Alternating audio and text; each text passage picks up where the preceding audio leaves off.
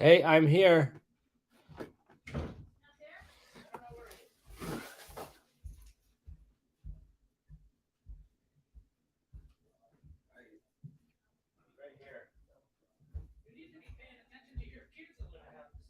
Okay, and there are a few bumps on the road usually with this, but I'll try and do my best.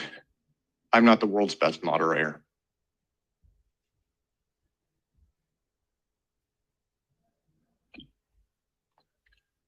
Oh, and now I'm spotlighted, so I have to look at myself. Okay. There. Cover my face with my thing. Okay, well, so it's 12 noon. So let me do this. I will start us out. Oh, I should ask, let me see if Jeremy is live streaming now. Hey, Jeremy, are you live streaming?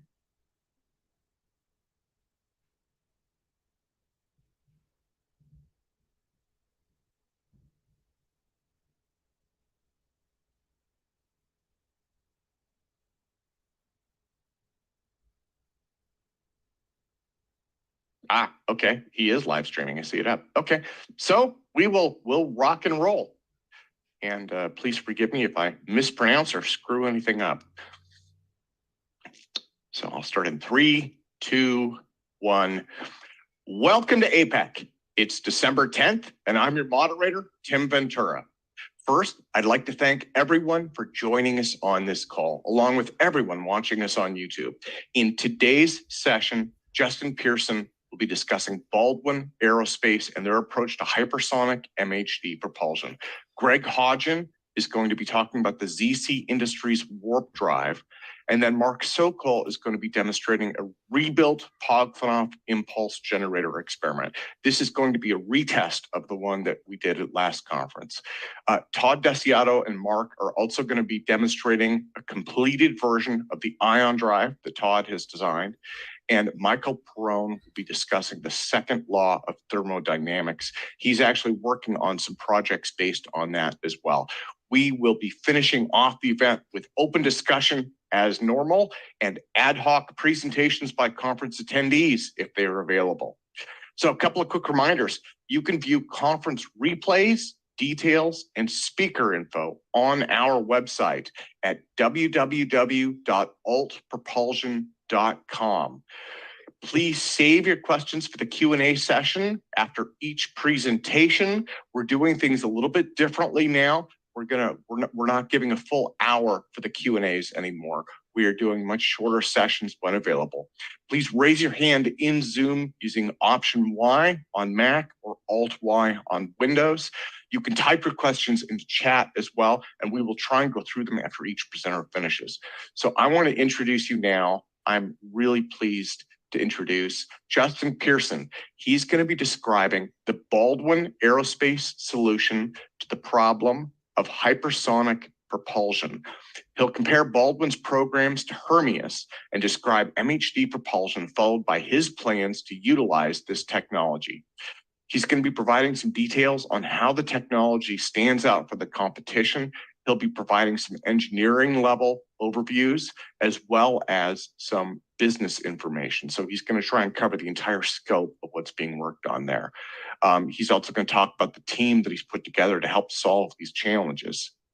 So that is his presentation, and he's going to be getting started now. Let's everyone welcome Justin to today's event. I want to hand things over to him to get started. Hey, Tim, thank you so much for having me. So I was excited to kind of do exactly what you said, provide a holistic overview of Baldwin Aerospace. I represent 19 people at Baldwin, and I'm going to get into the engineering or the business overview, but I think I'll first start off with my story of how I started the business, what got me interested in aviation aerospace. And I think I'll start from the beginning. I grew up in a small Midwestern town in actually underneath the downwind traffic pattern of a small airport. Basically, the most vivid memory I have is looking up and seeing just like A-10s or B-2s flying over my house, basically, or Cessnas. So that was my introduction to aviation. And I pursued in college that passion for, I wanted to be a pilot. I wanted to get into commercial airline. So I got my pilot's license. I had an idea of what I wanted, but still it wasn't exactly what I had in mind. And I think everyone here can kind of relate to the idea of you just want to do your own thing. And that's kind of what got me into starting my own business. And that was about 5 years ago. Basically, I had an idea of, I wanted to spend a year in figuring out what niche market was available for the aerospace industry. So I kind of was interested in single stage orbit engines, reactive engines. So that was kind of the beginning. And I took that year, and I started with like rocket books, textbooks, detonation propulsion, kind of just would spend 7 hours a day reading. So I think a lot of people here can relate to just, there's something that you like, you just teach yourself it. And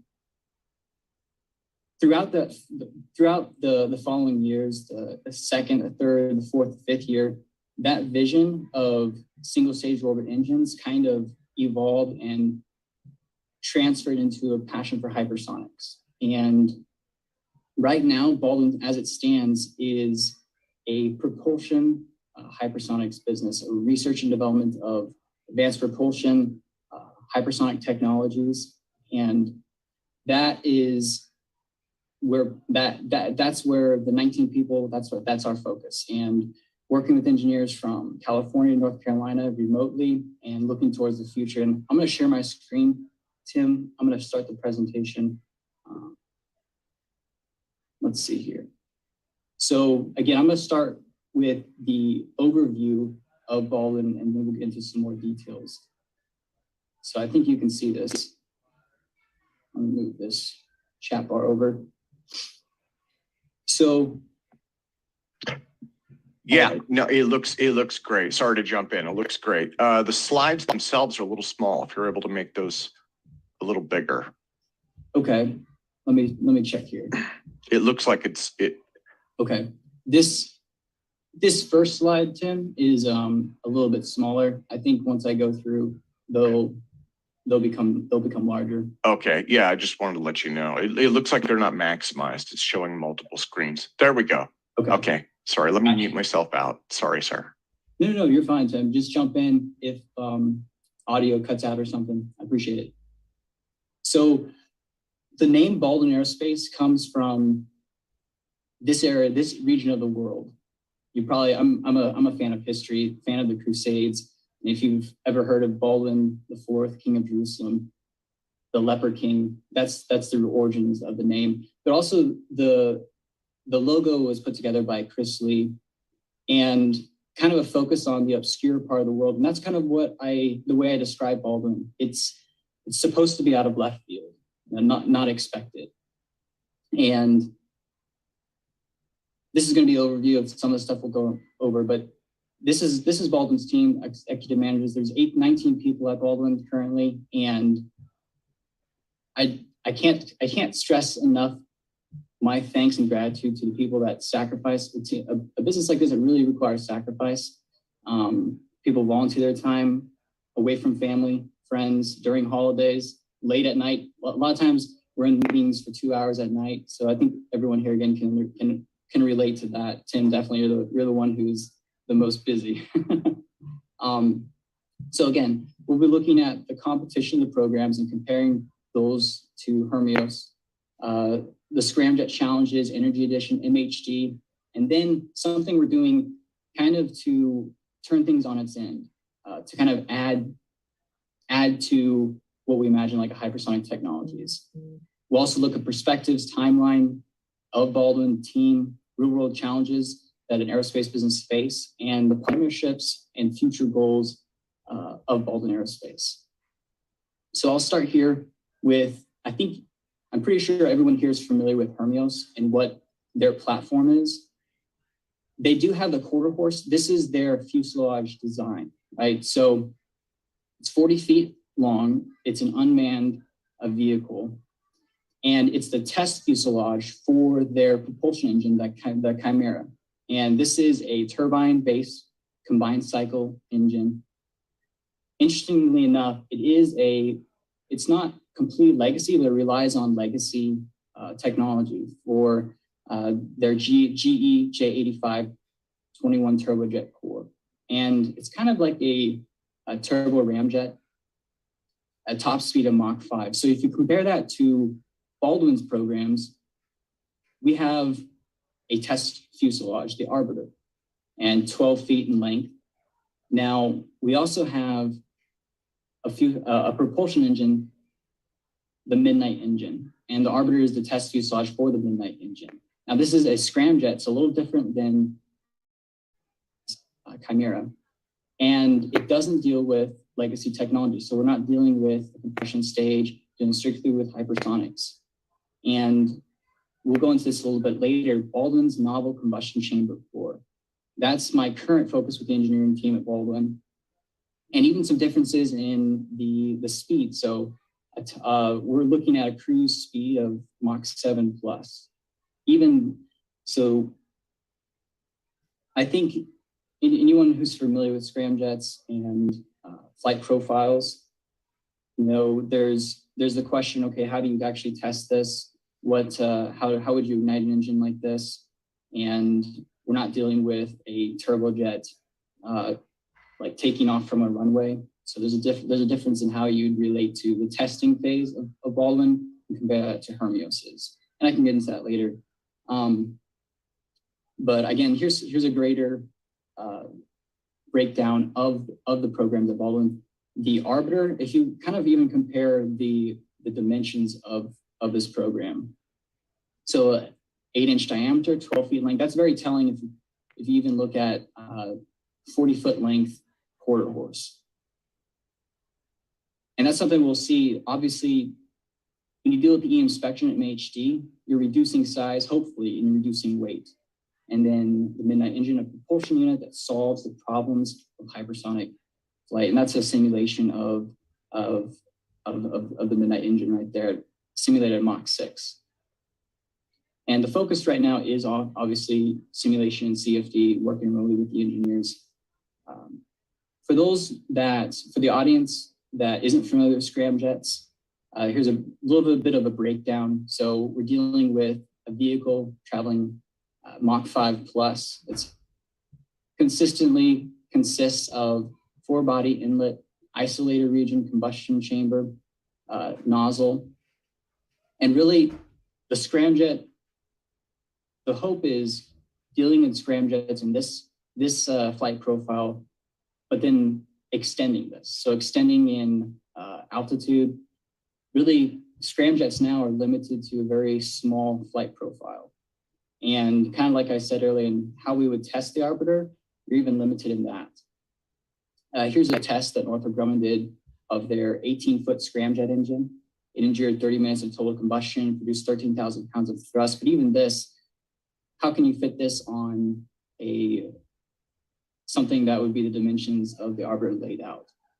So you can kind of say, again, E-inspection, the hope is that you reduce size and weight.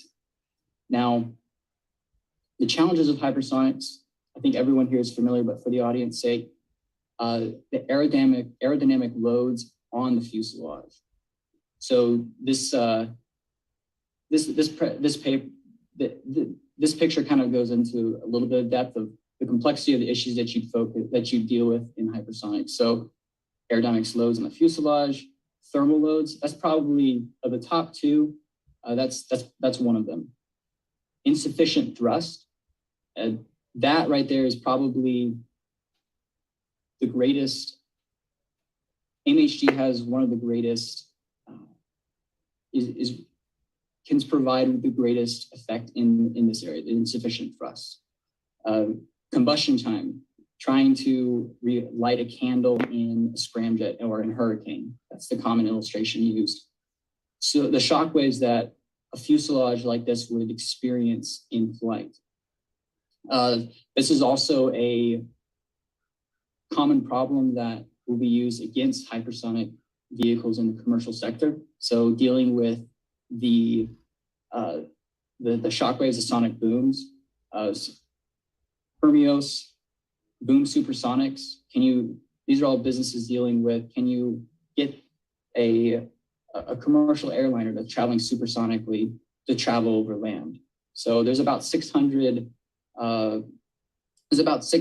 flight destinations from the US that are traveling like over the Pacific, over the Atlantic, that aren't traveling over land. But how can we get hypersonic vehicles traveling over land? Well, we have to solve the problem with shock waves and sonic booms.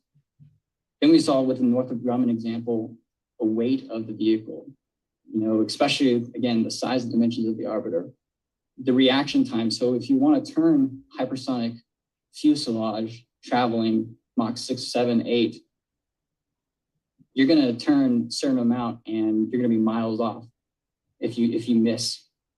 So again, I think everyone's familiar with those challenges. But what are some of the ways that people have tried to solve these problems? The most common is obviously throwing mass at the problem.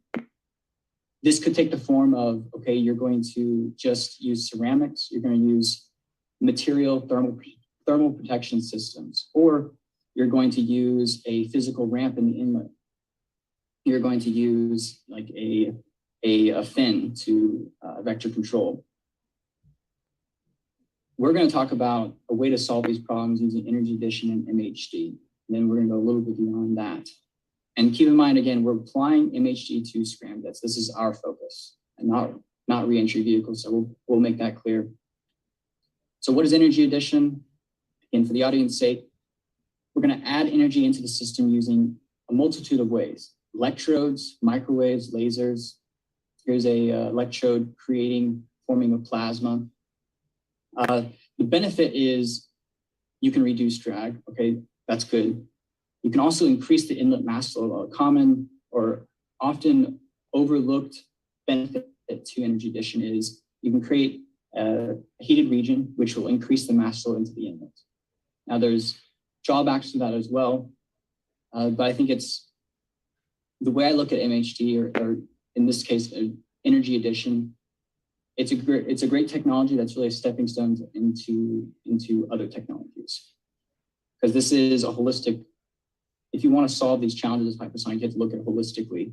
And then this is again kind of a layout of what that would look like using electrodes and forming a plasma region. Now, what is magnetic hydrodynamics? And this is really where we're getting into Baldwin Aerospace's focus. So it's the process by which ionized air can be controlled using magnetic fields. Anybody ever watched The Hunt for Red October, the Caterpillar Drive? That's used in more of a marine environment, like specifically like cavitation of propellers. So again, we're not talking about that. We're talking about aerospace application, and because you need an ionization source, and this is that energy addition. You also need magnetic fields. It's not a new concept, 1950s, 1970s, 1990s, 2010s. It is a maturing technology, though, that is entering commercialization. Basically, between now 2022, this is December 2022, and 2030, there'll be real-world applications for both defense and commercial. More commercial would look at, okay, we're going to a common illustration is used for commercial airliners in controlling or like turning, things like that. But there's also problems with, okay, making this technology commercially acceptable. So what is magnetic hydrodynamics? We're going to brief overview of that. MHD tackling challenges in hypersonics. So you could theoretically, you could use it as a shockwave boundary layer interaction. MHD can be used to reduce shock-induced flow separation by decelerating flow via the Lorentz force. And that's what you see happening right here. You have a separated bubble. Using MHD, you can reduce that, decreasing or eliminating the adverse pressure gradients, separation. This improves hypersonic flow. Another use is MHD thermal protection systems. So thermal loads on the blunt body can be decreased by fine-tuning the magnetic field in the region of MHD interaction. This is reference one. The ionized airflow is diverted by the electrodes, the direction of the diverted flow in the presence of a magnetic field causes the Lorentz force to move the shock waves away from the body and reduce thermal loads. And on the previous slide, you saw a picture over here on the right. That's represented by picture E in the bottom left. And you can see the shock wave formed on this reentry vehicle extending farther away from the body. So again, multiple uses for MHD. Now there's advanced usage for scramjets. And this is really where, again, this is the picture you see is of the Ajax 1981 Russian model. And this is Baldwin's base. Obviously there's things that are different in how we're approaching this, but for illustration purposes, you don't really have to focus on everything that you see in front of you on the screen, but more specifically, the MHD generation and acceleration. So these purple boxes would represent where in the front in the inlet area where they're going to pull energy out after it's been ionized. So you need a 2500 Kelvin MHD effective temperature, ionization source, usually lasers, microwaves. This is the energy addition. Could be electrodes. So they're going to pull energy out, and in what's called a energy bypass method, they're going to use that energy to accelerate the flow in the nozzle. That's what we said the MHD uses for propulsion. I've talked with some PhD candidates funded by Lockheed who actually are working in MHD acceleration. So this isn't a new technology, but the reverse of the energy bypass would be the reverse, where energy is pulled from the nozzle and funneled towards the inlet area. Now, I know you can read it, but for those listening, it's MHD power extraction has the potential of providing hypersonic vehicles with high power capabilities. Modeling efforts indicate that power levels on the order of megawatts per square meter of active panel area can be achieved on reentry vehicle surfaces and in the exhaust region of hypersonic scramjet engines. These power levels will require that seating with alkali metal vapor at 1% level be incorporated. So even now, the question is, okay, can you solve the problems of hypersonic flow with just energy, with lasers and magnetic fields? No, you kind of see that here. You need something else. You need a physicality to it. Next slide is, so move my Zoom. Next slide, MHD power requirements. So to ensure that the MHD interaction with scramjet and that we must use non-equilibrium methods of plasma creation like we saw with energy addition. Thus, in the MHD controlled inlet, a part of the power produced by the MHD generator needs to be spent on sustaining a non-equilibrium conductivity of the flow. What does that look like? Well, they're going to pull out a certain amount of power, and that's going to be used as an ionization source. Over on the right, you see a typical MHD generation. Now, over here on the left, again, this is put together by Andriy Starokovsky from Princeton. I've talked to a few people over there working in MHD generation. Very interesting.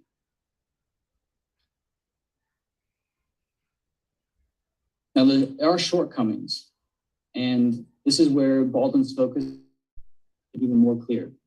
Shortcomings of the Russian Ajax is, so if you have the ability of the MHD inlet, so rather the ability of the MHD inlet to control inland mass flow and to extract and dissipate power can provide control of the scramjet entrance thermodynamic state, thereby providing the potential for increased scramjet operating range. That's what we said in the beginning. We want to increase the scramjet operation range, this area, and improve that.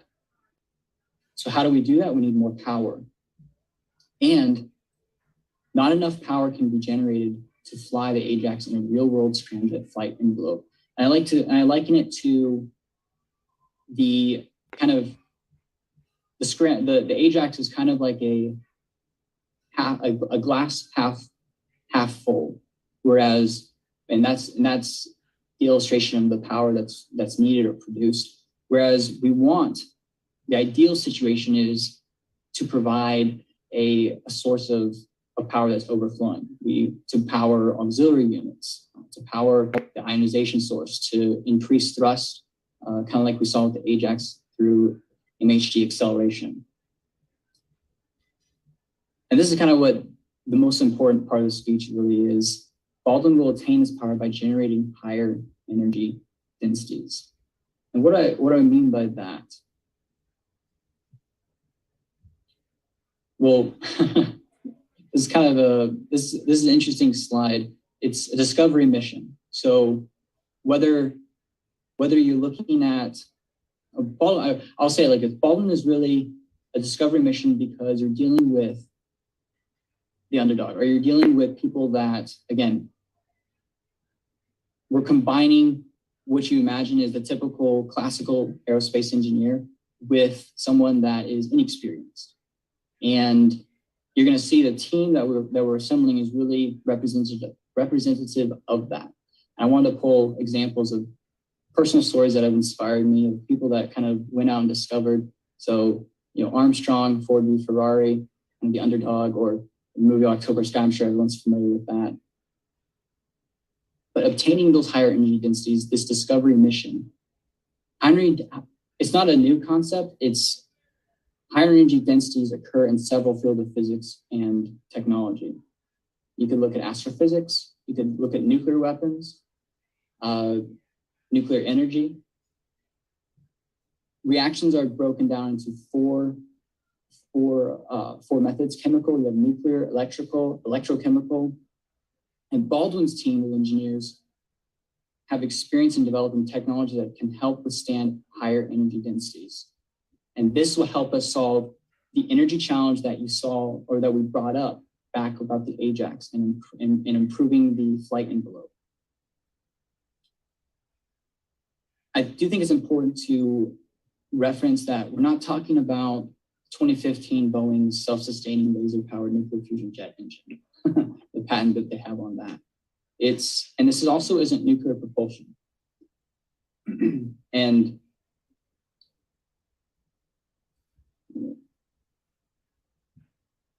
this is what I meant about assembling the team. We plan to solve the challenges in hypersonics using energy addition, MHD, and we've laid that out in higher energy densities. And solving these challenges require a team with a diverse set of skills. So people from a spectroscopy background, lasers background, plasma physicists, nuclear engineers, fission, fusion, plus a wide array of interesting engineering disciplines and fields. So theoretical physics, quantum physics, condensed matter physicists. So the result of that is Baldwin Aerospace really resembles a privately held combination of what you'd imagine Lockheed, the programs they're in, Sandia National Laboratories, Los Alamos. And I'm not trying to, so there's good connotation and bad connotation for either. But what I am trying to portray is the goal is a team that can approach the problem of creating higher energy densities from a holistic perspective. Does that make sense? Already. When you do that, though, there's a few problems that you run into. Because a few days ago, I had a meeting with a nuclear engineer, a plasma physicist, an MHD person, then a few of the other engineers at Baldwin. And you run into the problem of everyone wants to focus on solving the problems in a completely different, they want to look at it through a completely different lens. So how do you describe what we're working on? Well, to some might better understand it through the lens of we're creating a scramjet combustion chamber and relatively easy geometries dealing with aerodynamic loads. Some engineers might better understand it through the lens of this is an MHD generator. And then again, some might look at this problem and say, we're looking at it and it's a small modular reactor, not nuclear propulsion, obviously. I think all would be right. And it is somewhat in the realm of we're figuring out what that is. It's kind of the combination of all. And again, the challenge is how do you select the simulation tools that you're using in modeling the arbiter or modeling the midnight engine? What language do you use when you're trying to get a nuclear engineer to talk with a plasma physicist? Because I've had meetings nuclear engineers are great at modeling ionized flow, but they're terrible at hypersonics and vice versa. And so, but also even the strategies. So how can a nuclear engineer, how they would build their systems, how they would build the hardware, how is that different to maybe the roadmap to testing for like a hypersonics or aerodynamics set of engineers? And again, we're trying to combine these perspectives into one.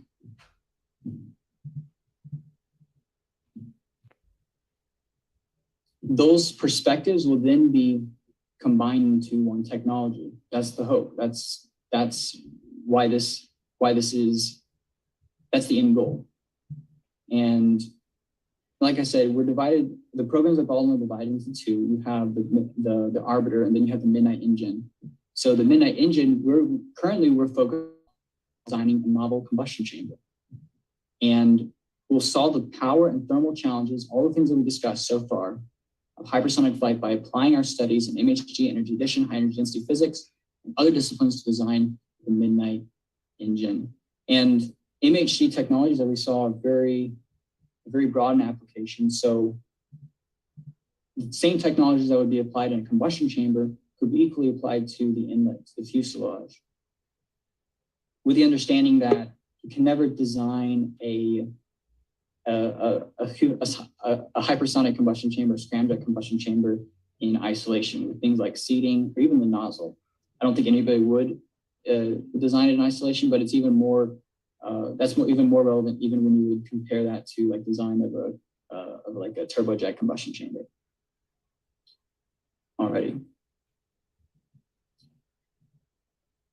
You have to have a roadmap of things that you are working on, like actively pursuing. And there has to be a tangible vision and goal to a business. So we do have a path forward, and there's things that we're actively doing over the next couple months and year between now and this time next year. So again, Baldwin's programs divided into two programs. The SBR proposal we're working on through the DoD, and NASA SAA, as well as the 2023 prototype of the Arbiter and wind tunnel testing at NASA Langley. So really simply, the timeline would be laid out: prototype built early next year, wind tunnel testing fall 2023. And the Midnight Engine timeline is kind of laid out: novel combustion chamber design simulation, and that's kind of taking place over next year.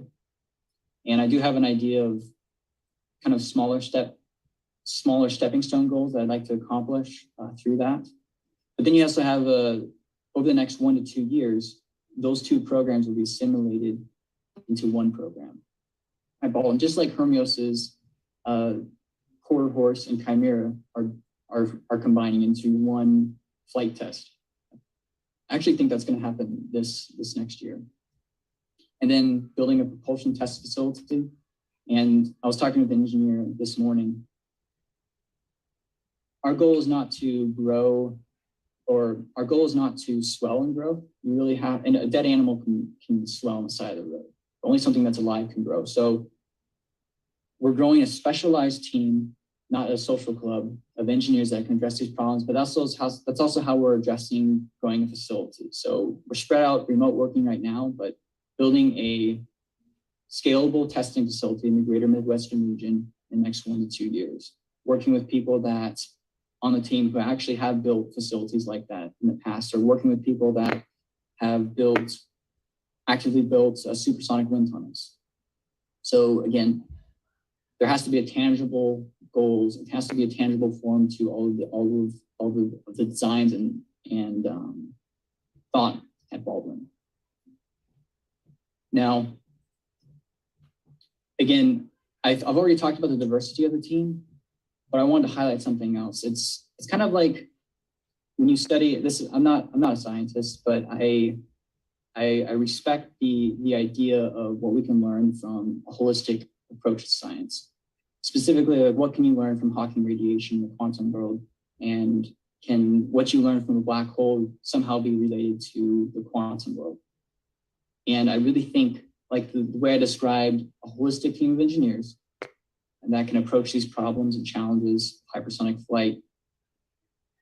Not a social club, but a specialized team. That's the focus. I don't think I could say it any simpler than that. The engineers that are at Baldwin come from either NASA, Navy, Lockheed Martin, Raytheon, Boeing, Northrop Grumman. They've worked on projects like ceramics at NASA, F-35, U-2 spy plane, advanced missile systems. So that is the team, and that's the programs laid out. But there's also, if we were to talk about navigating the real world and the things that actually happen in the real world from a business perspective that affect the business side of the aerospace world, we really have to look at, okay, other industries, how does it affect the funding? So, and what I mean by that is industries within aerospace, like urban air mobility, a couple of years back were booming, billions of dollars going into them. And now that's kind of with the bottom dropping out of that, not saying that urban air mobility or air taxis or electric flight, things like that are bad, that there's not future or potential in those. That's not what I'm saying. But there's a lot of industries or businesses that fell, or from an investor standpoint, didn't pan out. And this is December 2022. So in the crypto world, I think everyone's familiar with a well-known crypto giant that recently went under and is under investigation. And that's not related to aerospace, but it is related in the sense that you need to have a plan, tangible plan. You can't just have hopes and dreams. And even from a smaller perspective, the airline industry, whether you look at it from the electric single aisle airlines or kind of the problems through COVID that the airline industry faced, there are definite they didn't plan the way they should have. And makes you reconsider what the aerospace business in the 21st century should look like. And it does require a balanced approach.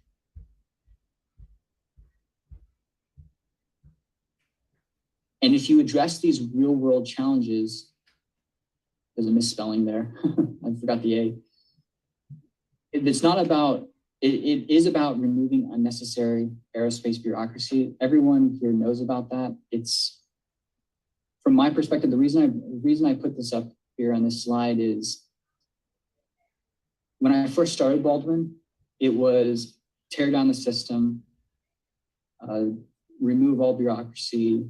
Maybe that's not the best word to use, but get rid of all the business practices, things like that. And I don't think that's anybody's thought here. But after talking with people from the industry, there are certain things that need to stay. There's also certain policies that need to go. I'm not talking about getting rid of policies like FAR aim that affect a private pilot. I am talking about things on Capitol Hill like the FAA or things that would affect the industry in a more broad scope. And this is a profits and policy issue. It's back in the 50s, everyone knew or had a better idea of what was flying above them.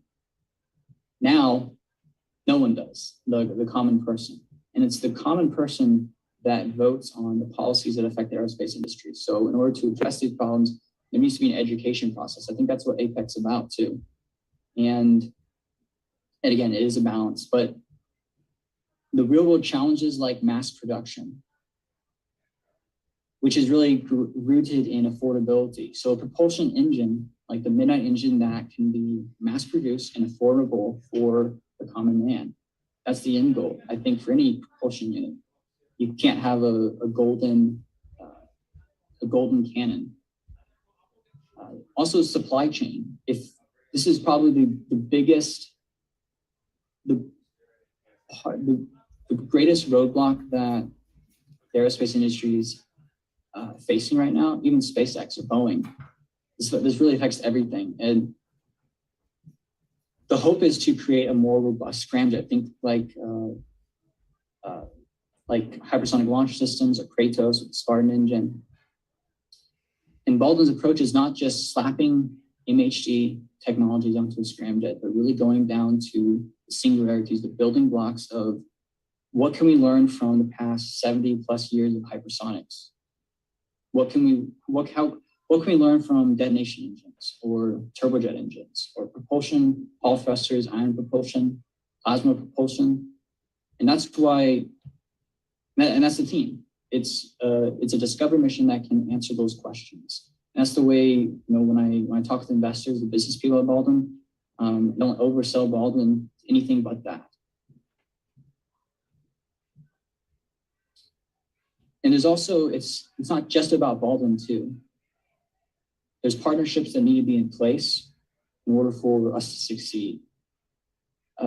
And we're actively partnering with businesses that can help us with the long-term vision of Baldwin. So companies in the OS software, in particular, this one gentleman that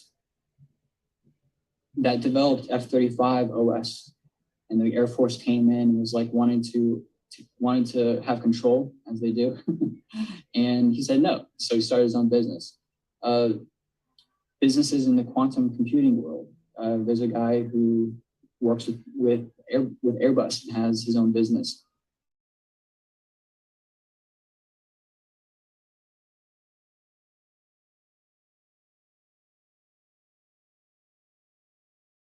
Hypersonics, and it's kind of like a turbojet can be retrofitted to be in a jet or retrofitted for a turbo shaft or a tank or helicopter or to power a turbine. And the other important aspect that we're trying to bring together is working with investors that have experience and are qualified in the aerospace industry. So people that worked on programs like the B-21, it's pretty cool reveal recently, even UAV programs. And some of the other partnerships Baldwin's working with is Datum Source. Basically, they're connected with all the supply chain managers from SpaceX that started their own business. And that allows us to focus on what we do best, hypersonic propulsion, and work with other people that specialize in those real-world challenges the aerospace industry is facing, like supply chain. And then it's also important that Baldwin can leverage its connections to NASA, DoD, Texas A&M, other universities like Arizona, who deal with hypersonics. Let me slide my Zoom thing over here. With the hope of, and I've alluded to this, the hope is to address a real world need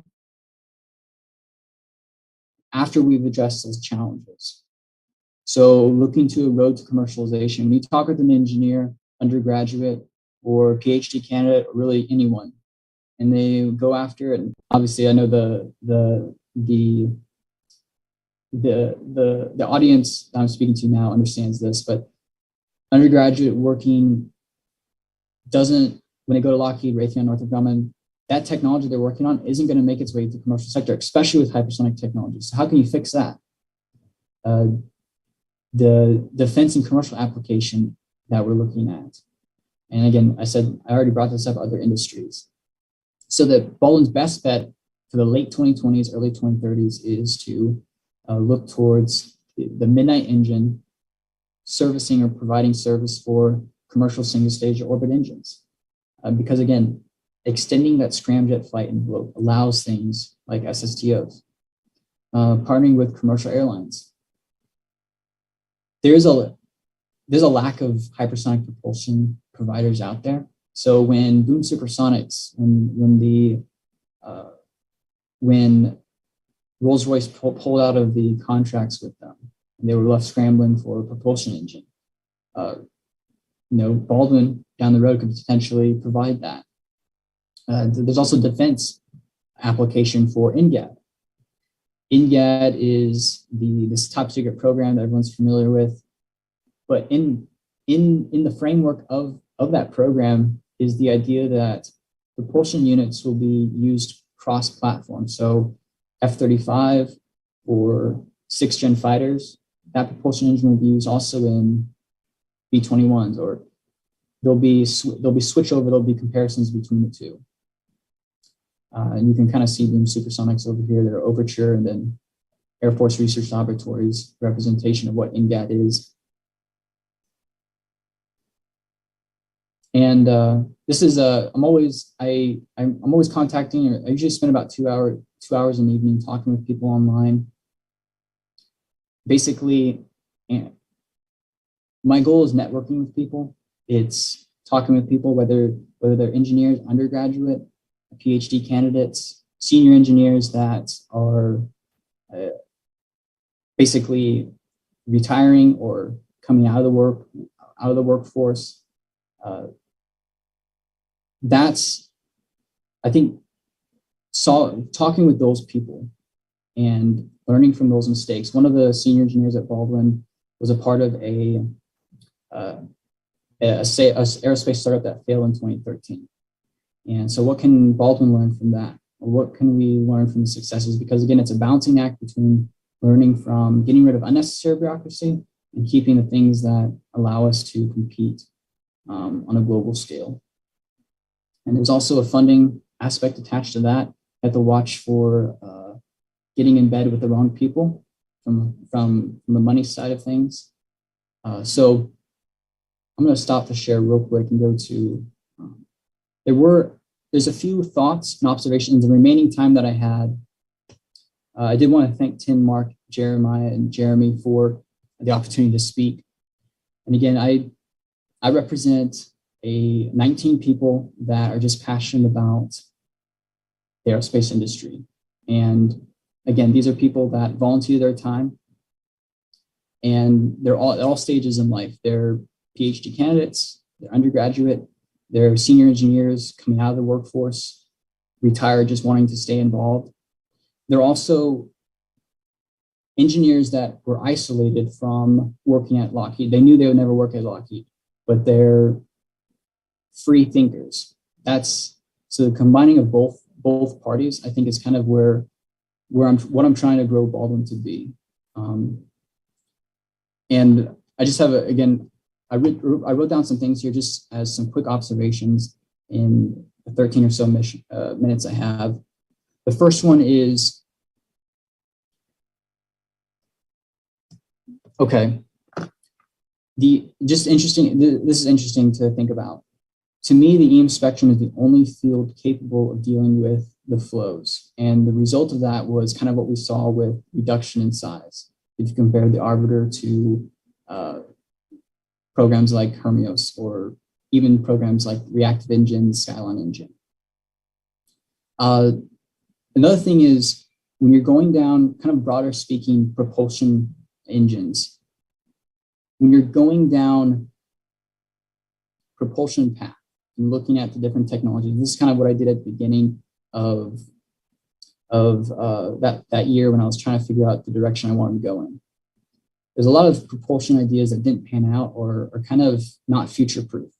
So going down to the singularities of, it's not a physics problem, it's just an engineering problem, is kind of my focus in being relevant to the future. That's also kind of why I didn't want to be a commercial airline pilot, because I knew I'd be out of a job in my 50s. I'll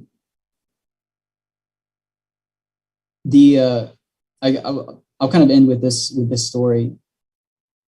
Throughout the 5 years of kind of growing Baldwin, we really grew a lot for this past year. But when I moved to Kansas City, because that's where I'm located, Kansas City, Missouri, I've got a motorcycle, an R3 2019. So I would always go out and try to meet people and constantly networking with people. That's how I built the base at Baldwin. I would go out every single day and try to meet people. And I didn't really meet many engineers. I met the business people who helped connect me with the engineers at Baldwin. And it was kind of a referring process. And now that we're kind of growing, it's kind of moved to a network with a lot of people online. That's where I met some of the engineers. I just brought an engineer this morning who's, again, kind of Caleb, who's kind of a free thinker. He's the guy who's building fusion reactors in his garage. He is inspired. He's the type of person that will basically teach himself anything. And I can relate to that. But I think that's about it. Tim, I know I'm ending a few minutes early, but I think that's about all of the points that I had to go across. That's all right. That's awesome, man. That's awesome. So let me do this. I got a couple of questions here. I want to put this on gallery mode, though. Everybody, enormous applause for Mr. Justin Pearson. Justin, thank you. That's really probably the first, and I think probably the most in-depth. I think that's probably the first and the most in-depth MHD presentation that we've had. I know Will Reichen did one, and his was focused on naval stuff. And I think other than that, you're really there in terms of MHD. So thank you. I apologize if it was not as engineering focused as it was business focused. Maybe that's an excuse for you to come back in the future and present more on the engineering side of things. So, definitely. And maybe have some of the other engineers speak on more in depth. Yeah. Well, and yeah, again, from an engineering perspective, and I talked about this with you on the phone. Jean-Louis Naudin did some work that was similar to this on a very small scale. So, I think there's a lot of different aspects to this that can be explored. And that's something that's really been lacking in this conference. So thank you. Thank you very much. Let me go to Aiden Schaefer, who has his hand up. Aiden, sir? Hi, Justin. Excellent presentation. What it sparked was a discussion that I had with an engineer from Aerojet Rocketdyne, or Rocketdyne Aerojet, whichever way it's said. Joaquin Castro is the guy's name, and it was at the DCX of 20-year anniversary. And MHD propulsion was something that I was curious about at that time, and started chatting with him. And he said that they had done a lot of test flights and evaluations back in the late 90s. So I didn't see that on your within the presentation. You were focused more on, like, the quarter horse and some of the newer stuff. So have you looked into their research history is question number one. Question two is a business question. I know Virgin Galactic was trying to partner with Boom Aerospace, and in their phase 2, they were thinking to do point-to-point supersonic or hypersonic travel. So Virgin Galactic, they're the anchor tenants at the Spaceport America here in New Mexico. And a company like yours would be maybe have a strategic partnership. So those are. Yeah, thank you, Aiden. I appreciate that. On the first question, I've not specifically seen that research. And if I don't answer this directly, just correct me, Aiden. The flight testing of MHD, or how that would look, is basically there has to be something in addition to the magnetic fields or the lasers. There has to be something else that can provide the power. And the flight testing of that would look kind of similar to what Hermeus is doing, but it's going to look slightly different. And that's kind of what I hope to do in a test facility, is kind of scale up. Doug Hodgin, the COO at Baldwin, he comes from a research background of small wins, like small scalable wins. So that would relate to a testing cycle of physically building a combustion chamber, the Midnight engine, that can be tested at the flight environments that it might experience. And the things that we're doing, like obtaining higher energy densities, is how we're trying to solve the problems of increasing the flight envelope. Now, correct me if do I need to clarify anything, or that's a good answer, but the question was, have you looked into Aerojet Rocketdyne? If you are able to, yes, they have already done test flight campaign in the late 90s, if I remember this discussion correctly. Yes. So it was kind of a direct pointing question. Gotcha. I haven't specifically looked at that. Okay. And then, the business question, have you talked with anybody at Virgin Galactic? Like use phase 2 or second phase lingo if you have or have not. I can help you get in contact with George Whitesides. So that's definitely, I'd be interested in that. I know I've lost people to Virgin Galactic. well, yeah, they're just moving too slow for my liking. Yeah. Anyway. No, I would love that, Aiden. I appreciate that. Okay, well. Yeah, well, if it's okay, Aiden, I'd like to go to Gary if you're set.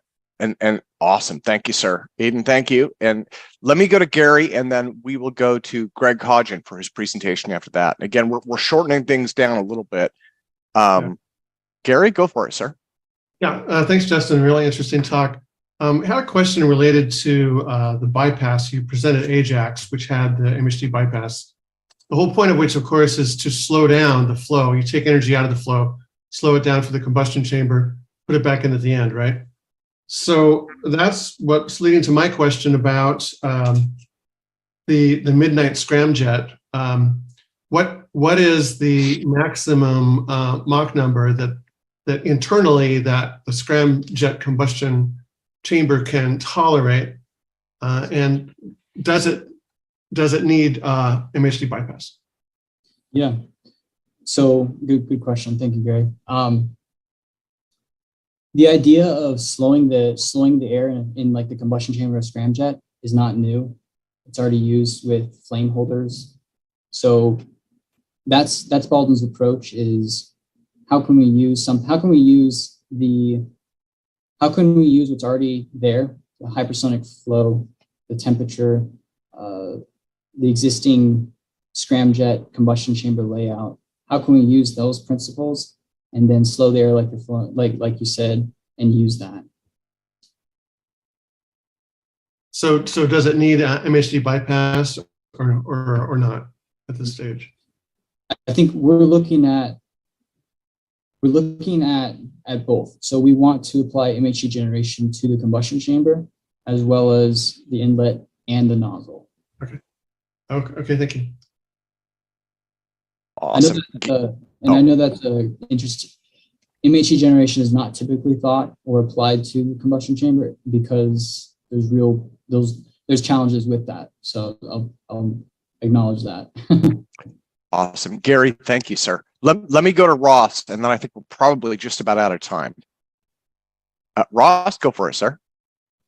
Yeah, I was just curious, you're saying it might go at Mach 7. Is that the proposed speed? Yeah. What percentage of the force is preventing it from going is aerodynamic drag? Do you know at that speed, like how much is the percentage of the aerodynamic drag preventing it from going faster, holding it back? Yeah, I think I can talk about I'll just give you an experiment that we did through simulation and reducing the drag. So because I acknowledge, so kind of some of the other questions are, okay, you have to reduce the flow speed, right? So how can you and that's going to create drag. So again, this is a holistic problem. So what we did was look at energy addition towards the inlet nose cone of a body, and using energy addition, you can reduce drag by 30% just with energy addition source. And that related in our tests and our experiment to a 40% reduction in drag, or a 40% increase in range of the hypersonic body. So that the energy used in MHD generation towards the inlet is used to power in the bypass method the nozzle accelerator as well as the ionization source. But that test, does that help? Does that answer the question, Ross? Yeah, and well, I'm also working with someone right now. We came up with a design that actually appears to not just have a reduced aerodynamic drag, it has zero aerodynamic drag. So it's a weird shape that no matter how fast it goes, it creates a low pressure in the front that actually seems to suck the projectile forward. Yes. And as the laminar airflow goes around the body, it has to exactly double the velocity that it's coming in. So it ends up balancing out and creating a higher pressure in the back. So no matter how fast we've pushed air at it, it is zero. Yes. I mean, it literally, like, we think that this thing could go 1,000,000 miles per hour and would have absolutely no drag whatsoever, as though you're shooting it across space. Well, and Ross, maybe that's something.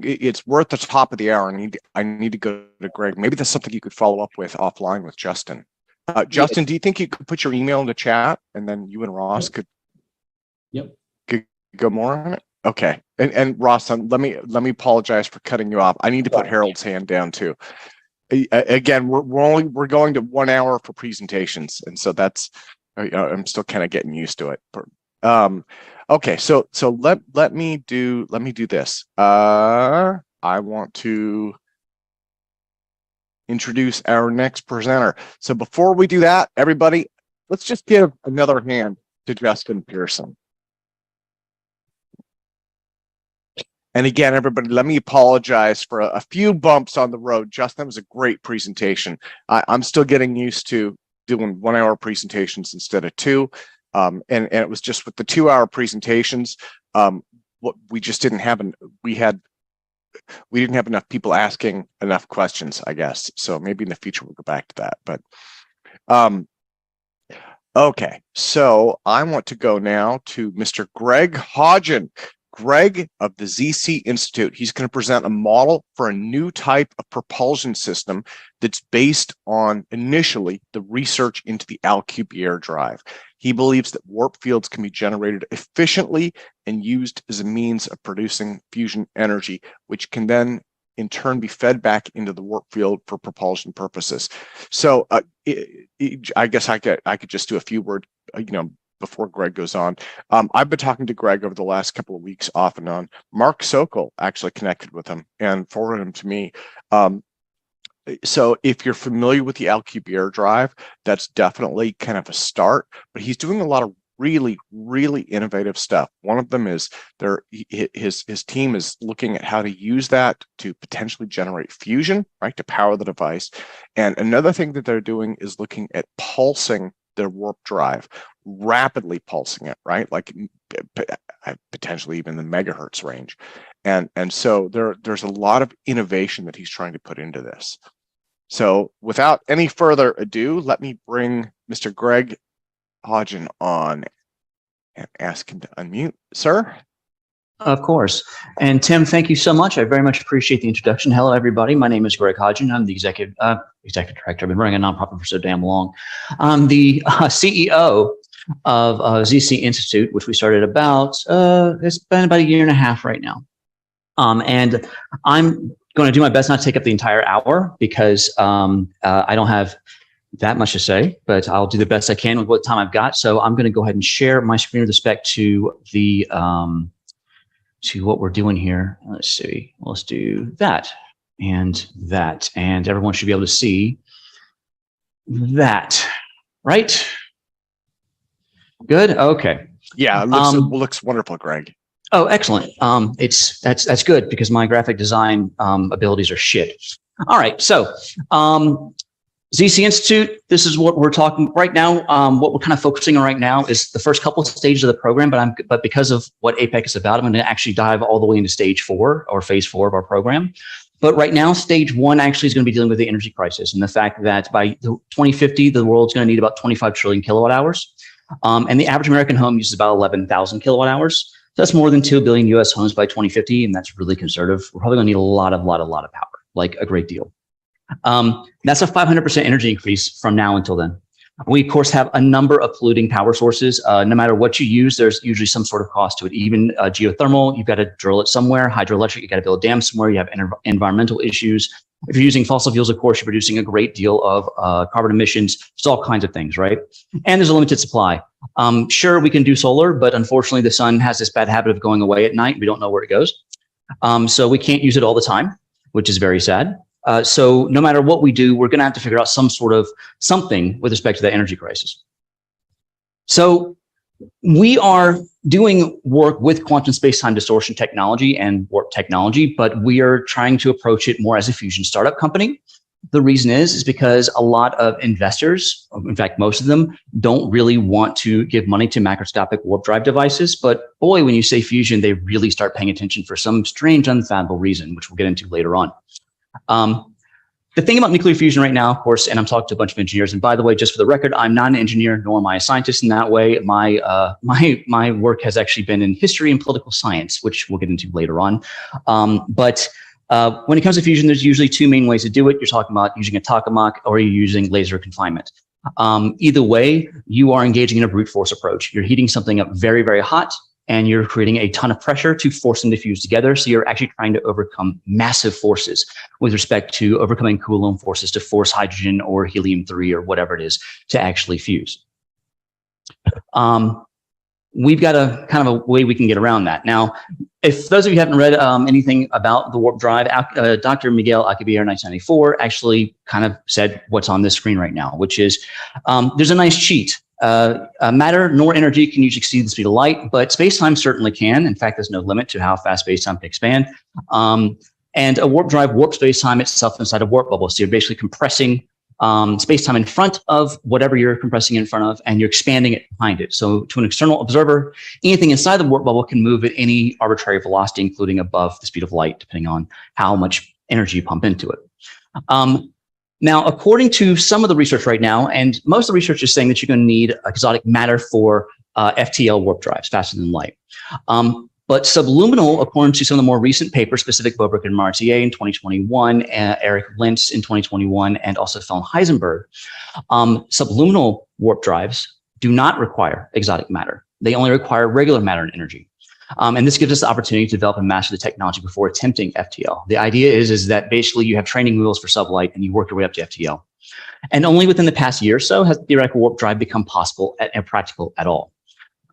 Most scientists, the conventional science basically says that it's still theoretical, as the power requirements are pretty high.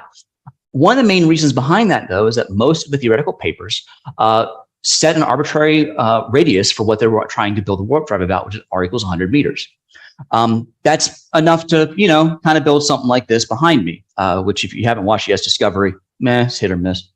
But our idea was a couple of things. One, you start out very small. Two, you start with sublight only. Three, you're going to pulse the drive, and I'll walk through each of those things. So one, you start small. The amount of energy required to create a warp field is actually directly proportional to the radius of the field. So if you're doing R equals 100 meters, which is macroscopic, that's a lot of power. Even with Lentz's paper discussing how to basically cheat with geodesics, you're still looking at 0.1 solar masses equivalent. That's a lot of energy. That's a lot of power.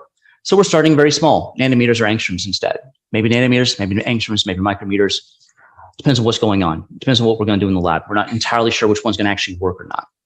The other main thing is we pulse the drive. One of the issues with the Alcubierre drive and a lot of its derivatives is the fact that when you turn it on, you are cut off from the space-time continuum. So I'm sure a bunch of you are dorks like me. So think about Star Wars hyperspace. You can't just drop out for the hell of it. You put it in, you turn it on, and you go until either you hit a big, massive gravitational thing or you get to your destination. You cannot change course in hyperspace. Our idea, though, with pulsing the drive is each time that you turn it on, yes, you're cut off, but when you turn it off, you're back in contact with the rest of the universe. So you can actually begin sending electromagnetic communications or whatever you need to with respect to that. That also means we don't have to warp space-time at a very high amount. We don't have to do kilometers or light years at a time. We can do it micrometers at a time or a millimeter at a time. Good example, if we're warping space-time at 1 millimeter per pulse, and we do it at 100 gigahertz, that yields an observed velocity of 1 times 10 to the 8th meters per second. That's a third of the speed of light. It ain't FTL, but got everyone else beat. Our idea here is to show proof of concept of the ability to warp space-time at a quantum level at subliminal velocities. We don't have to go very fast. We don't have to do 0.5 C. We don't have to do 0.3 C. Even showing that we can warp space-time at all, just doing what's a symmetric warp bubble, you're warping space-time around it, that's enough to show proof of concept. We gain a patent on this technology, which will have a lot of immediate applications for certain industries, such as computing and telecommunications. We license patents out, we buy their products, and each time that we do our research, each time that we keep building on this, we're going to be building bigger and bigger warp fields. And one of the important things that we're looking at, and one of the reasons why we think we have a shot of actually getting this funded, is we're going to apply this technology to nuclear fusion. We think that there is a way to actually use quantum space-time distortions in this way to actually facilitate sustainable nuclear fusion. And I'll go into that, why that is in just a bit. But once we get that, we can kind of move on from there.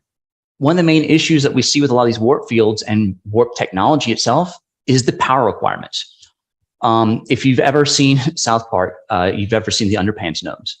We have the same problem with respect to warp drive technology, which is, of course, if you haven't seen the underpants gnomes, it's a bunch of underpants gnomes coming in and steal people's underpants, hence the name underpants gnomes.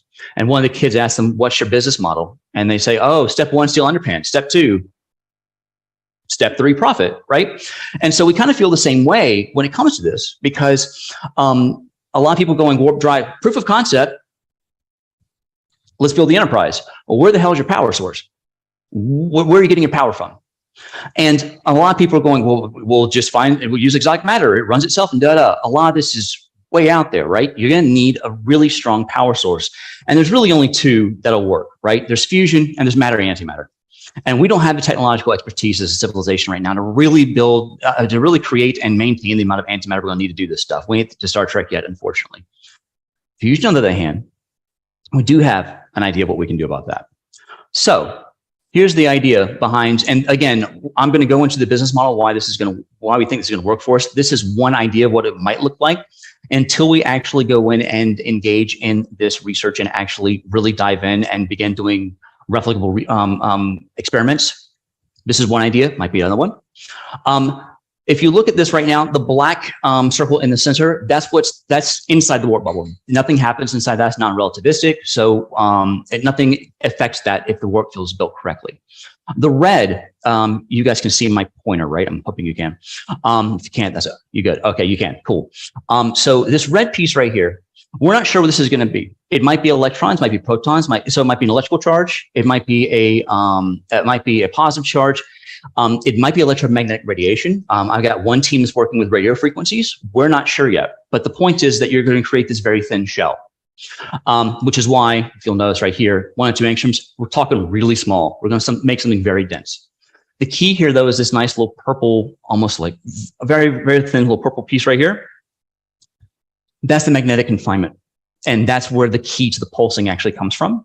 If you're using charged particles inside, what you can do is that you can actually, the warp field is basically this very dense, thin shell, right? Which means that if I expand the magnetic field, if I expand the magnetic bottle, the warp field shuts off because it doesn't have the density required to actually create the warp effect, right? Now it's quote unquote off. Some of our calculations and some of my teams have actually shown that when the warp field is quote unquote on, you cannot send electromagnetic radiation into or out of the bubble. It almost acts like a deflector shield because it's so damn dense, nothing's going to be able to get in, right? Which means that, again, this is where Alcubierre's idea came from, or where some of his conclusions came from of once you turn it on, you're cut off from the space-time continuum because light or electromagnetic radiation cannot interact with what's inside the warp bubble. You're cut off. But if I cut it off, now I can send electromagnetic radiation inside or out, right? And even better, if I can cut it off, if I'm just expanding the magnetic field, that means I can contract it again. So if you're prone to seizures, don't look at this. But the idea here is that you can turn it on and off several hundred, several thousand times a second. Now, people kind of say, well, that's, you're trying to get to terahertz or megahertz, something like that. That'd be nice. We'd like to do something relatively simple like this at the beginning. If we just turn the thing on and off, that'd be lovely, wouldn't it? That would be the best idea in that regard. We have to remember that when you're building technology or creating technology, this nature. Let's look at James Watt and the steam engine. He built a steam engine. It was shit, but it worked, which was the point, right? You get several generations of people working on this thing and they're improving on it, right? The first generation is always garbage. But the point is to show that you can actually do it, right? So that's kind of our phase one. We're building a research team, we're acquiring office space. We're looking to work with 6 to 8 labs. Our goal is we're the for-profit corporation. We want to give labs money. You're doing warp drive work, and there's some people who I've already got 2 MOUs right now with 2 labs that I'm working with. We've actually done one NSF grant. The idea is that they're each approaching this in different ways. If you have 6 labs, 5 are going to fail. 1 might not. And that's the key, right? Each of these labs is doing their own thing and they're actually chasing their own theory. But if we can coordinate them all and basically build a research consortium, 1, we can hand out equity to the labs themselves and the people who worked at the labs, because let's be honest, if you're doing this stuff, you should probably earn something from the research that you're doing, just besides a flat check. Secondly, this is a way for us to produce profits so that people will actually come in and give us money as opposed to nonprofits. There's a lot of these labs who are working on $200,000 every year or something like that. And that's not that much money, right? So the goal for us at the very beginning is just to show proof of concept of this actually happening, to show with a replicatable experiment that has been peer reviewed and also published in a respected journal or several respected journals, hopefully, that we can do this. And to show warping of space-time, you only need an interferometer. It's not difficult. The equipment is not that difficult at all to actually put together from what I've heard. Hopefully, we're thinking between years 3 and 7, we'll get the first couple of patents on a proof of concept. And it's not going to just be the lab experiment, it's going to be how you built it and what's going on with that, right? With respect to phase 2, now we're looking at an acquisition of a site for a testing facility. We're looking at that. Again, we're still working with all the labs because now we have proof of concept. Let's say that 5 of them fail. One of them after 3 to 4 years goes, hey, look, we've got something cool. Let's go down this road, right? We can actually renegotiate our contract with those labs and say, you're going down a dead end, or this might not work as well as it could. Let's turn towards something else. Let's go ahead and redirect where you guys are going, right? Each time that we do this, each time that we're creating a larger warp field, make it more efficient, going back to steam engine, that's another set of patents. And that's another set of licensing that we can go out. So if you're starting with micrometers, you can go to millimeters, you can go to centimeters, and so on and so forth. And when we're discussing controlled nuclear fusion, I know a lot of you are kind of going, where does that come in? The answer is, if I can warp space-time, so if I can contract space-time with one warp field, if I set up several warp fields in a certain configuration, or several certain configurations, that means I can take a small volume and arbitrarily compress it to whatever I want to, correct? If that's the case, that also means that I don't need deuterium or tritium. I can use protium. I can use carbon. I can, we've all seen it. Into Back to the Future. When Doc Brown pulls into the driveway and he just goes to the garbage and just starts dumping shit into Mr. Fusion, we might be able to pull that off because as long as you're not iron, you're still getting energy out of it. We don't know exactly how that's going to work yet because we still don't know exactly what the properties of the warp field are going to be. But if we can do this correctly, and we're thinking, I'm not going to say how exactly many warp fields it's going to take us to be more than one.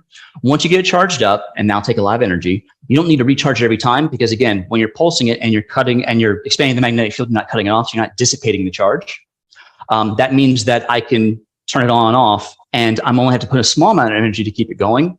So you can almost build like a fusion engine. You have an intake step where the warp fields are off. It comes in, you do your compression stage, you have your ignition stage, and you have your exhaust stage, right? It's like, it is literally like what's in your car, except of course, it burns hydrogen instead and not with chemical stuff. It does it with fusion instead. That's the concept. That's the idea. And what's lovely about this is the fact that because you're only using protium, hopefully, you can just use water.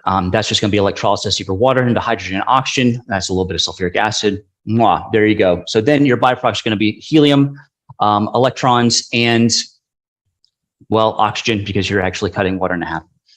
The nice thing about this as well is the fact that because you're using a fusion reaction, you're producing a direct electrical current. You're getting electrons that are kicking off themselves. And depending on how you set the warp fields and magnetic containment, you can just basically create a stream of electricity, no turbine required. Which is even better. Now, that being said, we will have to wrap the fusion reactor in some sort of jacket, right? Because thermo's thermo and you can't cheat thermo. But we can go ahead and hook that up. My one of the labs we're working with he's a fusion guy. His name is Dr. Jason Cassabury. He's actually at the University of Alabama, Huntsville. He does fusion engineering. When I showed him this stuff, he squeaked like a schoolgirl at a K-pop concert when he found out what we were doing, because it solves a lot of the issues that he was looking at with respect to fusion engineering. However, he did say, I know you want to do the 21st century stuff, but you're going to need a turbine. So the joke was he's going to spray on the side of the turbine, ye old fusion reactor, and call it a day. But you're still getting a large amount of power with respect to that. And because these warp fields are microscopic, because we're talking about on the micrometer or maybe nanometer scale, you can build a fusion reactor about this big. That's not a lot. We don't need to build these huge things where we're firing God only knows how many trillions of watts of power with a laser into this thing. We can build it smaller, which also means that we're not getting this big, massive spike of energy when the nuclear reaction actually happens. We can kind of tailor the reaction to what we want to, so you can kind of dial it up and down the way that you want to, right? Now we're producing a ton of power. Once we start producing a ton of power, now, again, we built the James Watt version of the fusion reactor 1.0. Now everyone and their mom's going to be jumping in on this, right? Now everyone's going to be doing this research on figuring out how to make this the most efficient way and using the least amount of energy to get it started up as possible, and what else we can burn with it, and so on and so forth, right? It's going to be plenty of ways to kind of go forward with that. Now, we now have fusion power. Now we can begin discussing macroscopic warp drives. Now we can discuss building one that's a meter or 10 meters or things like that. And this is where it gets really fun. Now we can actually begin terrestrial warp flight. We can actually begin working with, again, if you're doing a third of the speed of light, I can go up and be in Nairobi in 4 seconds from Atlanta. So, now there will no longer be the 4-hour layover in Atlanta, which if you live in Atlanta, which I do, the joke is when you die, there'll be a 4-hour layover in Atlanta before you go to heaven or hell because it's Atlanta. And we can even do Mars flights. We can be there in about 8 minutes one way. The drive is not inertial. Because we're pulsing it, when you turn it on, of course, you cut off. When you cut it off, whatever inertial frame you started in, you're going to end up in. So you can literally go up, and then if you want to, you can go to the left or to the right, or you can go diagonally, wherever you want to, right? And that's one of the nice things about pulsing it is because we're pulsing it, because each time that you make that warp field a bit, you stretch out the magnetic field. Now, all of a sudden, I get telemetry several 100,000 times a second, which means there's an object coming towards me. I can change my direction on the fly. Now, there's no such thing as a free lunch. Thank you, Robert Heinlein. And the issue with this is that because it's non-inertial, when I do cut it on, or if I do cut it off, whatever inertial frame I was in, that's where I'm at now. So if I go into orbit, I'm not orbiting. I just drop like a rock. Like that's just what's going to happen. The idea behind that is that we're going to go ahead and throw on a back on fusion propulsion system, because now we have a fusion reactor. Might be a lot easier to do that, right? We're still working through that one. Again, this is why this is phase 3. Of course, by phase 4, now we can actually begin building macroscopic warp drives that can go out into the solar system. We can colonize the solar system. We're thinking 28 to 30 years. We're thinking about April 5th, 2063 to be exact. That's my personal goal. I'd like to do it sooner, but if we can do it by then, that'd be great. I know there's Vulcans are waiting. The goal would be we'll actually launch our first FTL. And we're thinking that the first FTL flight will not be this, it's not this theoretical impossibility. It's more like the X1. It's an engineering question. How fast can I pulse it? And how much must I build, how much must I warp each pulse to get over the speed of light? It's not going to be this neat thing of like, we go from 0 to warp speed and light speed immediately. It might be like we're doing 0.99 for a while, and then we figured out we go to 1.1 or something like that. Like, we're not sure exactly how it's going to work. And this is where I come in. So I'm a weird guy. I don't do engineering. I don't do science. I'm a political scientist. I do social science. So I deal with people. We need weird, unusual people. We need people who think outside the box, and we want people who we can nurture outside the box. I want people who, when they wake up at 3 o'clock in the morning and want to call me with an idea, they can feel they can do that. Or they can go into the office and play their video game, or throw darts, or play pool, or drink their alcohol, or whatever drugs they want to use, as long as they're legal. Or there's the quiet library room. I don't care. I need neurodiversity. I need people who think weirdly. I need people who think about weird shit all the time. And I need them to work with me, because that's something else too. No one works for me. They work with me because we have a mission together, right? And for me, doing the political science thing, a corporation is just state building. It's just private state building, right? And the reason why it's so important to build early, you're all sitting in front of a computer right now. So I'm going to ask you all to look down your keyboard, and you're going to see, put your hands on your home keys, right? Put your hands on your home keys, and it's ASDF JKL semicolon, right? These are most certainly not the most typed letters in the English language. In fact, The semicolon, are you kidding me? E is above and C is below and comma and period are below, right? Now, the story is not entirely true, but it still makes the point. This keyboard was designed, of course, for typewriters, a physical device where when you hit a key, a hammer would go and smack into a piece of paper, right? If you type too fast, the hammers jam. So this was designed to slow you down. Why do we still use it? Because we've been using it for 150 years. And the thing is that to retrain everybody would require everyone chunking their keyboards and training on a new one, right? We already have the skill. Let's just stick with this one, right? In political science, this is called path dependency. When you create a concept or an idea at the beginning, whatever you've created, it kind of becomes frozen into it. It becomes frozen in and it gets locked in, whether you like it or not. So whatever things you pick, if you want to change down the road, it is far more difficult to change them down the road. In fact, usually you have to have a massive exogenous shock to the system to fix something.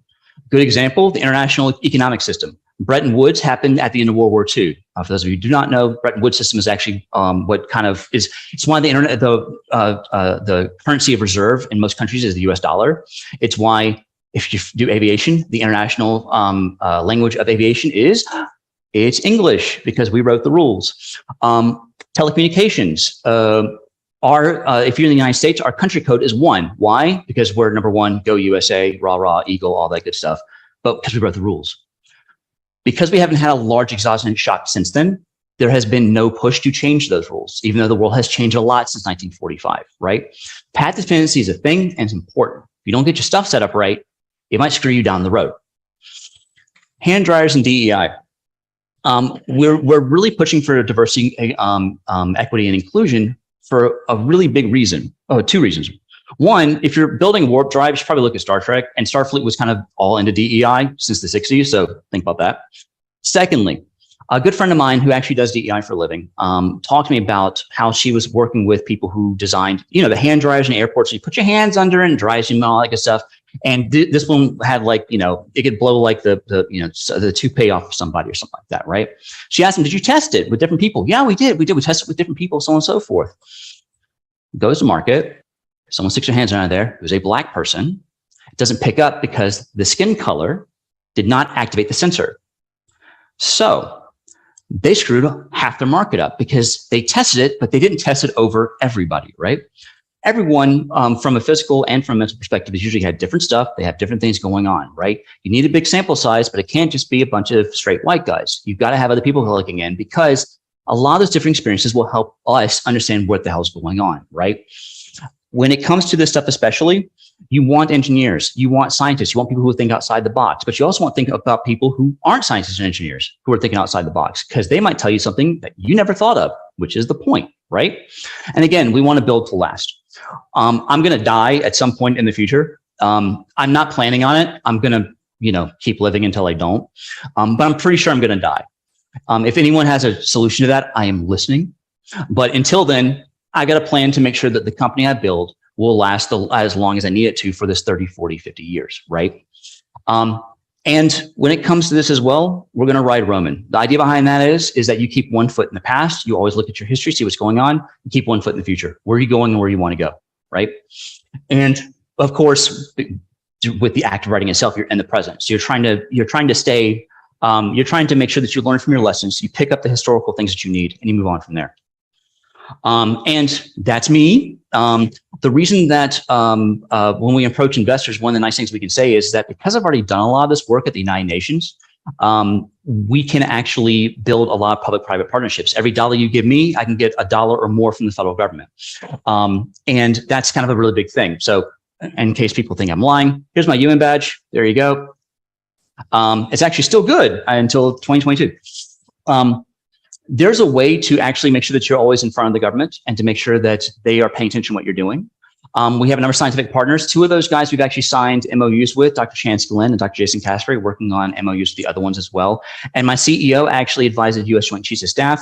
He's got 30 years of operations experience. He's a cyber terrorism expert because we know that if this works out correctly, the Chinese and the Russians will be watching us. And the nice thing is that I kind of understand great power politics. That's what I kind of took my comprehensive exams in. So I kind of know what's coming. A lot of people say, are you not worried about the government? I'm like, no, we haven't done anything yet. When we do something and if the government wants to take my stuff, they can take their best shot. But the government is incentivized to actually get me to finish my stuff. They want me to finish working. My biggest concern is the Russians and the Chinese. The Chinese will steal it. The Russians will invite me to stay in a hotel, and then for some reason, the 15th story window magically disappears and I fall out of it. That's my concern. But as of right now, we're not there right now. Now, I see that the chat has blown up, so I'm going to kind of finish this for right now. I will do my best to answer your questions. Again, I like to reiterate the fact that I am not any kind of I'm not a physical scientist. My physical science degree was in chemistry about 20 years ago. So, and I'm not an engineer, but I've learned enough to not be a complete idiot. So I'm going to shut the hell up and let everyone talk. Greg, wonderful, sir. Before anything else, let me put this thing on gallery view. Everybody, please give Mr. Greg Hodgin an enormous applause. Greg, thank you so much. Yeah, and guys, please, you can put your hands up for questions, and let me find out how to do that. That is Alt-Y on Windows or Option-Y on Mac, and that helps us keep things a little bit more organized. So, Greg, thank you for presenting that. I genuinely can't thank you enough. One of the things, and I mentioned this before, you're doing a lot of innovation on top of Alcubierre's original idea, which really excited me. So, let me see. Let me go to Hal CC first.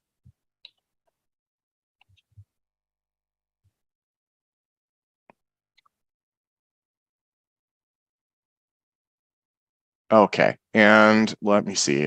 He may be having issues. So let me go to Todd, Mr. Todd Desiato. And Todd, can you turn your camera on, sir? There we go. Oh, there we go. Todd, sorry. Hi. Give it a try now. Have you read any of the papers I've written on I have several on warp drive and quantum gravity.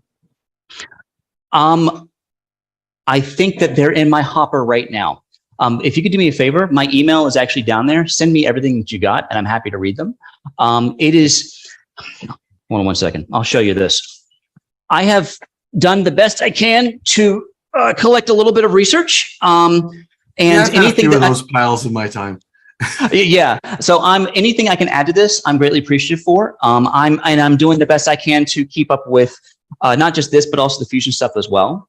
But send me what you got, and I'm happy to read it. And I'm actually have to have a conversation with you later on. Because a lot of the things that are issues in the work that came before me, I provide a way to look at it from quantum gravity that allows you to actually physically understand what's going on at a quantum level.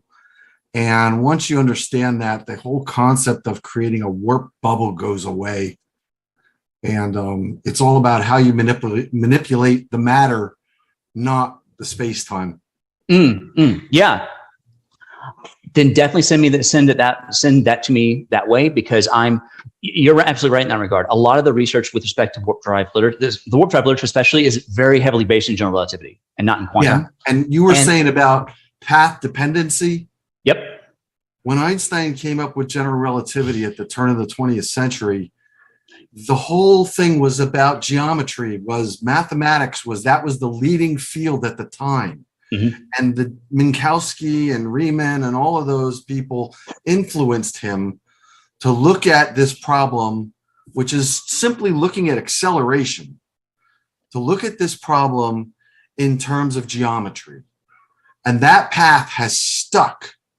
But literally, the data that we have only says that geometry is a great description and interpretation, but the data can be interpreted in the reciprocal way, that it's not the geometry, it's what we measure with rulers and clocks that behave quantum mechanically that give us geometry. It very much reminds me of the central dogma in biology for a while, and also the quest for DNA. The idea that, the data looks like this. Well, it's like you get locked in, and science is a really bizarre discipline. It is insanely exploratory, and it's insanely progressive, and we're going to question everything. But once it kind of gets locked in, just like with any human system, it becomes locked in, right? And it takes a lot to shake it loose.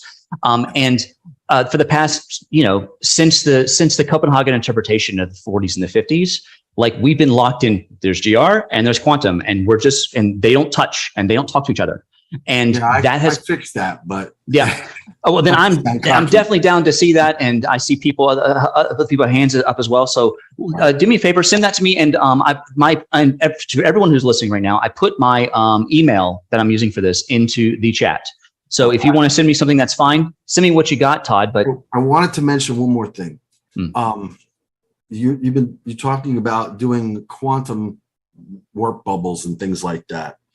And I, honest to God, I've been working on this kind of technology since the 1980s, even before Alcubierre. And I have come to the realization that the thrust or the lift that you get from this is proportional to the scale cubed. So if you want to lift your own weight, it's the size of, if you want to lift its own weight, it's the size of a football stadium. And if you're doing it on a bench top, the results are too small to measure, and your interferometer will give you noise. Right, which is why we're not using it for velocity. We're not building an asymmetric bubble. We just want to do a symmetric one instead. That way, you can just show the contortion of space-time. I see. Yeah, right. But again, we can have that conversation later on. That's the idea. And again, I'm not a scientist or engineer, and that's why we're actually doing multiple labs, because the nice thing about being a scientist especially is sometimes we're wrong. Sometimes, especially if we're really lucky, we're not. But if we've got 6, 7, 8 labs working on different things, we're in a different story, right? And I see someone's got their hand up, and I'm going to shut up because we have a moderator. Yeah. Well, and so let me mention. So we are going to have an open discussion after Mark's presentation. He's got the Pogbanov impulse generator. We have Todd's warp drive. We got a bunch of stuff. Todd's ion drive. Sorry about that. So I'm mixing my terms up. And so, Greg, I'm not sure if you want to stick around or if you want to come back in later. Those open sessions, and they can say from experience, sometimes those go. I've had them go until 10 o'clock at night Pacific. So sometimes 5 or 6 hours. And that's fine. So my thinking is I'm going to actually hop off of this because it's 4:30 where I am after this, and then I'm going to come back in later on. Yeah, go for it. Okay. I'm down to answer stuff as well. So let's go. Yeah. So let me go to Hal CC. And sir, if you could turn your camera on, sir or ma'am, and let me ask you to unmute. I don't have a camera. Can you hear me? Okay. Yes. I can hear you.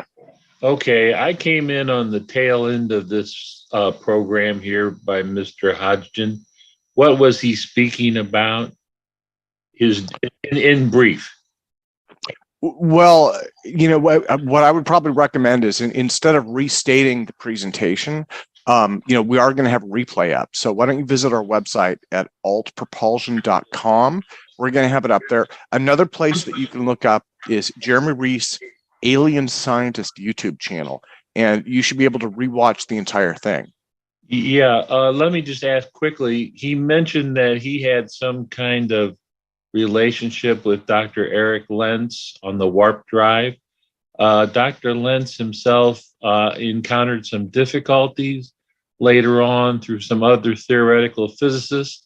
Just by any chance, Mr. Hodgin, do you happen to know if Mr. Lentz has resolved those difficulties such that he is getting further in his work? Because he was the first one who had any positive energy densities that worked with warp drive as compared to previous papers. Do you happen to know the status of his work? That's actually a really good question. And yes, I do.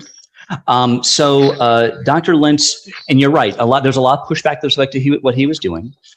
There's another paper that came out after Lentz's paper about 3 or 4 months after that by Dr. Fell and Sean Fell and Dr. Lavanya Heisenberg that also dove into the geodesics as well. Dr. Lentz actually produced a number of papers to back his theory up and to show what's going on, which have also been published in peer-reviewed papers as well. And he has mostly resolved his issues, but he also knows enough to know how much he doesn't know. And right now there is a bit of a, for lack of a better term, a froth with respect to what's going on in that regard, which is not a bad thing. And that's why I think one of the main things that's going to be required is going to be a good amount of experimental data research, because there's a lot of people talking in the theoretical physics field. And now it's just getting to the point where the energy requirements, if anyone's theory is correct, the energy requirements are where we can hit them in the lab. And when I say in the lab, I'm not talking about 2 car batteries and some, 10 wire and calling it a day. I'm talking about, we're gonna have to call the substation and let them know we're pulling a lot of power, but it can be done. I've talked to him off and on for the past year or so, and he is still moving on with his research. He's still doing the research, and he has not fixed all the issues, but he has, according to other people who are experts in the field as well, he has managed to mostly address the concerns that were given to him in that regard. What wonderful. And I should apologize. I had to mute Hal out. He was getting some background noise. So no problem. And let me see. Let me ask him to unmute and see if he had anything.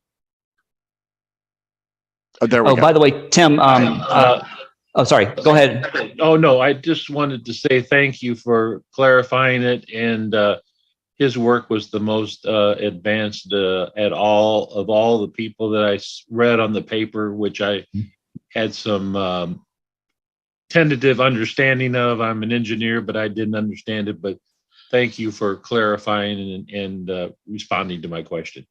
My pleasure. And I would like to point out as well that, again, he is still doing it, but his paper actually created a small explosion of other academic papers. So now there's a very active, people are citing him a lot, and a lot of the newer papers that are coming out are discussing exactly what you're talking about. Tim, before you go on. Brendan had a question. Brendan, I just wanted to ask Todd. He mentioned quantum gravity. He mentioned that, I'm not sure that he had a theory of quantum gravity, because in conventional physics, when they say quantum gravity, they don't mean quantum gravity. They mean the search for quantum gravity. So I was just wondering, do you have a theory of a real? I have a model. It's an engineering model. That's the title of the first paper, is an engineering model of quantum gravity. And I look at it, I take the interpretation, the reciprocal interpretation of general relativity as in terms of matter instead of space-time. Now, if I could jump in, I want to try and keep things focused on Greg's presentation. Todd, do you think that you might be able to speak on this later for Brendan? I mean, I'm open. If you want, you haven't talked about it in quite a while. If I could let me put my 2 cents in. So when I first heard about Todd's work, he's doing theoretical work. He's doing it from kind of an engineering perspective. I didn't have any opinions about it, but I said, well, I'm not sure, right? I just don't know what to think. And I started hearing from several people that I look up to and I trust. They said Todd's on the right track. So Todd, I really respect your work. It'd be wonderful if you wanted to represent some of that, I'm not a physicist either. One of these days. Yeah. As I mentioned to Greg earlier in the week, I'm not a physicist, but I play one on TV or something along those lines. So, but I'm way behind you guys. I can post a link in the chat to the paper if you like. Okay. Yeah. And I may take you up on the interview thing. Once I get a little bit more caught up here. So, okay. So let me see more questions for Greg. Harold had a question. Harold was saying, Greg, keep it going. You're in good track. Harold had a question for Justin earlier.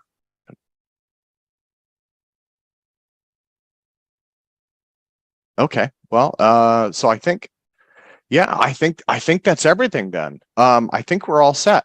Well, let me do this then. Let me put this thing back on gallery view. Everybody, please give another enormous applause for Mr. Greg Hodgin. Greg, that was a wonderful presentation. Thank you very much. I appreciate that. And again, my email is in there. I will be back later on today. I need to eat.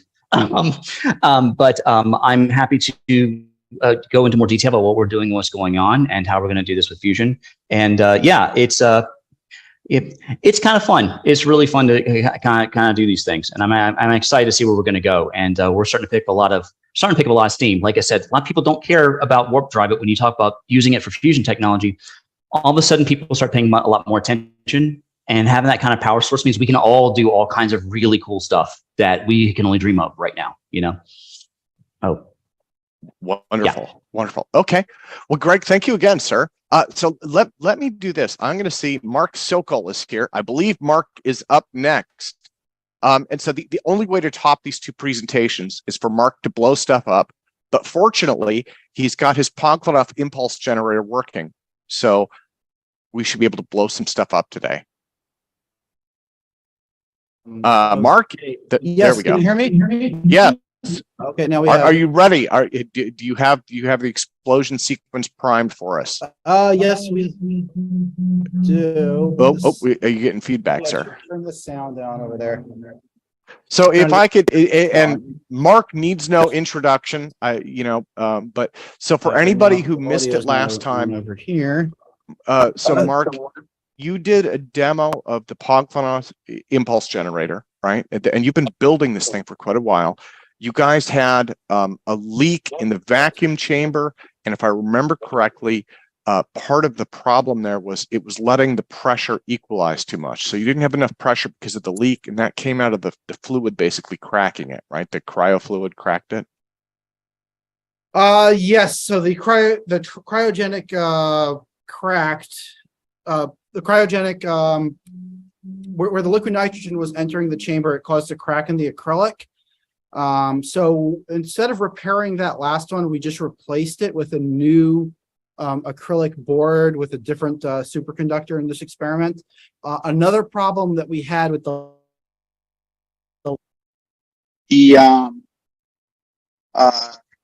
high-speed camera, which is right behind me, was too close to the experiment. So this time we moved the experiment all the way down to the other side of the shop. It's about 30 feet away. There's a zoom lens on the high-speed camera. And if you check out on our other login to this conference, over there, Falcon Labs, there's actually a still frame of the device firing. This is without the Helmholtz coil and without the superconductor being chilled. We were just firing the Marx generator. You're able to see the frame where it fired. So that's pretty cool. That happened just a couple of minutes ago. So I'll just give you guys a rundown of the experiment. Well, and thank you, Mark. Thank you so much for redoing this also. Turn the audio back on over there if you guys want to hear. Okay, so here's the high-speed camera set up with the zoom lens. And the experiment is all the way down here this time. Basically, we have little lead weights that are hanging from this setup over here. And supposedly this experiment's supposed to create a gravity impulse. So if there is an impulse, we'll see a movement in these lead weights.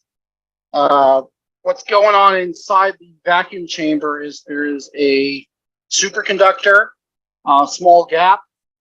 Then there's a silver copper puck over there that's acting as the ground. These two coils are large Helmholtz coils that are providing a homogeneous magnetic field across the spark gap. So it's essentially a large spark plug. And providing power is a 1 million volt Marx generator that me and Jeremiah Pop built back a year or two ago, specifically for this purpose. What's powering the Helmholtz coils is a hybrid battery from the hybrid battery shop in the base of this chamber. So that's pretty much the setup over here. Now, if I can get the guys over here, we can start setting it up. It will take a couple of minutes to chill the superconductor down to cryogenic temperatures. And once that happens, we'll be ready to fire. You should highlight the second, the Falcon Labs view as well, because that is going to be live with the high-speed camera as soon as the data comes in from that as well. Okay, Tom, can you pour some liquid nitrogen into one of those doors? Okay, so Mark, I have both cameras pinned. Okay, perfect. So perfect. Yeah, looks great, man. Actually, this looks awesome. Okay, so here's actually the live view. That's what it looks like live right now. We have Jachin over here. He's going to be the one triggering the high-speed camera. You have to push the button within 0.3 seconds in order to get the image. And here the action right now is we're scooping out the liquid nitrogen. So during the APEC anniversary, this was all done off camera. Oh, careful there.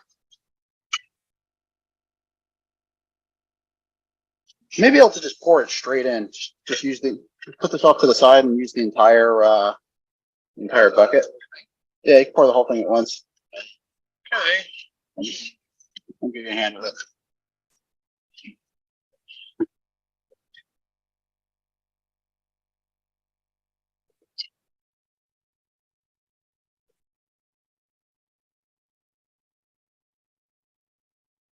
Okay.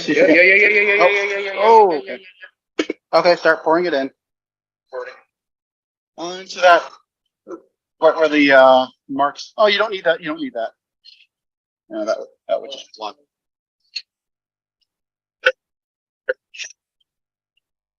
And to the copper end spout.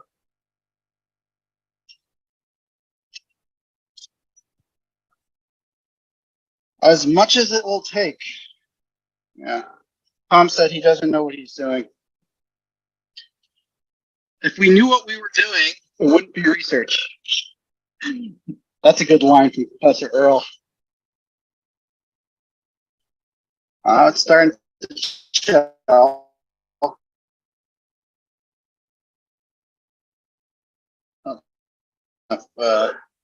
There.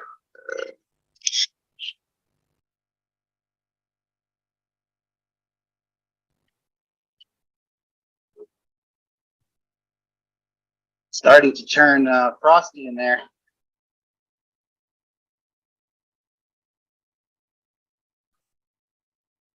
In this setup, I designed in a little kink in the pipe so that liquid nitrogen will tend to stick around closer to the superconductor. This may take a while to cool it down, probably about 5 minutes or so. Tim, how about you? Can you give guys an overview about this experiment? Because you were actually the person who interviewed Professor Pogbanov about his gravity beam experiment back in the 2000s. Tim, are you there?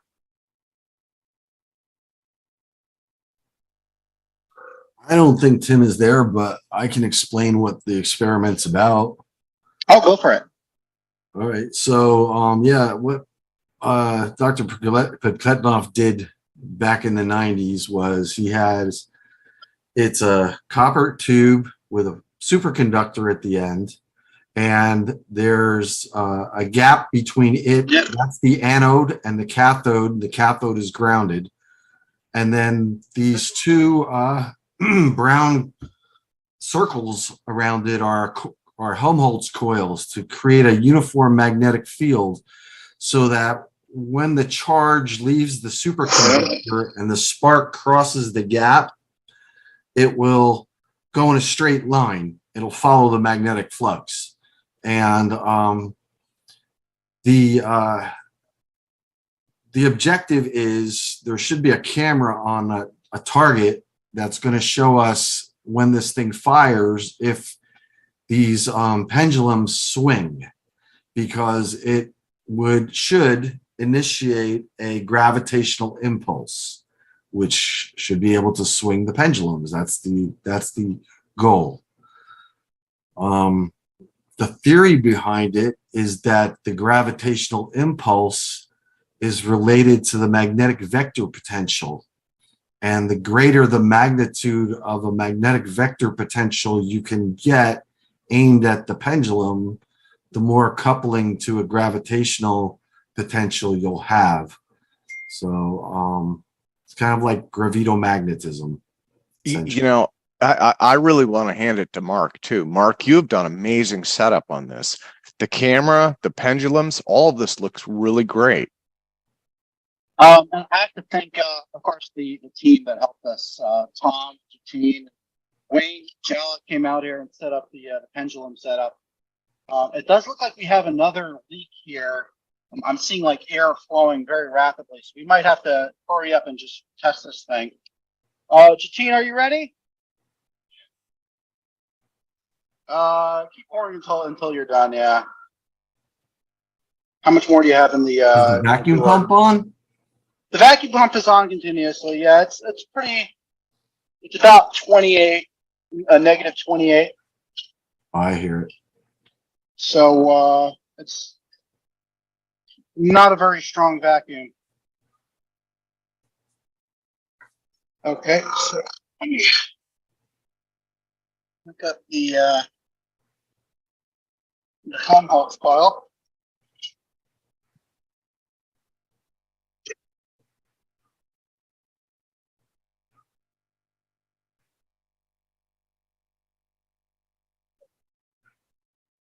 What happened?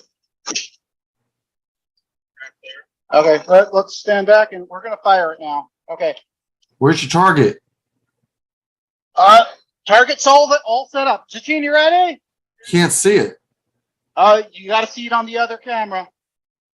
I don't see another camera. Hey, Todd, it's the Falcon Space, Falcon Labs. Falcon Labs. Oh, okay. Go to gallery and look for Falcon Labs. 1 second.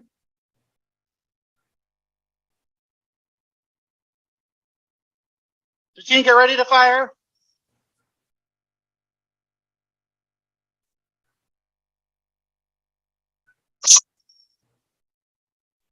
You got it? Okay, let's do one more time.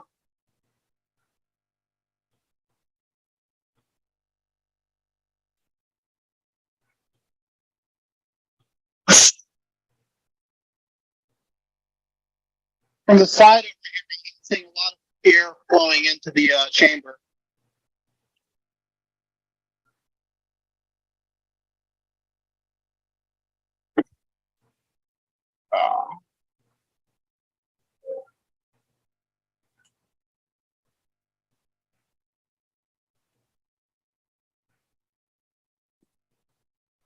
Doesn't look like anything moved. The difference here is that Pogbanov had supposedly, according to the paper, had a megajoule behind it. We have how much, Mark? This is a very small amount of power in terms of joules, but we do have plans as soon as we perfect this setup to take it to a lab here in Massachusetts that will be able to give us that megajoule of power.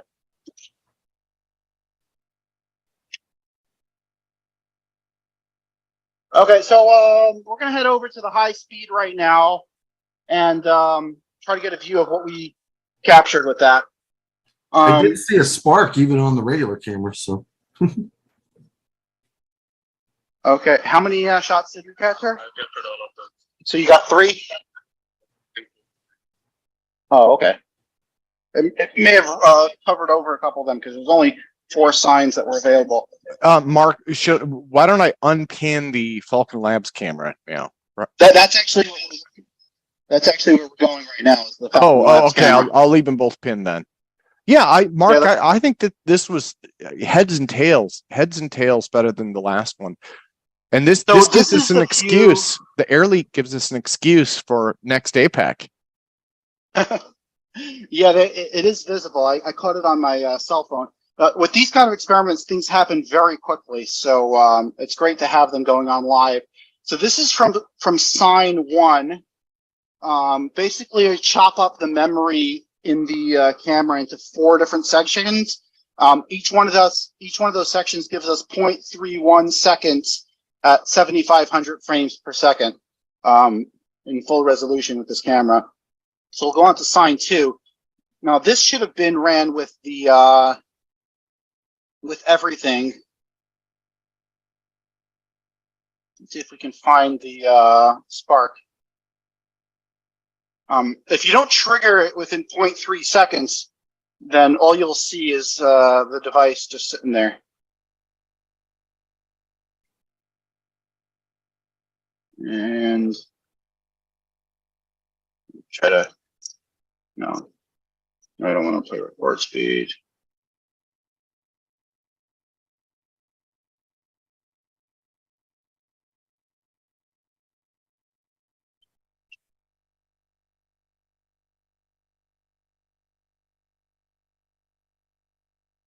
I don't think we captured anything in sign 2. Looks like it's sign 3. See what that got.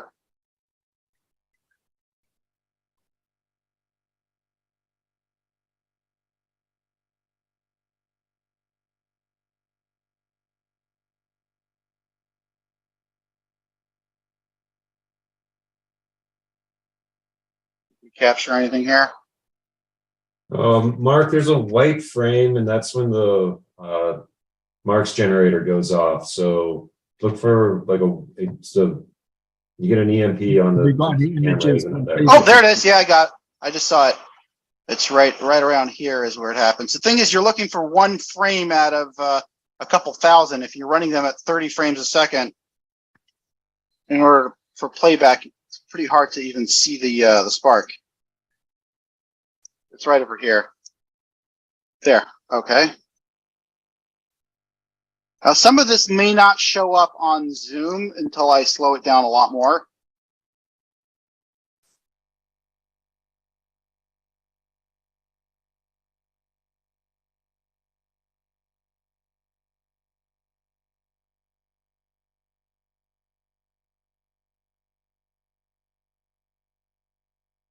Oh, there it is.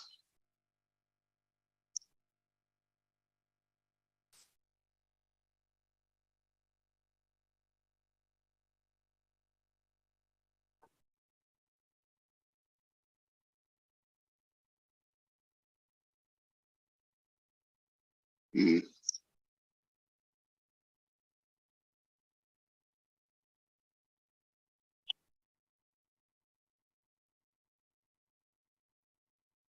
Oh, there we go.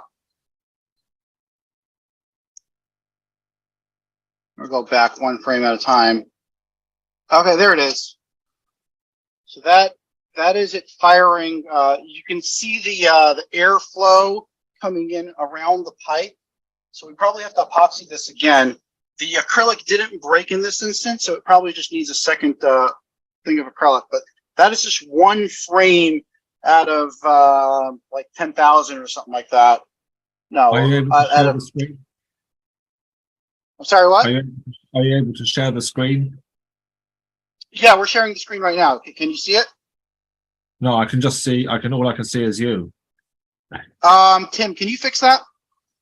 It's the Falcon Labs screen. Yes, it should. I'm not sure why that's not showing right, actually. Yes, allow Mark to share screen or something. No, it's the Falcon Labs screen. So yeah, you Tim, probably have hold on. You might want to unpin Try the that. camera. How's that? Yeah, I can There see it it now. is. Okay, I'm sorry about that. I had pins in place, and it must not have been. They must have been glitching or something in Zoom. Yeah, so that is the high speed view. I'm going to zoom it in so we can just grab those last few pictures. And you'll see exactly what we're talking about.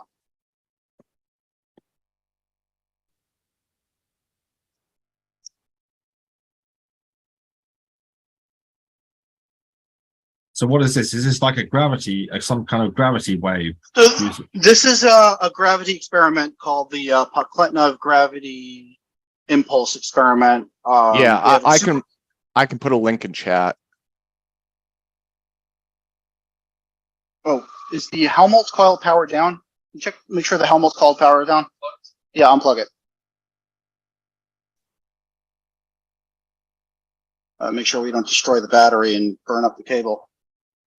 Okay, so that is from sign 3, and from sign 4, let me see what we captured here.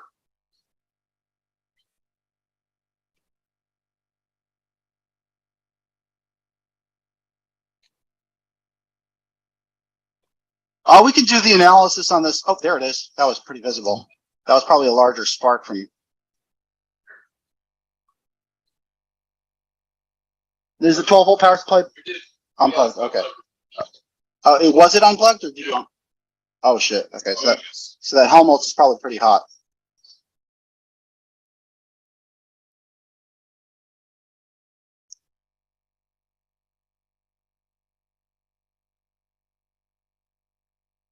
Okay, are you guys seeing this? Yeah, I saw a spot, saw it light up. Okay, yeah, so now if we zoom in a little more, should be able to get the actual image.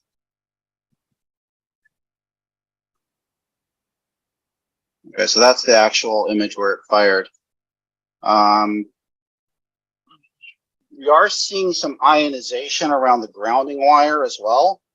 So I guess probably need a better grounding cable. If it's powerful enough to ionize the grounding cable, that may be a problem. This is third attempt. This is second attempt. We didn't capture much. This was without any, without the Helmholtz coil powered up. It's spraying ions out vertically from the grounding part. So there's basically an alligator clip over here, attached to a copper rod, and at the end of the copper rod is a puck of silver that's acting as the anode in this case. And without the Helmholtz coil powered up, the ion beam just flows out in all directions. But with it on, it seems to be going, seems to be a lot more condensed. And this is also with the cryogenics attached. In this last attempt, it seems like we've got a couple more joules powered into it. That may be because I charged up the Marks bank a little slower, so the capacitors had more time to accept a charge. And that is the end of the results of what we got from this run of the puck letting up experiment. It did take quite a while to set this up on its own. We're probably going to have to fix. There's an air leak coming in from over here. You can see air flowing along the pipe, and it's probably somewhere right over there where there's air getting into the chamber, especially when we started applying cryogenics.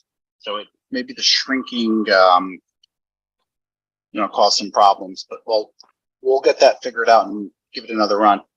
Yeah, Mark, that's wonderful. So do you think you might be able to run this next APEC? This could be a continuing saga. Yeah, I mean the thing is kind of like set up already, so there's not that much work to get going. And our goal is to get this experiment to a point where we're able to take it up to Massachusetts, where they have a megajoule, like several million joules of power available at 2.3 million volts. And at that point, we'll come to them. We'll say, hey, we know how to do everything else. Give us the power. Let's see what happens then.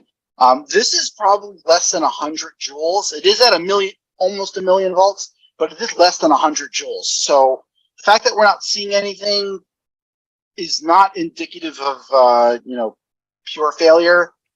It's definitely failure at 100 joules, but to go from 100 to a million, that's several orders of magnitude more powerful. Do you think the magnets are strong enough in the Helmholtz coils? Because they're quite a distance away. How strong do they need to be? I'm not sure. You talked to Pogbanov back in the day, right? You had an interview with him. They're fine. For American Anti-Gravity. It has to be that big to get a uniform field throughout the space where we're trying to get it to work. Okay. What's the practical application of this? What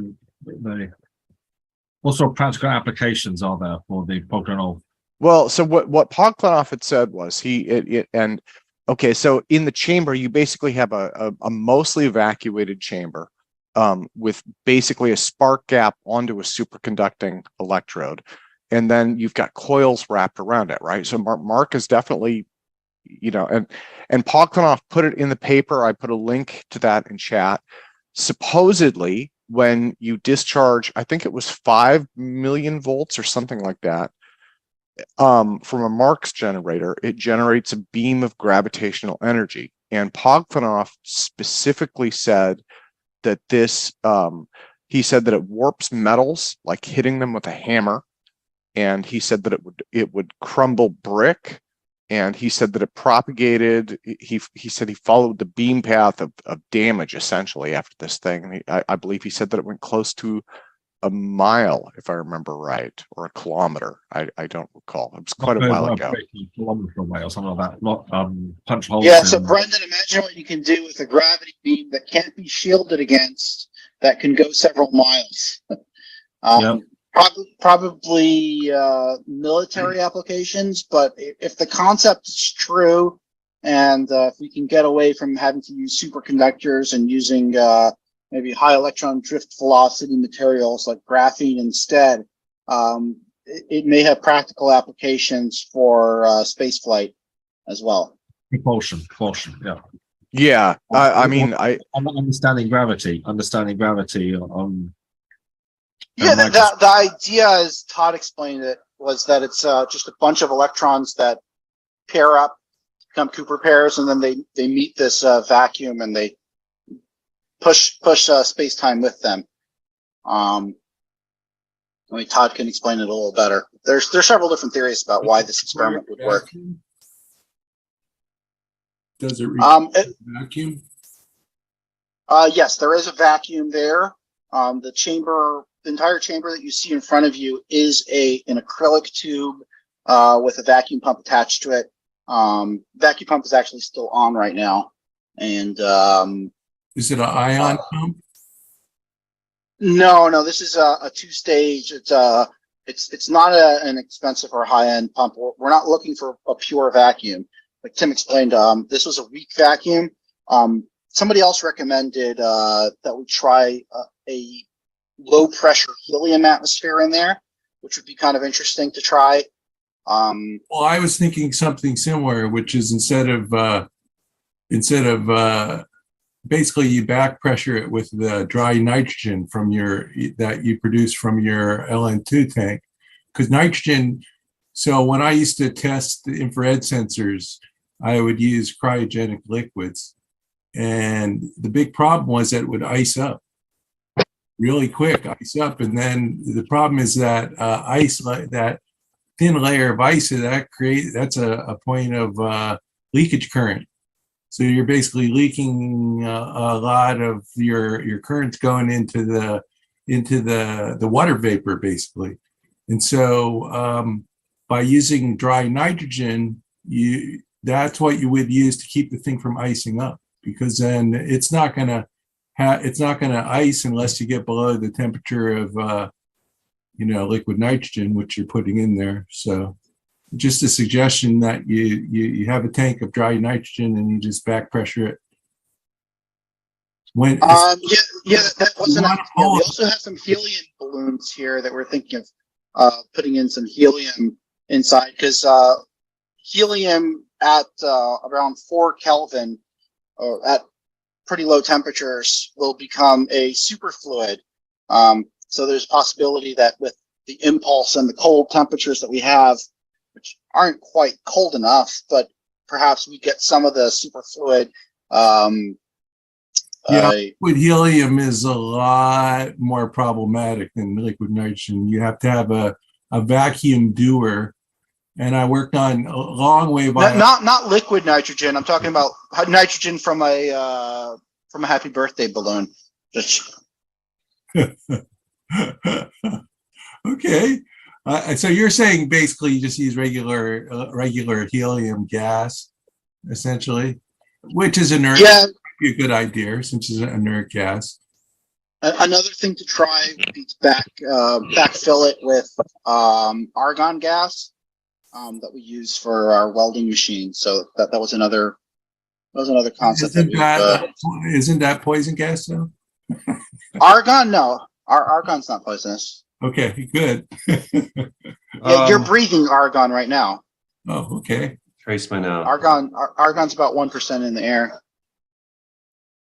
I keep remembering something about the disk having to spin. Oh my God. That's a different experiment. Yeah. That's a different experiment. But how are you going to get a disk like this to spin? I would marvel at the engineering challenge on its own to get a cryogenic disk inside of a vacuum chamber with a Helmholtz coil, millions of volts of electricity, and it's spinning. Well, maybe Legos might come up with something that we could use. Just I've always been a fan of Kinects. Mark, I think this is a really brilliant experiment. It looks compelling. I mean, and it's well constructed. So you guys have put a ton of work into this. In fact, when you're done here, we definitely need to do an applause when you're done showcasing this.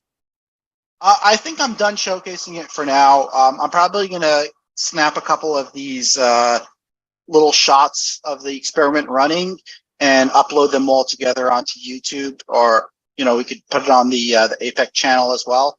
Okay, let's do this then. Let me remove the spotlight. I want to put this thing on gallery. Everybody, Mark Sokol and the Falcon Labs team. These guys deserve an enormous hand. So guys are clapping for you. Yeah, we're clapping. I'll clap again.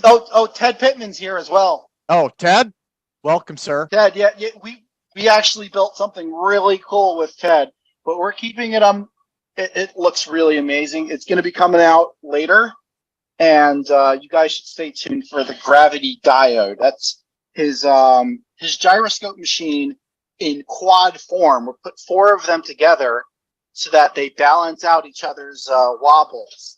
And right now we're working through the kinks of the motors controller. He's actually on the computer right now trying to figure out the kinks. I don't think it's going to be ready for it. Is it going to be ready today? He doesn't think it's going to be ready today for presentation, but my fingers are all chopped up from all the metal. Tom as well. It's very sharp edges on that. When you machine stuff, you sometimes end up with really sharp 90-degree edges that can cut your fingers. Michael, you have your hand up? Yeah. Just a quick question. While your Podklepnov machine's still set up, more or less, it would be interesting to try putting the weights in other areas around the thing, just to see what would happen. Might as well while it's all set up. Is there a way to do that, Mark? I mean, do you think you could limp it along in terms of? I will have to go back there and see how badly that leak is.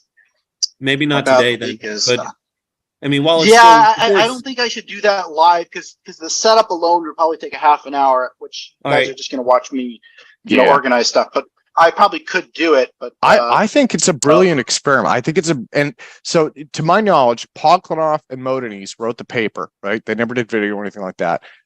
Claude Power, and I think you sent me to Claude Power in France did a replication, if I remember correctly, and he claimed it produced results, but he's not going to share what he believes is his secret sauce. And I think that's it. I think you were the third person in the world to attempt this. So let's not forget Mr. George Hathaway ran a replication of this experiment.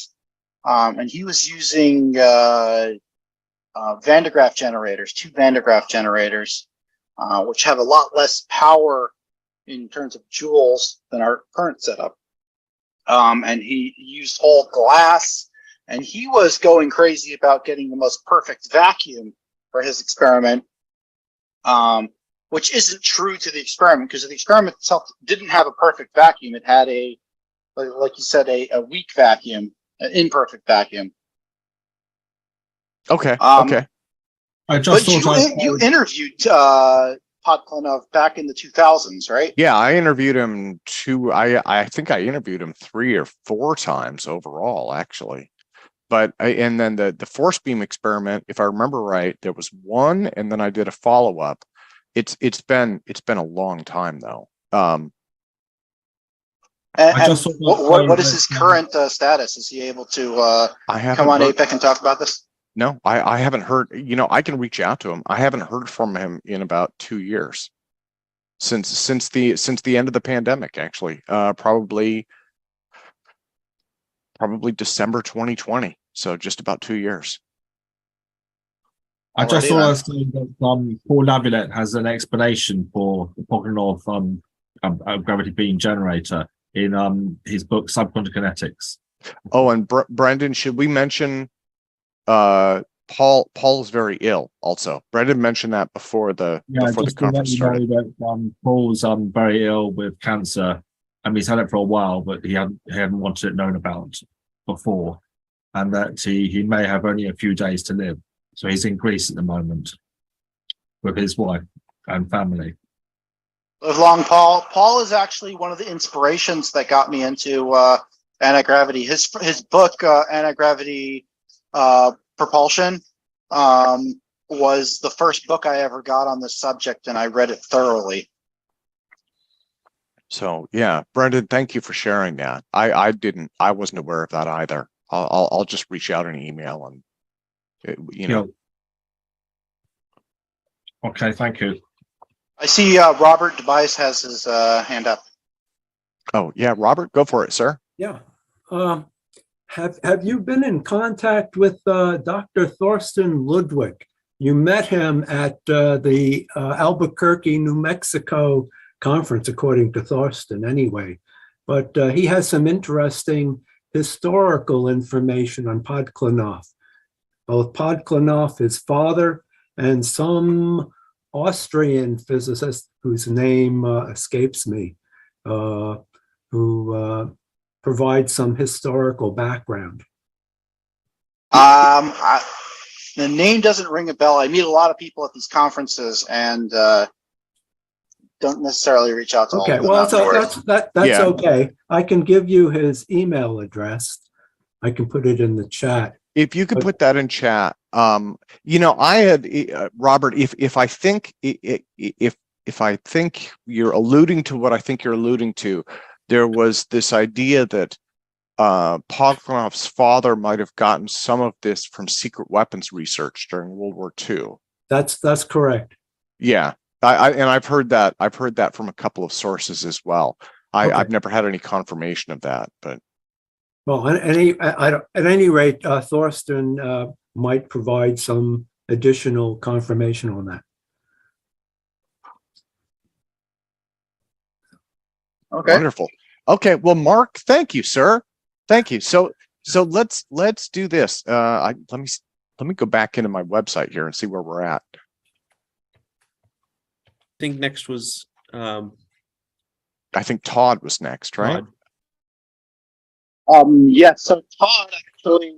And that comes back. That goes Working back with to Mark here. It's another experiment.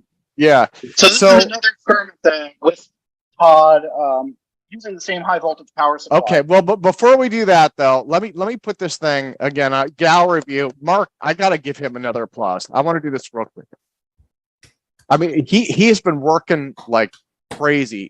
He's working on a ton of different devices. The Pogbanov device, though, is brilliant. I mean, it's a lot to try and build, and they've had all sorts of little technical quirks and stuff like that. So Mark, thank you, sir. I can't thank you enough.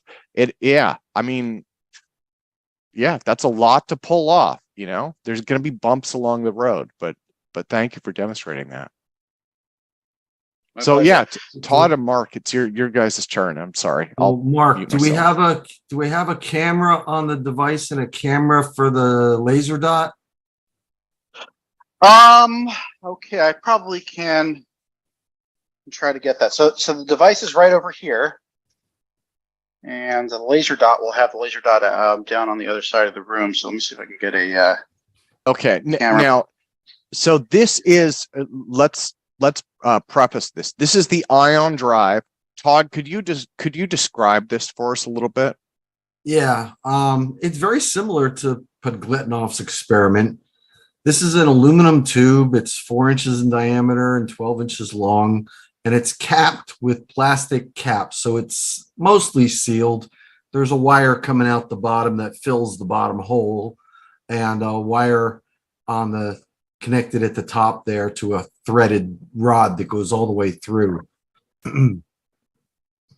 This device, inside it, there's a large capacitor, high voltage capacitor, and a spark gap, similar to what we were just looking at. When he charges it up and the spark jumps, the objective is, and we loosely call this an ion drive because really if it's not an ion drive, it's supposed to be, the idea is to simulate what we think a tic-tac is doing. And in that sense, as the capacitors charge up and they reach the breakdown voltage of the spark gap, the charge races around the outside of the tube. And because of the high voltage on the outside of the tube, it's attracting the air. And when the pulse of current flows, it will exert force on the air, causing it to change position. And Mark, how do you have that set up? You have it set up that if it thrusts up, the laser goes up? Yeah. In this current configuration, it's set so that when it thrusts up, the laser goes up. Well, I like the fact that there's kind of a model behind this too. I mean, with Pogbanov, I got the impression that it was very ad hoc, right? Like he was just doing experiments based on what he thought, and eventually he saw something work. So I like the fact with yours that there's kind of a model behind it. Yeah, it's basically, I'm thinking in terms of if you were going to make a sealed tube that could move through the air really quick, how would I do it? And my objective is to gain traction in the air. So if we charge the hull up to a very high voltage, it attracts the air, and when it discharges and the current flows, there's an electric field that opposes it. That will push the air with it. So kind of like a frame dragging effect. And who knows, hopefully if it was in a vacuum and in a high enough electric field, you could get a frame dragging effect. But well, that almost reminds me of what Justin was talking about with MHD, maybe, right? It is. It's all related. This camera needs to point the green dot. It's kind of an MHD without the magnets and outside the hull instead of between the plates. And later on, I'll see if I can find Naudan's page. He had one. His was very different. In fact, yours probably works a lot better. If but I don't think it works great. We saw what it did last week, and it was get the laser dot over here. Yeah, well, but it did work. It did what we expected it to do. So it just very small effect compared to what I was hoping for. Yeah. All right, Todd. So we have the high speed camera pointing at the screen right now, and that should give us a view of the green dot over there. See if there's any. And are you able to see it on the Falcon? You got to hook up the wires first before you line that up. It's gonna that's true. That's true. I'm going to hook up the wires first. Yeah, the wires will contribute a lot. Yeah. They bottomed out. Bring it out. So, funnily enough, we actually saw some results with this thing. It was kind of moving. Not a lot, but there was some movement, and there was a bit of a creep in the scale as well over time. So, for the first setup, Todd, do you want to do negative on the inside or negative on the outside? Negative on the inside. Well, so if it's moving air, you have don't you have a fog machine or something, Mark? Yeah, we have a whole bunch of incense sticks. Last time. The incense. I used to use smoke bombs, but they cover everything with everything gets covered. That's too much. That's too much smoke. Yeah. The incense worked okay. Yeah, it did work pretty well. I'll grab an incense stick. Or Jatine, can you grab one? Can you grab an incense stick? A couple of them. A couple of them. And a lighter. Okay, so we're hooked up now. Let's see if I can line it up. Sorry, it's going to take a little bit to get this thing going because we are using the exact same power supply we used for the impulse experiment. So.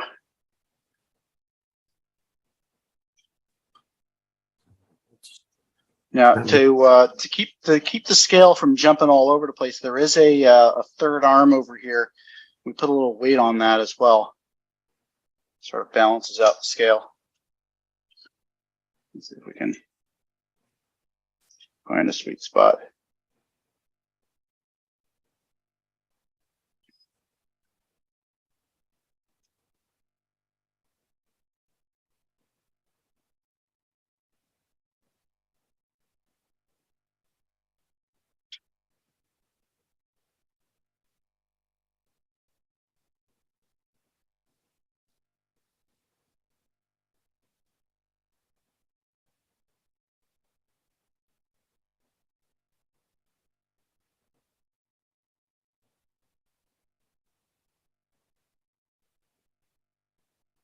Okay, now it's kind of hanging there. Are you guys able to see the green dot on the board? On the other screen? Yeah, well, not really. In a weird way, I can see kind of reflection of the laser. I think the board is too bright, but I could see a reflection there. Oh, I could dim that down then. I just added another weight to it, so that should help balance things out.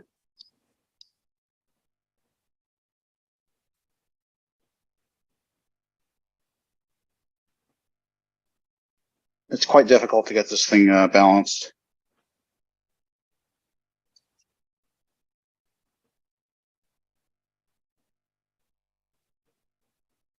It just wants to go down now.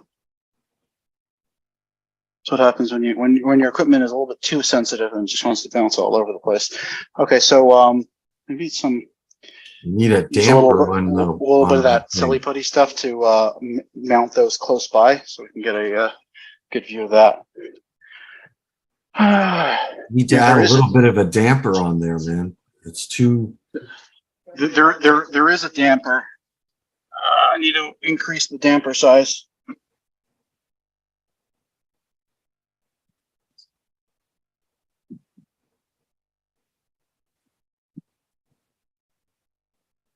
Okay. So we're using for a damper, it's just weights on the bottom of it. And looks like we need to increase the weight. Put the larger lead weight on the bottom. I'm sorry I didn't have this all set up. It was impossible to have it all set up beforehand. Todd, what's your plans with this device? For right now, we're going to show this what it can do. Hopefully in the videos this time we'll get some good data, and then I have other versions of it I'm working on, more like the Pogbanov impulse experiment, and then some other ideas to try to figure out how to maximize this, because I mean obviously these devices, flying saucers, UAPs, fly. And conservation of energy and momentum tells me it's got to be moving some air. I'm yet to find anything that's going to move enough air to lift something the size of what we're seeing. So I'm still thinking about it.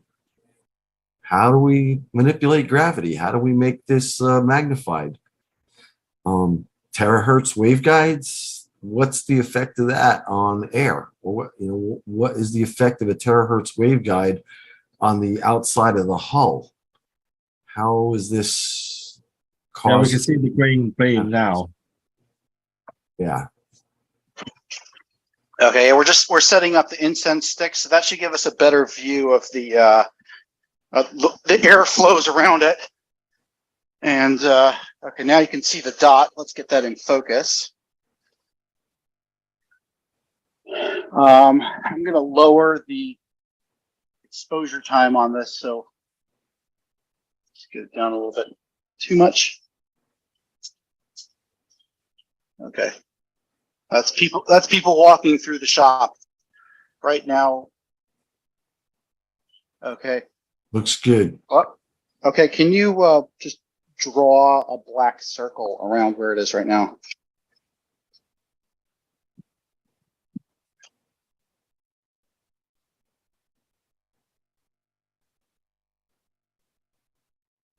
Okay. I'm gonna scooch on past. Yeah, the drifting is not important. What's important is that when it fires, and you'll hear it fire, there shouldn't be too much drift in this configuration. We are powered up and ready to go. It should trigger any second now.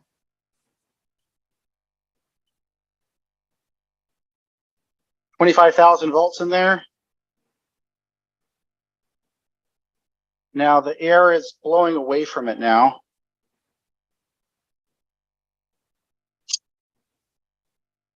There, it just triggered. See it rise up when it triggers? Fired.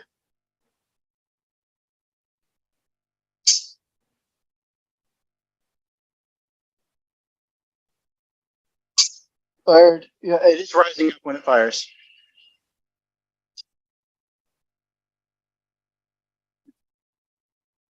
Don't always hear it. I don't know if it's rocking or what. And so it's rising because of air movement, right, Todd? Is that the? Yeah, when it fires, it's pushing air down. Okay. I see. Yeah. You're able to see that air is blowing away from it now. Before the breeze was just going steady, and now the air is just flowing in a different direction. It's blowing out away from it. By making the outside positive, we're repelling the positive ions from the smoke, but it's attracting electrons. And electrons have a much higher velocity. No. Okay, so we powered it down right now, and now you'll be able to see the smoke is rising a bit straighter than it was before. There is a little bit of residual power in it. It's about 10,000 volts. The capacitors are not going to discharge in a second, but I'm going to charge them up again. And it's going to fire any second now. I'll just say each time it fires. Fire. Fire. Fire. Fire.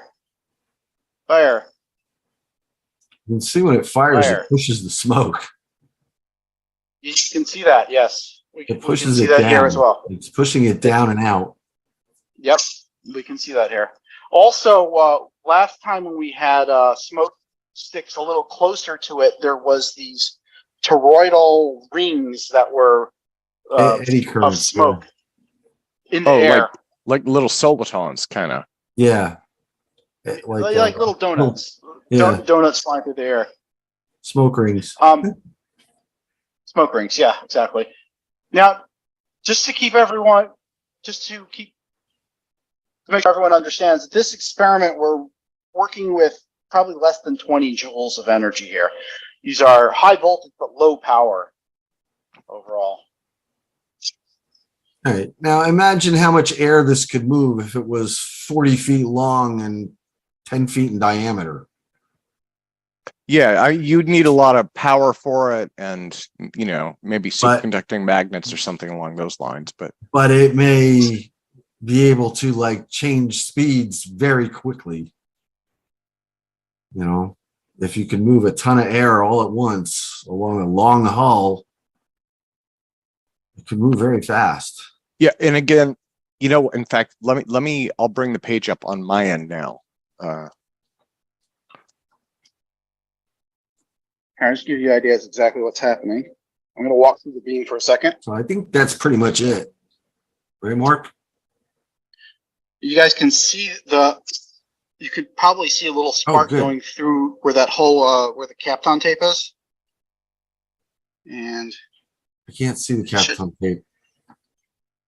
There's Kapton tape covering the hole. Camera up, Mark. The camera's pointed at the floor. Just there. Oh, there it goes. Okay, I'm sorry. Yeah. Well, I would say this experiment is successful, right? Yeah. I would say, yeah.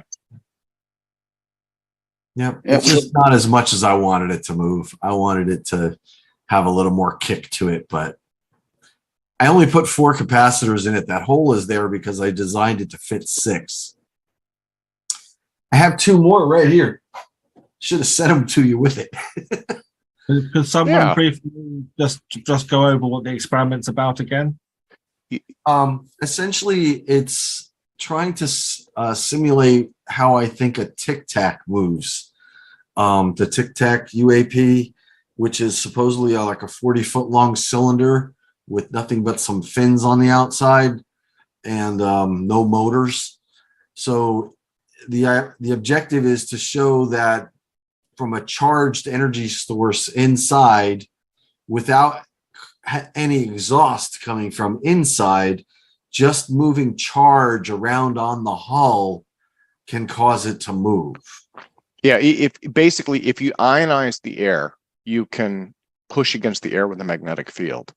Yeah. That's the.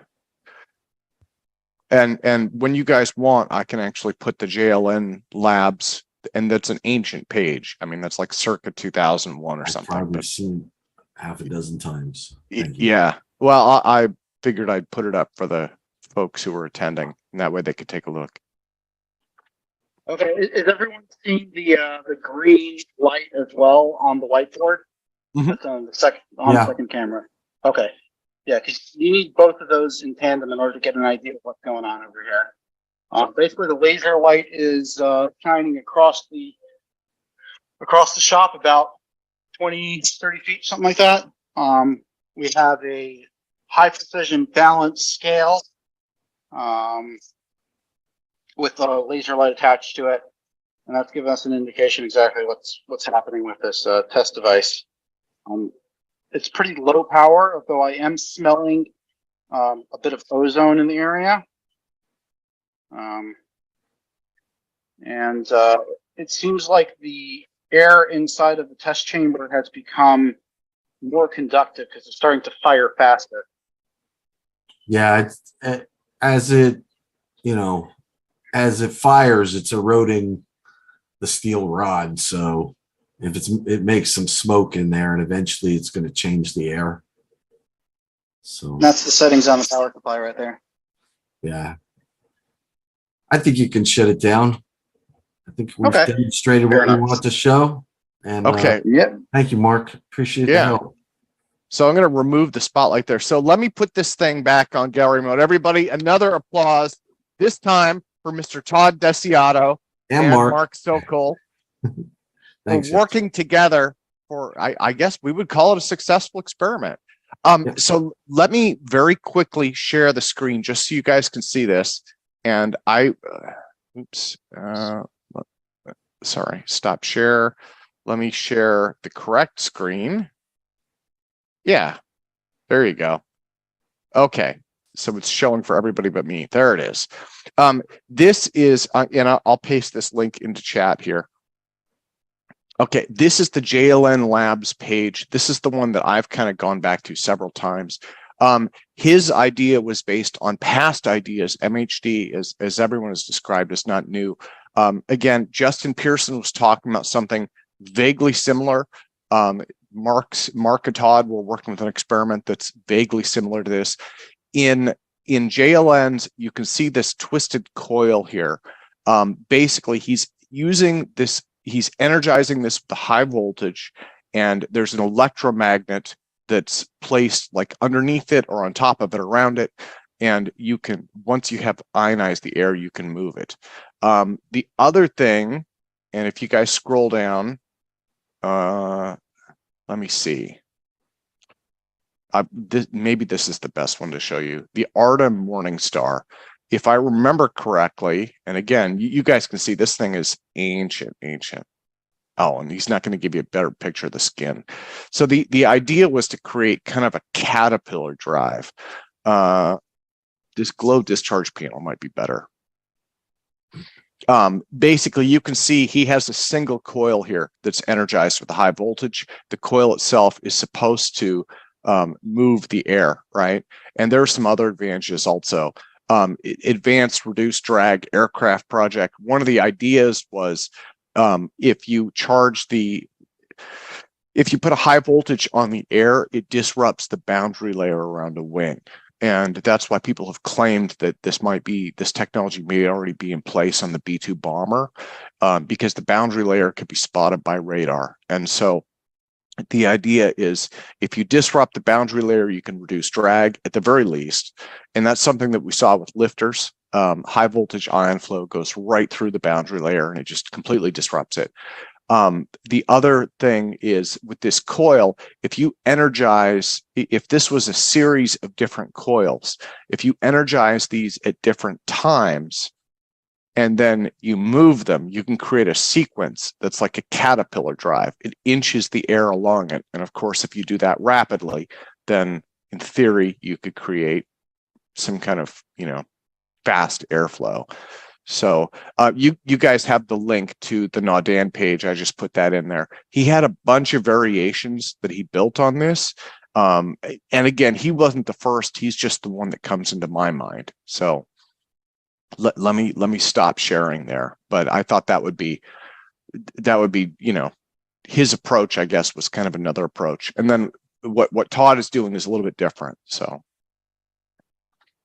okay. So I guess we should probably see what's up next, unless you wanted to describe that more, Todd. Did you guys have more you wanted to do there? No, that's it. Okay. Unless anybody has any more questions, that's it.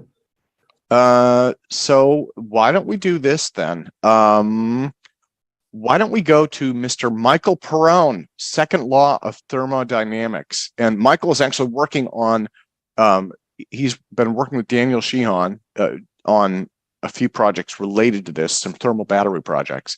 But I think he was going to start us out with kind of some overview info. So Michael. So I can, unfortunately, I was still working on the presentation for this. So, but what I can do, I guess, is talk about at least in general, I could talk about like what I've got going on in general terms and go for it. Non-informal sense, and then if and actually, then when I finish this presentation, we can go over the formal presentation on your channel afterwards and get all the details up. Okay, because, well, why don't we do that then? Why don't we? Yeah, if it's okay, just give everybody a rundown on. Sure. Because you've been working with Professor Sheehan, and then you've been continuing to do research, and then you're planning projects also. So if you could maybe just do an overview of all that, that'd be great. Sounds good. So, I guess I'll use what I have in my presentation as an outline while I talk.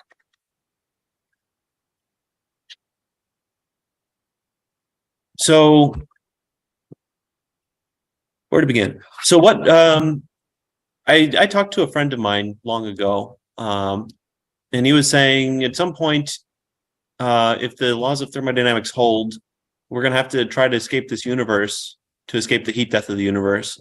And I thought to myself, well, what if we're trapped not by the laws of the universe, but by our understanding of them? If there's any chance that the laws of thermodynamics are, as we understand them, are not the true laws of the universe, then that would be just as effective as trying to escape a universe, as trying to redefine our understanding of it.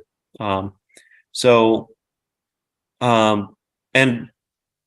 once I dug into the info or the research, I saw that especially recently there were a number of counterexamples to the second law of thermodynamics, with experimental replications in multiple labs and based on actionable theories and principles. So what I would like to do is kind of give an overview of like well, the intention of this presentation was to give an overview of that, but some of these things I still haven't added any of the pictures. So we'll just go as, yeah. So anyway, where to begin here? As a background knowledge for this, you really want to know, as a college or graduate student, you got to know your linear algebra, your calculus, and your statistics as a starting place. Then from linear algebra, you can learn Markov chains and Hamiltonians and Lagrangians. From calculus, you learn your PDEs. From statistics and PDEs, you take a look at quantum mechanics, and then the Hamiltonians and Lagrangians come in there.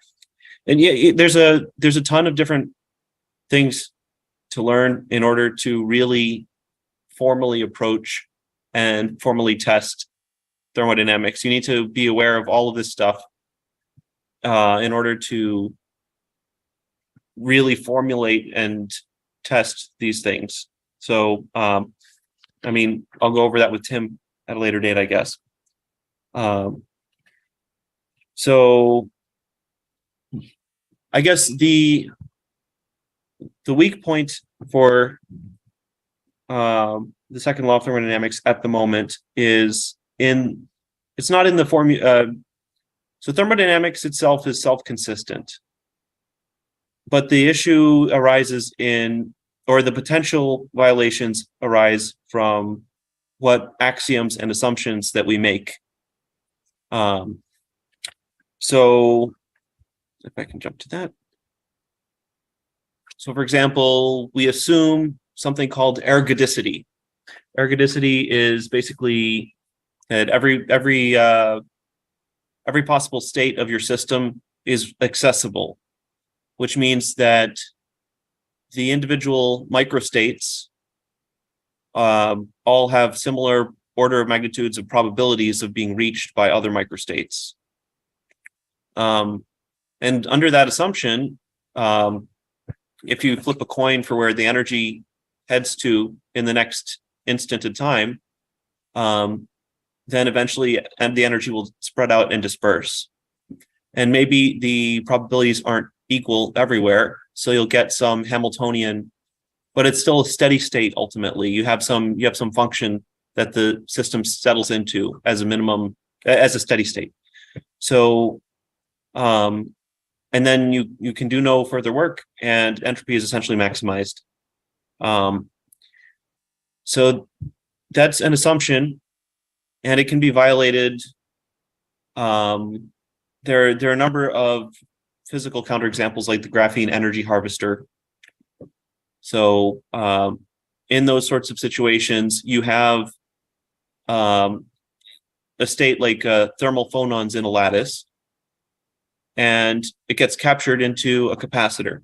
And then the probability that that energy will randomly go back into thermal motions in the material from that capacitor is negligible. The capacitor can hold charge for centuries or whatever. So that violates ergodicity. There's a lot of examples like that. So for the thermodynamic limit, that's another assumption. Basically, we're assuming we have enough particles to work with that statistical averages work, or all statistics work. So you need sufficient particles that you get, for example, a Boltzmann distribution, or just a normal distribution if you're working in the abstract case. And if you have just like 10 particles, temperature is not well defined. So every once in a while, these 10 particles will move around, and maybe they'll all go in the same direction. What's the difference between 10 particles moving in the same direction and something that's really cold, that's just what's the difference between the temperature and the motion in that situation? Temperature becomes poorly defined. And actually, that's how people make Bose-Einstein condensates. If you have a laser, you can make sure that all these particles are moving up and down at the same speed. And yes, the particles collectively have a lot of kinetic energy, but relative to each other, they're moving very slowly. So relative to each other, they're very cold. That's the idea there. And when you have poorly defined temperature, then you also have your other thermodynamic variables poorly defined. And that can be exploited. And there's a couple of examples of that later on. And then Louisville's theorem is very important in equilibrium thermodynamics. But it really only holds for closed ergodic systems. You can have situations, you can have open systems where your volume in phase space changes. And that's anyway, yeah, all of these things don't necessarily hold. You have to make a lot of assumptions about your system in order for them to hold. And then from those assumptions, the rest of thermodynamics follows. And the rest of thermodynamics is self-consistent mostly. There's a few little things here and there, but really these assumptions themselves are not necessarily true for every physical system. Moreover, it's important how you define your boundaries for your system. So I got one of these pictures here. Yeah, so this will do for now. So get my camera. Yeah, so if you have a closed system, you can have Poincare cycles where energy moves around, and that doesn't do any work unless you define your system such that there's a heat sink and the system of interest. So if there's two things interacting, then you can define, like thermodynamically, work is not defined unless you have at least those two things interacting with each other.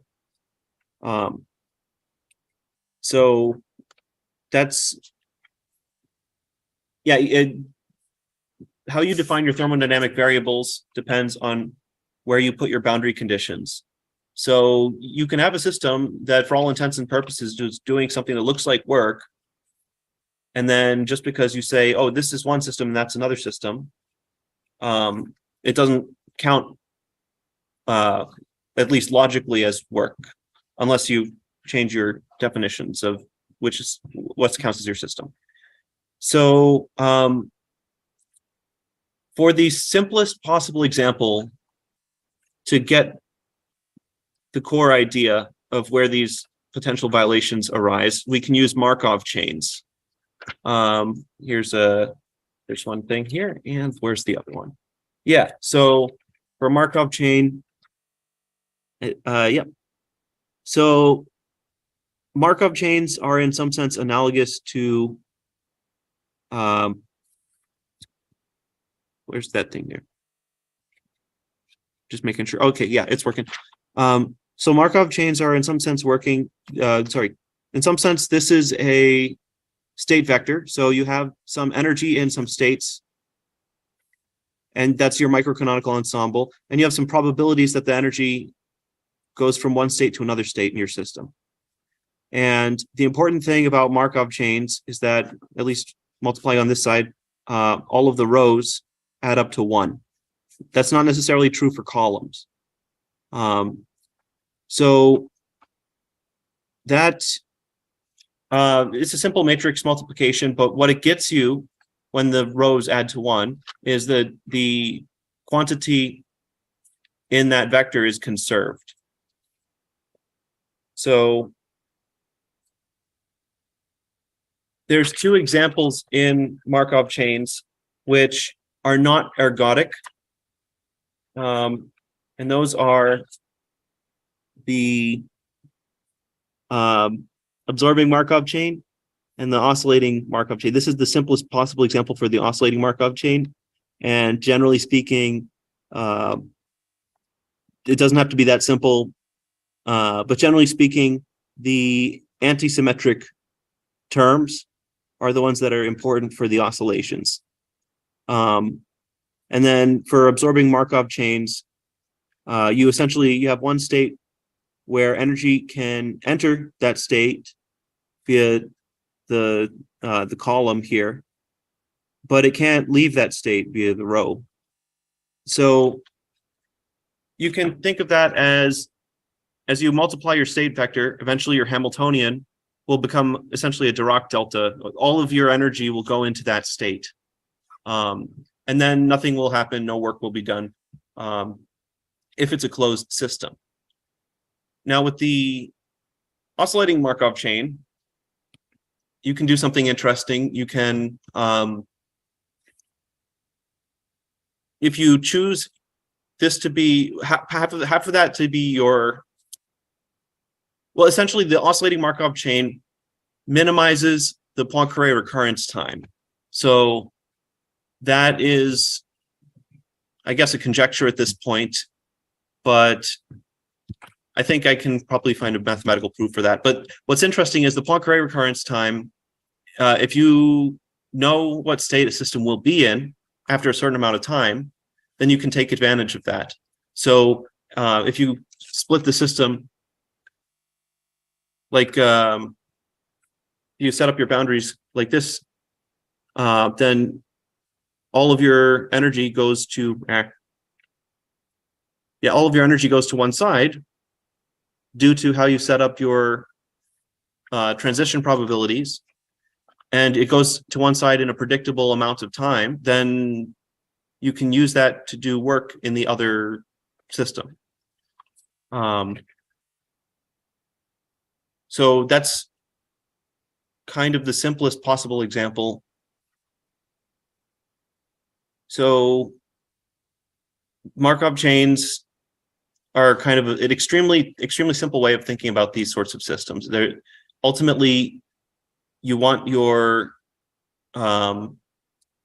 model to be based off of elementary quantum mechanics, and that you basically use Louisville's equation with a density matrix and all of those things, and there are a whole bunch of more thorough models like the Redfield equations, Alverdian-Neuwensen theorem. That's a simple model as well, I believe. And then there's the fish trap model and the sewing machine model, which are from this book, Challenges to the Second Law of Thermodynamics.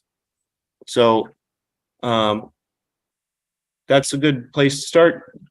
And yeah, those models, the fish trap model is kind of self-explanatory. You build a quantum system such that when a particle reaches a certain interface, it passes through.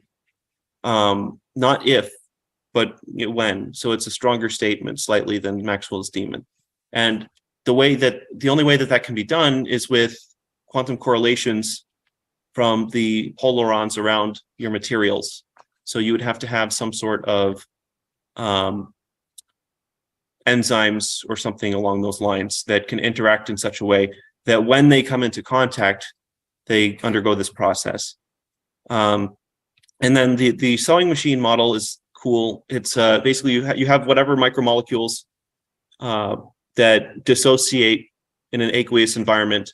Then you have an enzyme which brings them back together. And if there's a small dissociation energy associated with them coming apart, then that enzyme will recover a small amount of energy from doing that process. And one of the questions with these sorts of systems is, if you can simply recycle ambient heat, then why don't we see it in nature? So I have two thoughts on that. One, the energy density could be so much lower that it's not competitive with systems that use chemical energy directly, because you're talking about thermal interactions, which are in general, the volumetric energy density is 1,000 times lower roughly than a direct chemical reaction, of that order of magnitude at least. And then the other concern is the amount of resources that it takes to create an enzyme until that enzyme breaks. It can't recover the correct amount of energy to make that sustainable under those circumstances, or resources or whatever. And that's possible perhaps, or maybe it's difficult in biology for some topological reason, sort of like how wheels, we were perfectly able to invent a wheel but for nature to develop wheels naturally, that would be almost unthinkable due to the specific challenges of how things evolve and develop. Anyway, so Dan Sheehan released a paper this fall. He had so basically, what common properties do all these sorts of systems? I'll get into the example systems shortly, but what common properties do these systems all have from experiment that have been found so far? Because that will direct where to look for new systems that can potentially do this. So Daniel Sheehan, in his experiments, has found 4 common properties of these systems. First, they involve asymmetries at boundaries. So, for example, surfaces of metals or surfaces between polymers, 2 different types of polymers, for example, or ceramics and metals, whatever else. So, and then the system in question has to interact strongly with the thermal reservoir. So, for example, I described this idea of biological systems. You have some interaction with polarons as a particle approaches a membrane, and that causes the protein to unfold in a certain way that grabs it's a receptor, essentially. It grabs onto something due to that interaction. So those interactions, even up to room temperature, can retain some amount of quantum character. And so you can have things that correlate to each other and then stick. So there's quantum behavior, and then maybe there's some classical examples, but I think mainly Daniel Sheehan and Vladislav Kepek's book talks about the quantum cases. So then there's this idea of orthogonal work extraction. So the way the energy is going into the system, for example, heat diffusion, is not correlated with the way the energy is getting used. So, for example, in the graphene energy harvester, you have your thermal reservoir, and phonons pass over a sheet of graphene, and that those phonons get captured as an electrostatic charge in a capacitor. Same sort of thing I mentioned earlier. That capacitor is unlikely to release energy back into the original system, and you can attach that capacitor to anything, and it's not going to matter to the other system. I think that's what he means. Maybe he can speak more to that. That was slightly unclearly worded in his recent paper. But anyway, then there's this idea of a resettable metastable configuration. So, for example, with the sewing machine model, you have your enzyme, and once these 2 particles that correspond to a salt or some other molecule that can come apart easily, once those 2 molecules are in place on the enzyme, they snap together again. And then the enzyme goes back to its original form. That's the sense in which metastable is meant there. So you have some system that once a condition is met, it harvests some energy, and then at the end, nothing has changed about that original system after the materials are released, for example. Let's see. Oh, and then I had a few insights as well.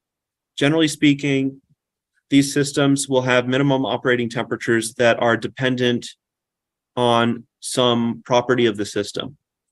So, for example, if you have a thermionic device, you have 2 plates of metal with one with a low work function, then the other has a high work function.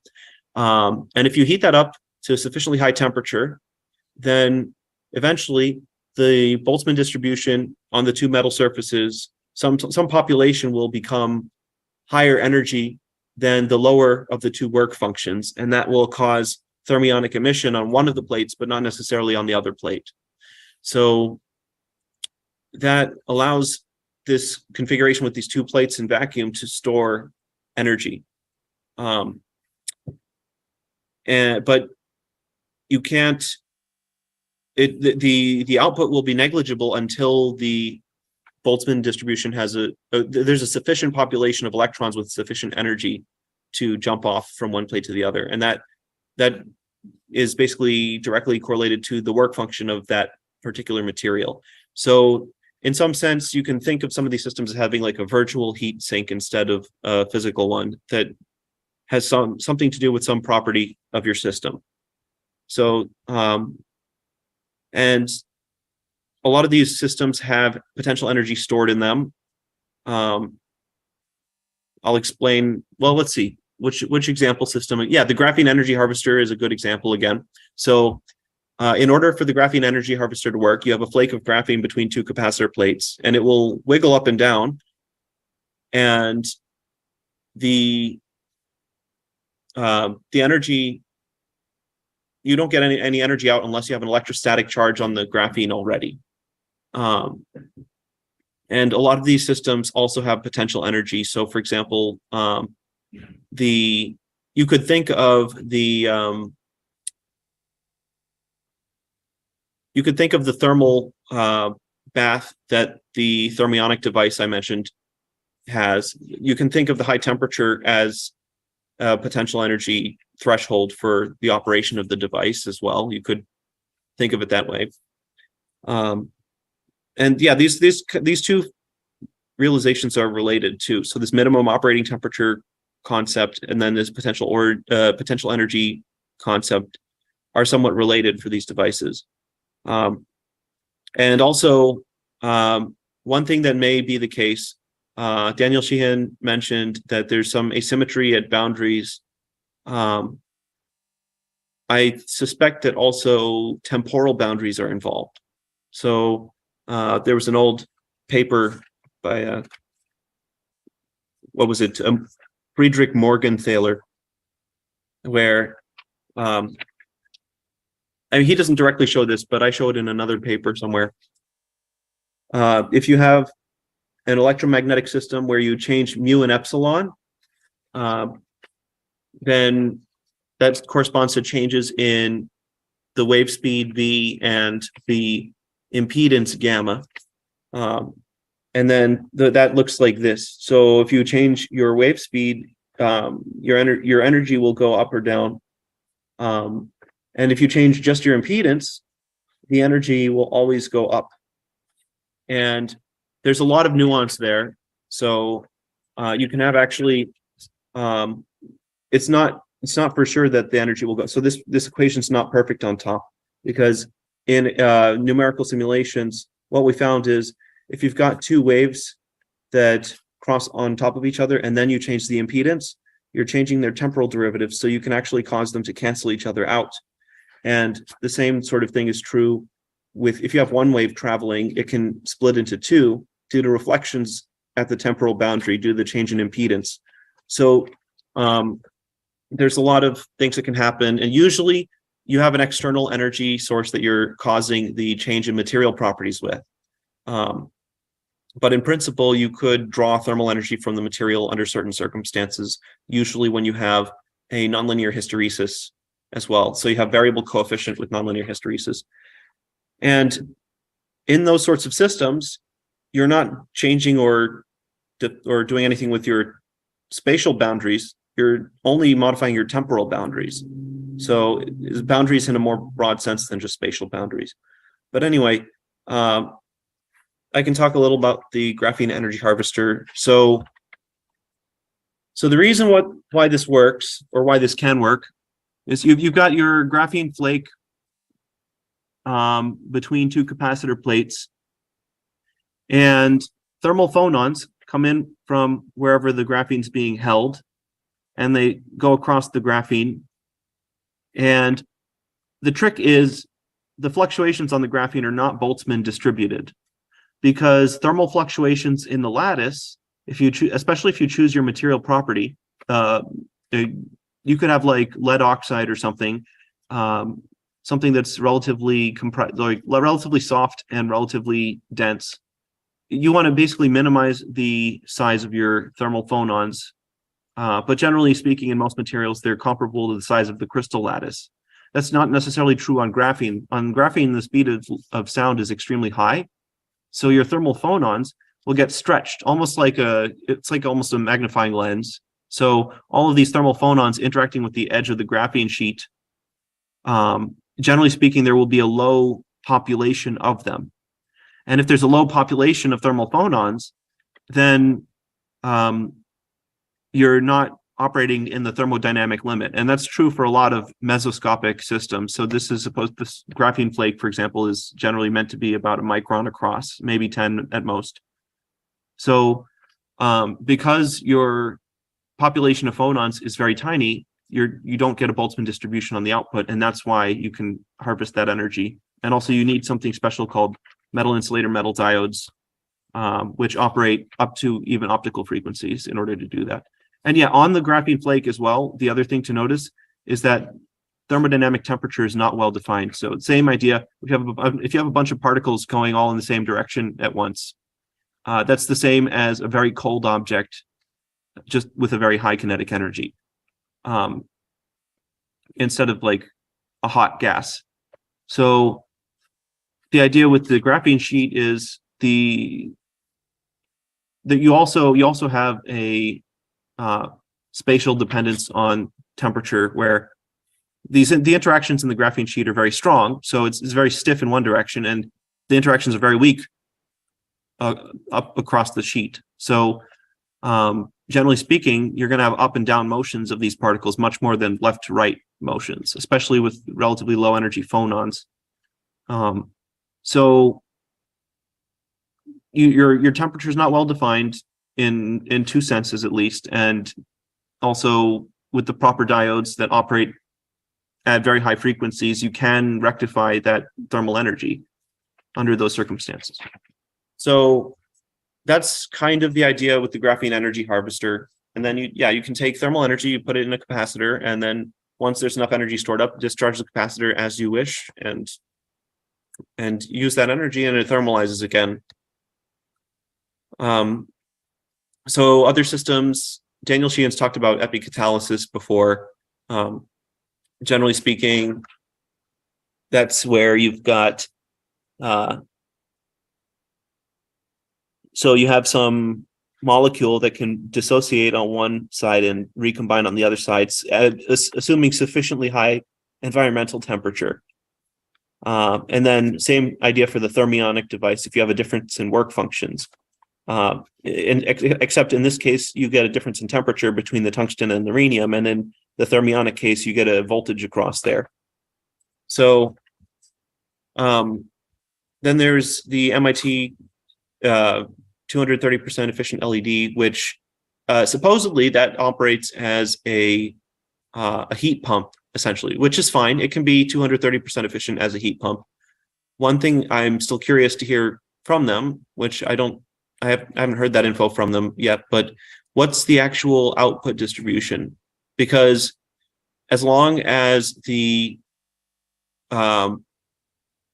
infrared output of their LED system is not more broad than the distribution of sunlight, then we have multi-junction solar cells that can capture 60% of that, and then you'd have an over-unity system. So it really depends with those 230% efficient LEDs.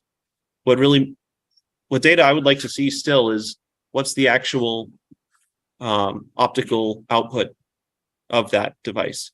And even if it is too broad, that's actually really useful, because if you can create an LED that produces an extremely broad spectrum due to thermal effects, then that's a lot better for plants and other things too. So, I mean, yeah, since LEDs are such narrow spectrum light sources, there's a lot of uses for broad spectrum light. So yeah, even if I'm wrong about the MIT LED being a possible route towards a system, that's still useful information to know. Anyway, So the membrane gradient cells, that's what we're working on now, Dan, Gian, and I. We've taken two different approaches. So if I can, yeah. So Dan Sheehan has a patterned membrane on the order of a micron thick. A similar idea, you got to get to a mesoscopic scale to get significant energy output from these things, because temperature is not necessarily well defined at that scale. But you have this layered material with sulfonic acid, for example, as functional groups on one side, and then carboxylic acid groups as functional groups on another thin layer of polymer. And because one side preferentially will attract the sodium ions, and maybe I have the pH gradient reversed here, but yeah, you'll get a slight pH gradient across a membrane like this. And this is relatively well known from experiments. But the effect is so small. You're talking about an ion concentration gradient of a factor of 2, and pH is a log scale. So for a pH difference of 1, you would need at least 4 layers of this, at least, if you get a factor of 2 out of it every single time. But you're not likely to get a full factor of 2 out of it once you scale that. It doesn't scale linearly when you add them. But anyway, the thing I'm working on is a little trickier in some ways, and maybe a little easier in other ways.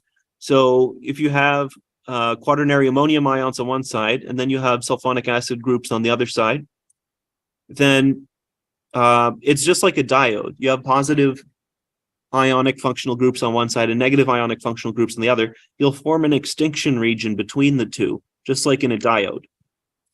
And that will prevent the flow of ionic, just ions in general. So in order to, you get a much steeper gradient in the concentration of functional groups.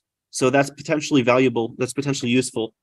But you need to bridge that gap somehow so that the ions can still get through. And I use bismuth microparticles or bismuth telluride sulfide microparticles, which adsorb carboxylic acid groups very well. So I can use, for example, sodium acetate as a salt in the water, such that the ions of sodium acetate will separate on this system. And that's a little easier. I'm thinking roughly 10 microns across is reasonable for a system like this. And that, yeah, I mean, since the concentration gradient is easy to get sharp here between the two types of functional groups, I think this might lead to some interesting output, hopefully. But I'm in the process now of building that. I just made my bismuth microparticles yesterday, actually. And then to get electrical energy out of that, you can use manganese dioxide electrodes, because their electrode potential varies a lot with pH. So it's not super efficient, but you're talking about a similar technology to what was it called? Reverse dialysis is the thing. So you can get electricity out of a concentration gradient of any salt, but you can also get the same sort of concentration gradient electricity out of a difference in pH when you use this manganese dioxide. And I want to also try using cobalt tetroxide as well, because catalytically speaking, I think it should behave similarly. And also it doesn't get poisoned by carbon monoxide and stuff like that. But anyway, yeah, in a lot of these systems, like the graphene energy harvester was electrostatically charged. The MIT system was built up to some voltage that was not quite the threshold voltage for the diode. Other systems were heated up to a high temperature. In this case, the potential energy involved in these membrane systems relates to the fact that the ions want to recombine, but they're sterically hindered from recombining because they're attached to a polymer lattice that's holding them in place. So there's potential energy inherent in that. But that doesn't get used up when extracting energy from this from the system, because the thermal energy in the liquid is what comes out there. So yeah, so more controversial systems that I've heard of. There was this crystal power cell that I'm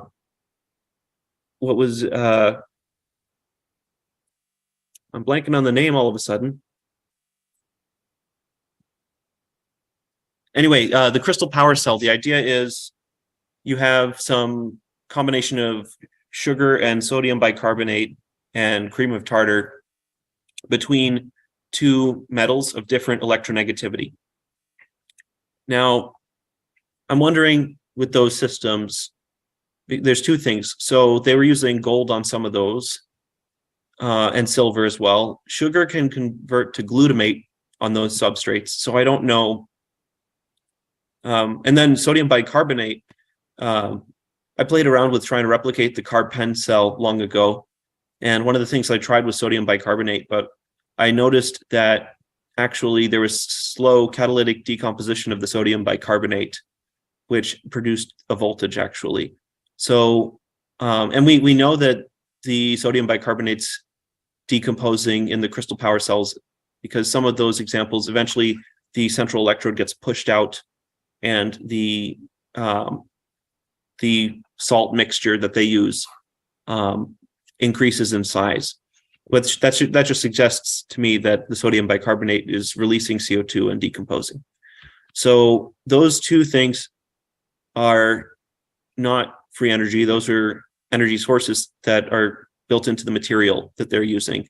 I would certainly like to see if they can use other glassy materials at the interface, because that might relate to the research with metal insulator, metal diodes. Usually the insulators in those are crystalline, but if you have an amorphous material in between, maybe that does something.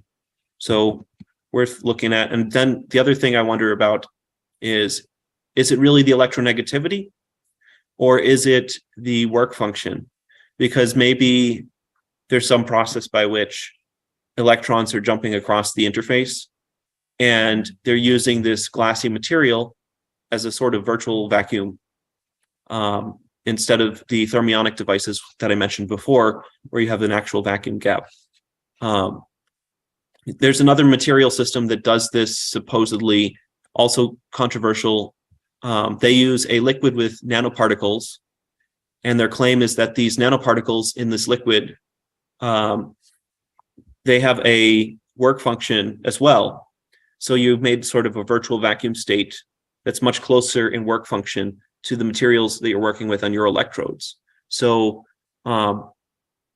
instead of having this thing operate at 1,000 degrees Celsius, you have it operate at a couple degrees Celsius, around room temperature. And that's due to the close matching of the work functions of the material versus the virtual vacuum in between. And maybe if the crystal power cell is the real deal, maybe it has something to do with that and the work functions of the materials. Because generally speaking, highly electronegative materials tend to have lower work functions, or electropositive. No, I don't think so. Anyway, so then other things, those I also talked about just then. And then, okay, so another controversial system potentially, we've heard of a lot of systems that are that electromagnetic systems that cool themselves down and produce energy. These may be using parametric effects, like I mentioned, where you also have a nonlinear effect, a small nonlinear effect participating.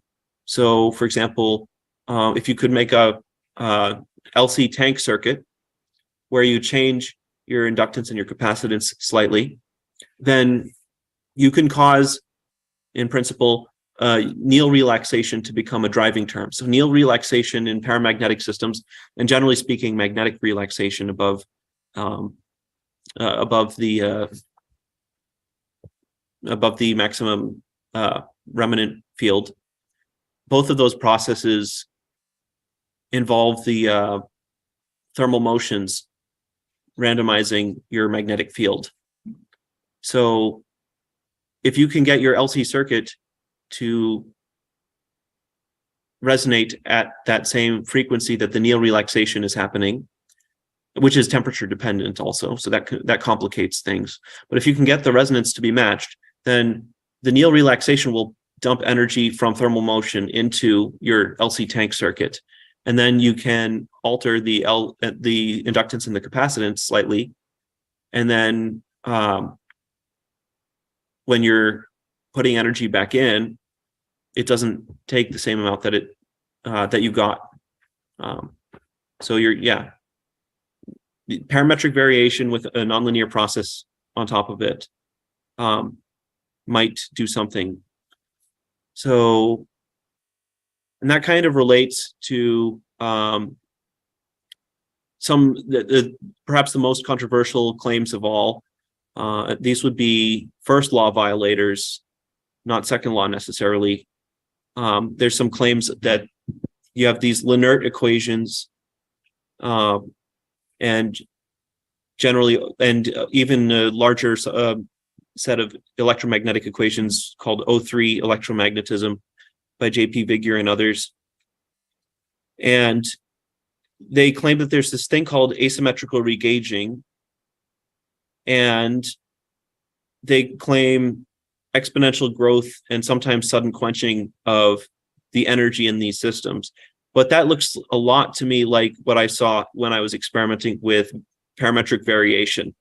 And a lot of the asymmetrical regauging example systems seem to be parametric systems. So I don't know what to make of that. But yeah, you can have exponential growth and exponential decay just in parametric systems when you have these waves that either cancel each other out or multiply when they reflect when you modify impedance. And also, you don't necessarily get energy out of those systems if you modify impedance and wave speed together. You have to modify just impedance or just wave speed under certain circumstances in order to get energy out of those systems. And it's not guaranteed to come from the vacuum or from a material. That is material dependent and situation dependent on the system.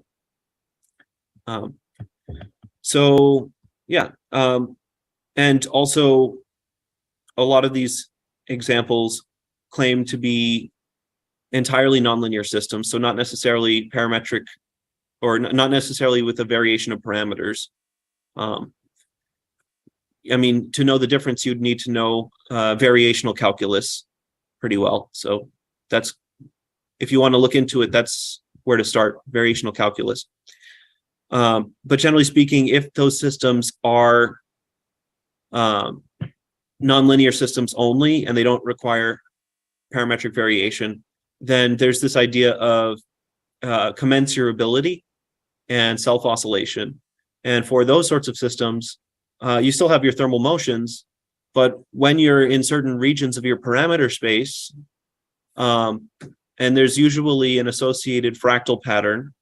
I was hoping to have a picture here for examples, but I'll show that to Tim at some other later date. But the idea is under certain areas of your parameter space that are predicted by some fractal, you can have self-organization, kind of like how hurricanes naturally form when there's heat from the sun going around the earth like that. There's or weather systems in general. And there's some chaotic variables there, but under specific circumstances, then you have a commensurable thing that forms due to the nonlinear dynamics. And those are called stable attractors. There's also chaotic attractors as well. Generally speaking, you're going to want to learn about attractor space and phase space and Liouville's equations. And that gets pretty complicated. And I can't say for sure at this moment whether that's also a second law violator or that their claims or that it's a first law violator. It's it's unclear to me whether they're just getting. So in order to break the first law of thermodynamics with an electromagnetic system, you would also have to break CPT symmetry. So that's another big thing. But anyway, for anyone, yeah, this is just for anyone who kind of wants to look into these things. These are things they should be aware of. Anyway, any questions? Okay, that's a lot. Okay, so let me do this. Before we go to questions, everybody, Mr. Michael Perrone, a big applause, a big applause. And actually, that's a lot to do without a presentation outline too, because I know you're only halfway done. So thank you for running through all of that.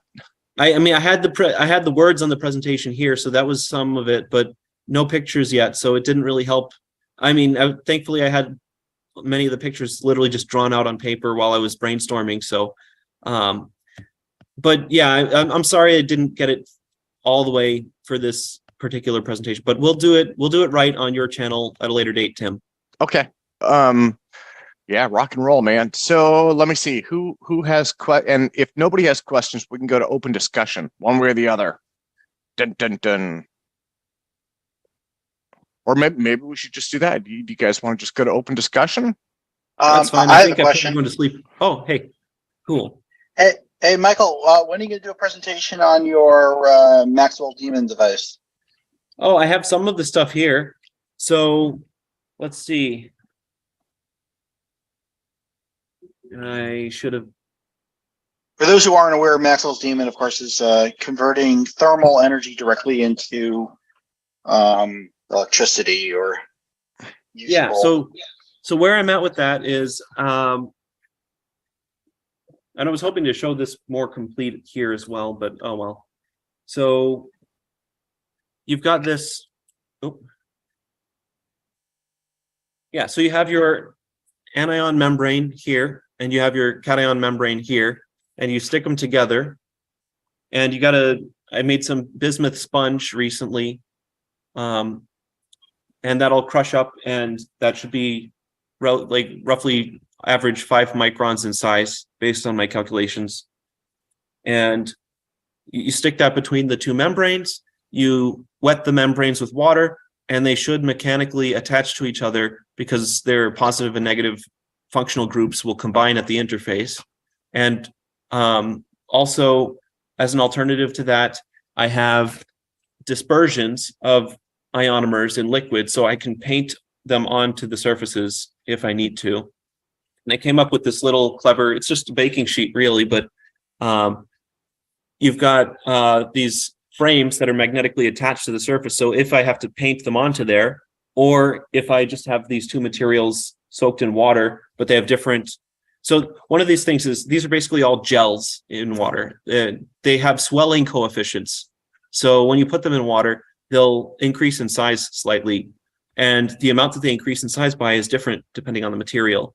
So these frames keep them flat to the surface as much as possible as they're drying. I don't know if I even want to make them dry fully, as long as they attach to each other nicely. So that's that. And there are 5 or 6 combinations of ionomers that work in terms of matching the swelling coefficients closely enough. So, yeah. And this is for your device that uses a very a specialized double membrane to convert heat into a pH difference between the two sides of the membrane. And that pH difference is then able to be extracted as energy via electrolytic process, similar to a battery. So we're converting thermal energy first to a pH gradient using the membrane, and then from. It's not electrolytic. It's more comparable to like a salinity gradient device. So if you've heard recently, many people are considering using rivers or the mouth of a river as an energy source, because as it goes into the ocean, there's a steep gradient in the salinity, and you can get electricity out of that.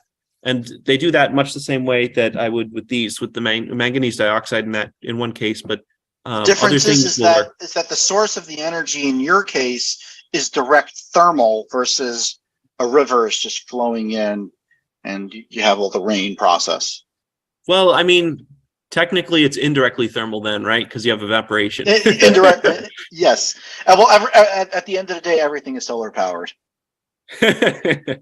Anyway, let's see. I do have some 3D models I could show, I suppose. Let me see if I can bring that up. And that will give more of a sense. I have to redo these a little bit because I talked with Dan Sheehan, and the membranes need to be much closer together to get more power out of the device. But if I can find it, just a moment. Is it there? Yeah, it's there. What was the thing again?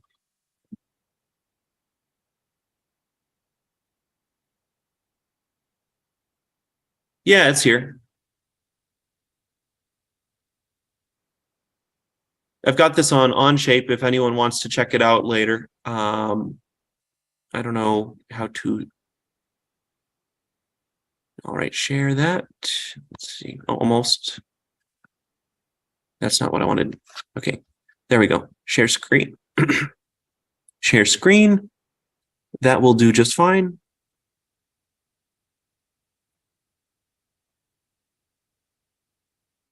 So yeah, this is the idea here, and of course it wants to invert that behavior.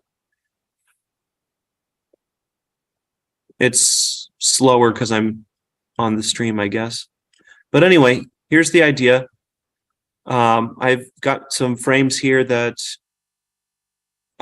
slot into this array here, and the frames will contain the bipolar membranes in my case.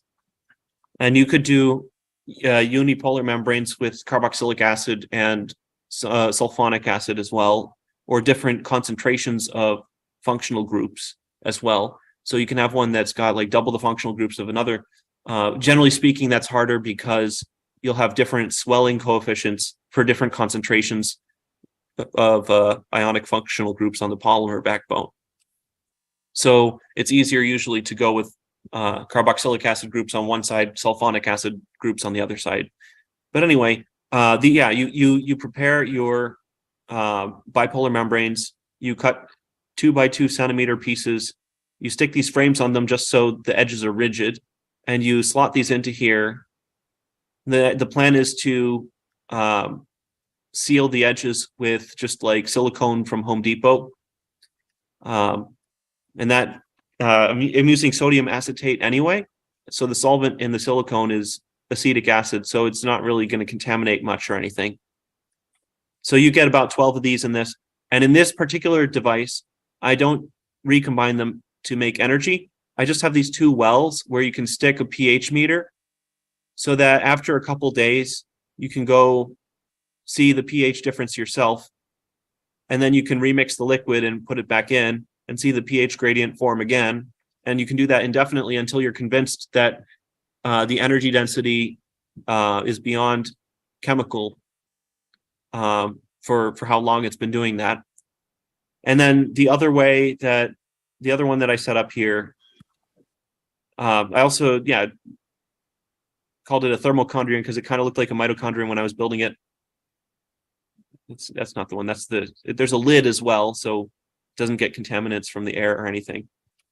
So in this case, you've got the frames that slot in, and that's just still there because you can get rid of that. But anyway, you have your frames that slot in here.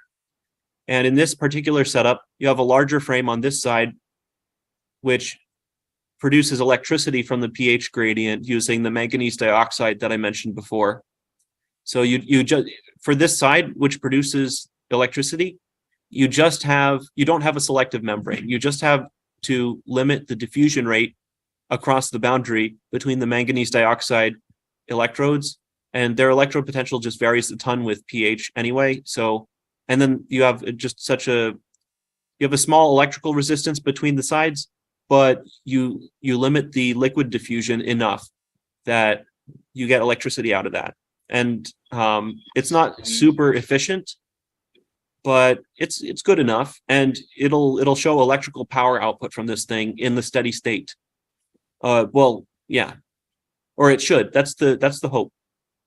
And the other thing, the thing I need to change. Is that going to be like 3D printed at a PET-G or something like that? Oh, I'm going to use ABS because then I can vapor polish it so it's watertight. But PET-G is actually watertight without any modifications. I did not know that, but so you just got to be careful. As long as your printer's good, you're fine. I'd like to take some extra precautions, I guess, because you never know if there's a small thing there. So yeah, PET-G is what soda cans are made out of, plastic soda bottles. Right, but if your printer just like skips a little bit on the walls, you might have a hole somewhere that liquid could leak through, or you never know unless you vapor polish it. So anyway, that's the idea there.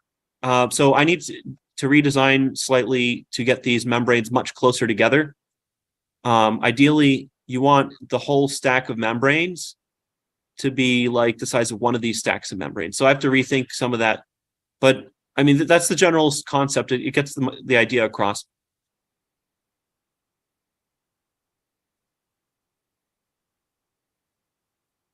Okay, so let us go to Michael Boyd next. Michael? Sure.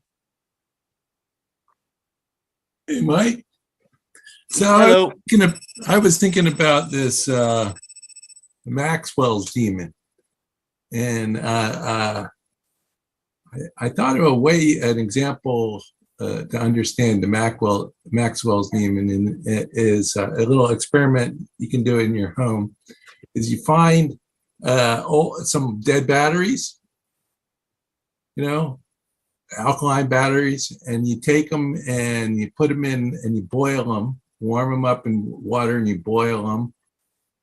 And then after you've done boiling them, you put them in a water bath with ice in it. And you let it reach temperature, and then you take it out and you dry it off, and the battery's like new. It's back to the 1.5 volts. And this is an example of a simple example of a Maxwell's demon. Essentially, you're taking There's too many other things that are going on there. The challenge with proving, so you can do a lot of fun experiments, but the challenge with proving it for certain beyond a shadow of a doubt is you need to build this stuff in a very precise system that doesn't have too many side reactions chemically going on. For example, when I talked about the crystal power cell, you had your sodium bicarbonate and sugar, and it's known for certain that on noble metals, sugar will oxidize to glutamate, and sodium bicarbonate, even in ambient conditions, it will decompose as long as it's in water or has some exposure to water.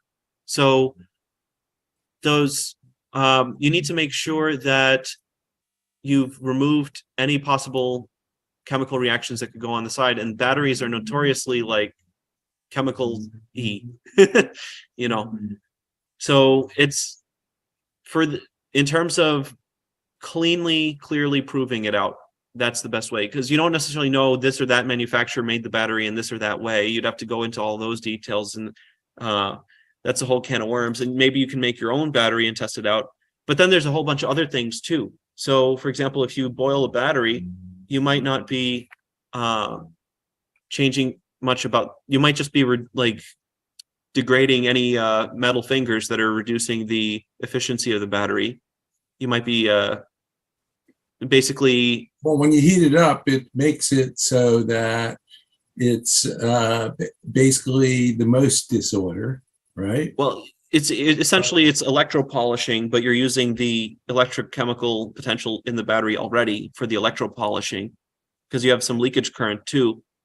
So you could be electropolishing the battery internals flat again, and then that would be a higher voltage pump, maybe. I mean, so there's so many things that could be going on with a battery. That's an interesting experiment, but I don't know what it proves. That's the thing. I guess I want to chime in on this. I have 10 years of experience working with nickel metal hydrate batteries. And I kind of agree with Michael, well, both of you are Michael Perrone on this, that there's a lot of variables with the battery. You can bring them back to life for a bit. I guess the real test would be to use one battery and do that process, Michael Boyd, do that process several times and count how many watt hours you're pulling out of the battery. And if you can continually do that, after a certain amount of time, there isn't that many watt hours in a AA battery. You must be getting it from somewhere else. Well, I mean, I agreed. Something mechanically wrong with the battery that wouldn't work. But you can take like 8, 9 batteries and you can measure them and they'll be below the I believe the voltage will change. And do this process and they all come back. Actually, Michael, temperature is so important for battery output that we have a temperature controlled room over here for the battery lab that has a heater and a cooler depending on the time of year. And depending on the temperature, you'll see a major increase or decrease in the battery's performance. Over here, we have high current tests. Lead acid battery? These are nickel metal hydrate batteries, but the same is true for almost all chemistries. With the lead acid battery, you can buy this thing. It's called a desulfator. And what it does is it's an overcharger. It's an overcharger. It takes the sulfur condensate and that's how it's restored. And I had 4 12-volt 255 amp hour batteries that I bought in 2002. And one of them, the one in the first one in the series, it lost the cell. But I still have those other 3 that were next in the line. They're all still good and performing like new because you can restore those batteries. And it's kind of unfortunate because when people talk about solar panels and storage, they're always talking about lithium, which, lithium, it's not renewable. It ends up in the landfill. It's not recycled, but lead acid batteries, 99.9% of them are recycled. So even though it's less efficient, in the long run, its life cycle impacts are much lower than lithium. I mean, lithium batteries are recycled.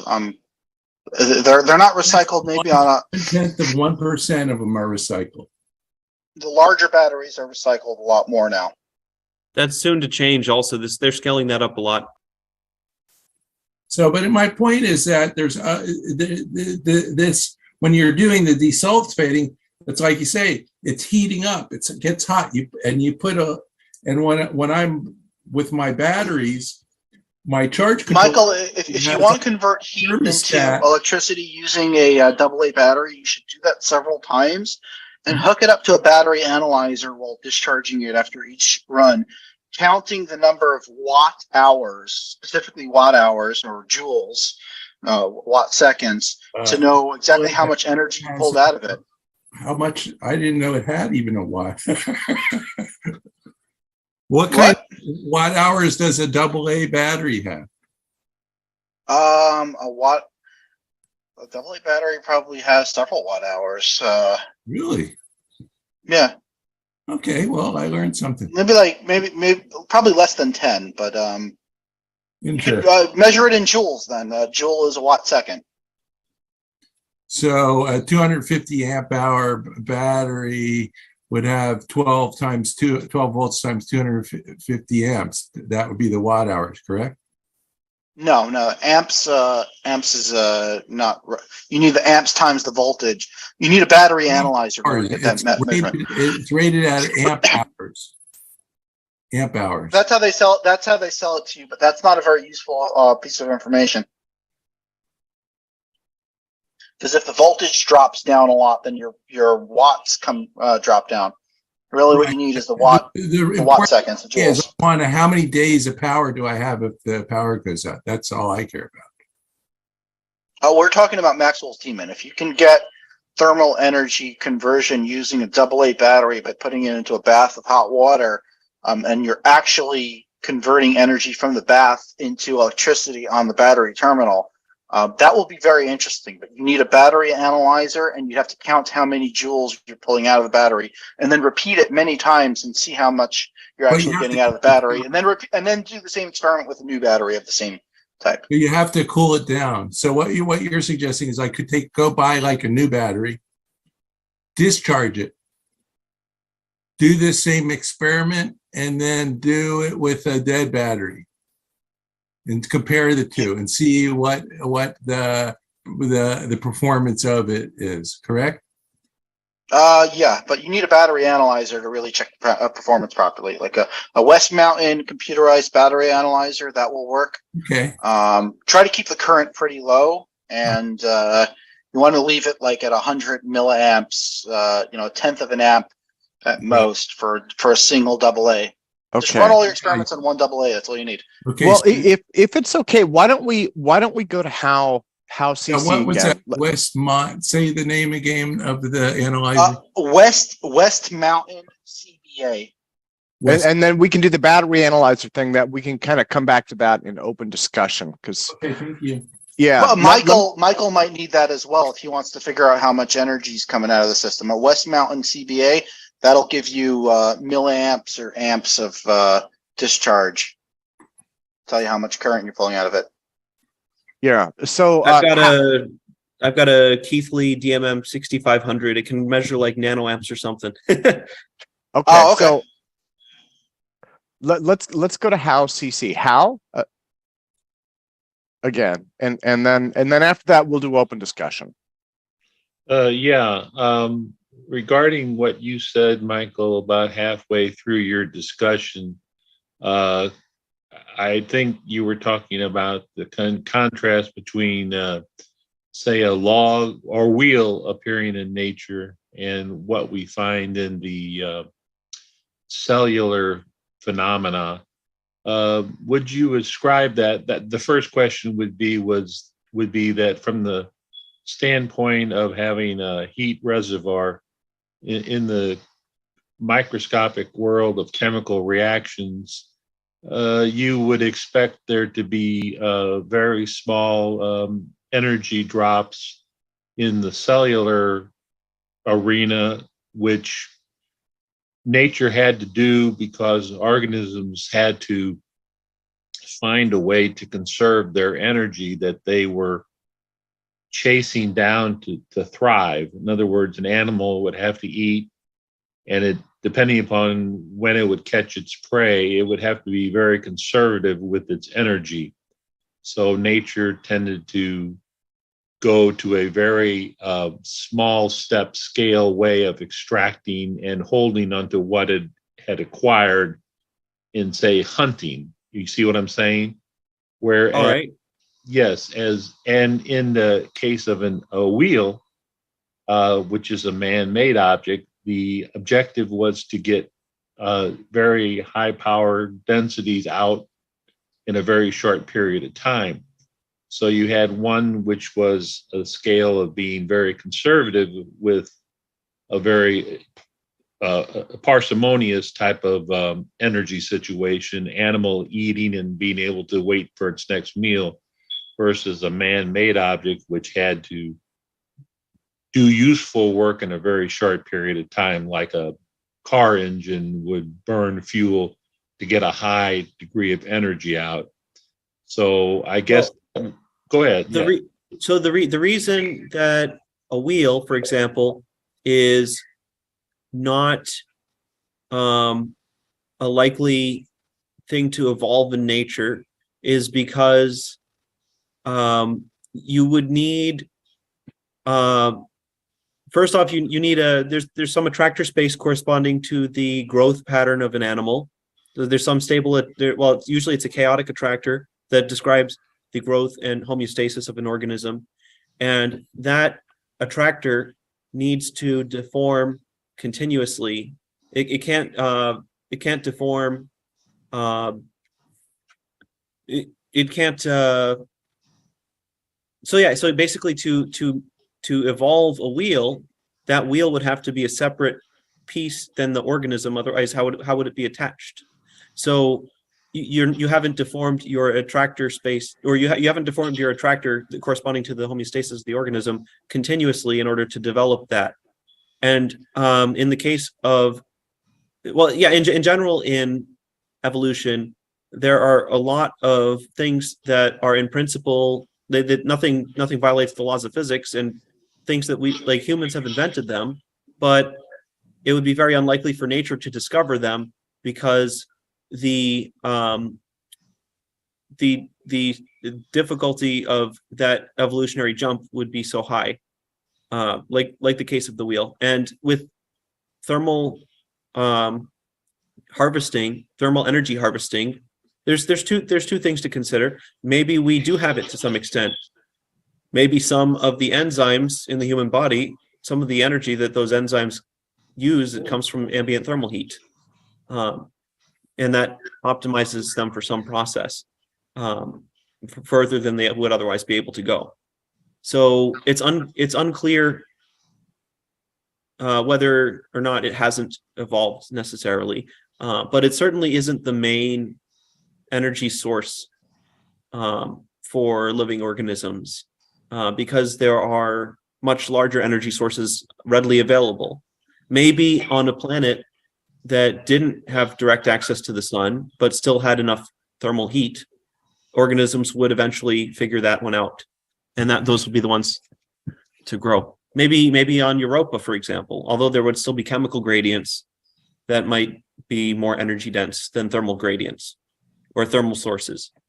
And then the other thing to consider is, if you're going to build a protein or enzyme that can harvest heat, how much energy and resources does it take to make that protein? And it's not, usually enzymes and proteins and things eventually break down. So how long is it going to last? What's its half-life in the body? And are you getting more energy out of it than it took to make it?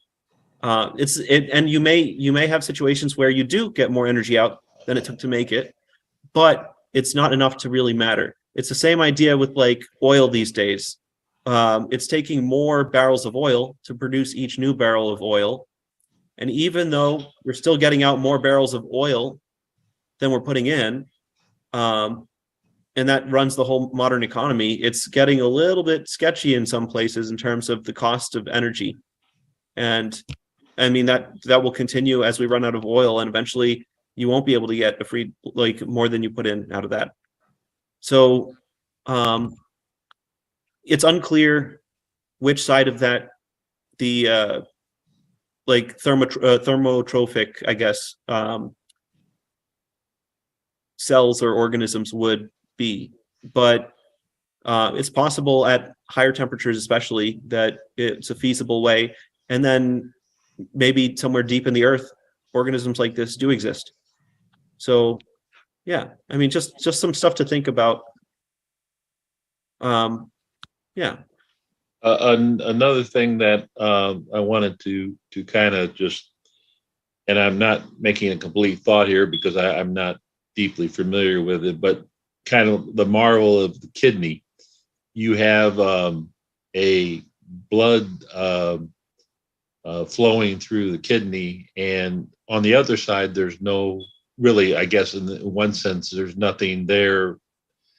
Urine is produced, but I assume it's not continuous. And the point I'm trying to get to is that you have a kind of an anti-osmotic system in which you have something which is from a high gradient, a solute, flowing to a non concentration, a zero concentration on the other side. And I was thinking that if there was a way to find a way to reverse that so that we could take salty water and without the high pressure to drive the osmosis, from the highest salty to the freshwater side. If there was a way to reverse the engineering of the kidney, we might be able to get to some degree of free production of fresh water without necessarily the high pressure. Has there been any thinking on that? I don't violate the thermodynamics. I just think there'd be a way to engineer it. It's sort of reverse kidney. Yeah. So that's called reverse electrodialysis, and they're using that to make power stations at the mouths of rivers. So reverse electrodialysis or reverse osmosis. It's usually called reverse electrodialysis the other way around, which would just be kind of osmosis, but you have electrical output. But anyway, they have these systems. They are considering using them for power extraction at the mouths of rivers. It's a thing that people have considered in the past, and there's other ways too. You don't have to go directly to electrical energy. You can simply use direct osmosis to make a water column that's way above the sea level, and then you just use a usual hydroelectric turbine. So you just the osmotic pressure makes a water column, and from that water column you just get gravitational energy into a turbine. So there's tons of ways to do that. But yeah, in the kidney, that's interesting. That's an interesting thought, because maybe there are some processes. I know the nephrons in the kidney have many active ATP driven processes in order to sort all of those molecules. But perhaps a few of those sorting processes are second law violators. That would be an interesting place to look. Yeah, I just was thinking that might come about in trying to kind of get the gist of what you were saying. It struck me that there might be some processes, like I was saying, in the kidney that just supported what you just said, that there might be a way to utilize that in advantage for separation of water, since water is so critical. Another question I have quickly is to summarize what you were saying. I listened to your whole talk, but are you basically searching for a way to get energy out of these chemical systems in small quantities to harvest, or what is your objective there of what you? So I was hoping to have my presentation fully ready. The idea was to make a general overview of all of the most promising second law violators and the general theory behind them that's being developed. I didn't have all my pictures in my presentation, so I just kind of winged it. But yeah, generally speaking, there's various fields that you need to be aware of if you want to go trying to test these things, various concepts. So, I mean, like Louisville's equations for one, Poincare cycles, and then there's a lot of basically the biggest area of uncertainty in thermodynamics is really with the axioms that are chosen and where those can actually be applied in real physics. So that's really things to be aware of when hunting for potential second law violators. Are like where do our thermodynamic principles actually apply, and what parts of thermodynamics can we still use, given that the assumptions are not true, and what are the general behaviors that have been observed about all of these systems that match up. Yeah, so that's the kind of. Yeah, just kind of pointing the way, I guess. Okay. So I think we're coming up on why don't we go to open discussion then? And so everyone, thank you. Let's do this. Let's give Michael an enormous hand. Sir, again, without having kind of an organized presentation, you're doing awesome. So what I want to do now is go to open discussion, and then we can just kind of let things roll, from here, because we're meandering a little bit. So I want to at least have things kind of in the right order so I can, split them up. But yeah, I would say, guys, keep going for it. I mean, Thanks, everyone. Thanks, Tim. And, yeah, we'll do a more formal presentation. Well, Michael, and if you want to keep talking about that's totally cool. I'm not trying to stop you from talking about it. I just want to, I want to have it like in the right section. Yeah, I'm just saying, I'll correspond with you later too, because I mean the whole presentation was shaping up to be really good, and then it just wasn't fully done, sadly. Well, no, when you get it like more organized into, then we represent or something. I think it was a lot of really great information. I think that the challenge is without having like a structure, it's really easy to kind of, Yeah. It's hard to stay focused, I guess. But yeah, thank you for sharing all of that. I mean it. I hope it's helpful to people. Yeah. So yeah, the way that our open discussion works is basically it's just I guess unmute yourself and we can let things roll. Mark, you know what? Let me ask you, Mark, can I make you the host? And will you give me permission? Yeah, sure. Okay, let me do that. I'm gonna, and then please give me permission. I'll start recording again. Okay. Oh, and I'm still recording. They fixed that. It works. It works. They fixed that. Yeah. Cool beans, guys. So, Mark, I had a question about this battery analyzer. I found it online. And let's see here. It's talking, what is it called? It's power profile. Is that what you're talking about? The power profile that it does?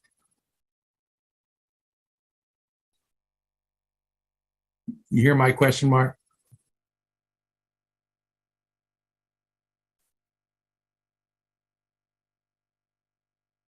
Hello?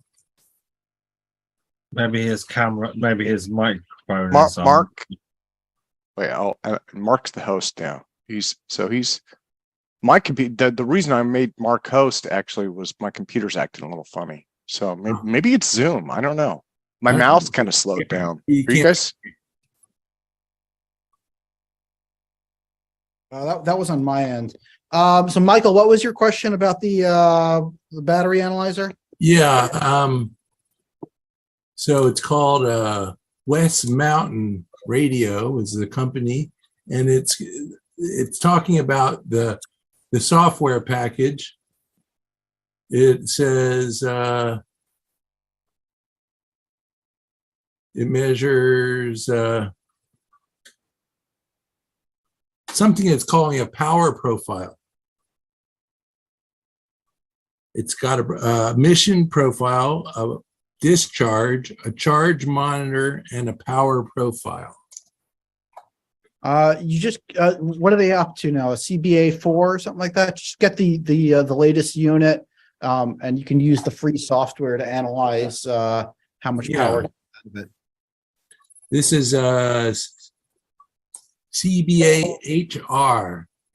This is the one for like little batteries. The other ones are for bigger batteries. Yeah, if you're using the one for a little battery, that's fine.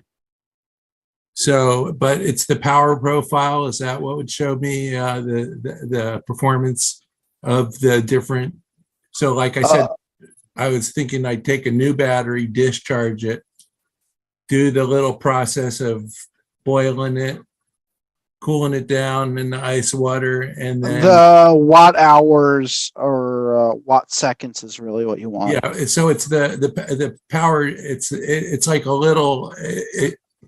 It kind of goes over and then it kind of falls off. It has like a roll. That's the voltage, but you don't want to end up with a milliamp number because that is not going to give you any useful information. Because if it started out at 100 volts, and 1 amp, that's 100 watts. And then it drops down to 10 volts at 1 amp, that's 10 watts. Right. And it's the milliamp numbers is, the amps is the same.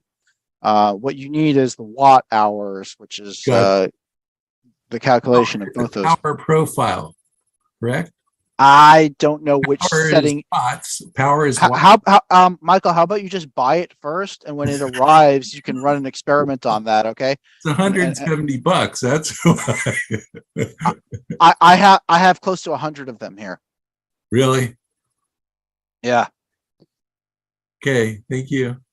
No problem. Michael Perrone actually mentioned he has one that registers much lower currents. Well, that's not a battery analyzer. It's technically a multimeter, but it is extremely sensitive. It's the Keithley DMM 6500. very good for general. But yeah, for battery analysis, I don't know. But it's certainly But it's Michael, not more you do need a battery analysis sort of system for your setup. not if it just indefinitely pulls out the same. So first off, I can record the voltage and current output on the thing simultaneously. Can you control the resistance for maximum output? I can put a resistor on there. What do you mean? So with a computerized battery analyzer, it allows you to change the resistance and find the peak power output of your device. So if you had, if let's say it's able to pull 1 amp at 10 volts or 20 amps at 5 volts, it'll find the sweet spot where the most watts are being pulled out. That's cool. Yeah. I mean, for my purposes, I just need to see if it's putting out energy indefinitely and there's no exponential decay to the energy over time. I just like set the voltage on there, start it recording, let it sit for like a day or two. Or yeah, for you, it's qualitative versus quantitative. Exactly. Yeah. We just need to see if this thing's still putting out energy after a month or two running continuously, and it's just not big enough to have done that otherwise, or even just like replace the liquid with fresh liquid, knowing that there's no energetic molecules in there, and then see what that does. Yeah, that'll give you a qualitative answer as to whether the device is working. But if you want to go into the quantitative space, you got to get some a battery analyzer with a power profile probably set up. Yeah, I mean, once we get to the state where we have some energy recycler that outputs kilowatts and we want to optimize it industrially or make 1,000 of them or whatever, like that's where you want the analyzer. But for yes or no, does it produce energy? I think the DMM 6500 multimeter is sufficient. Probably, yeah. I could agree with that. What's the how sensitive is your Keithley? How low a current?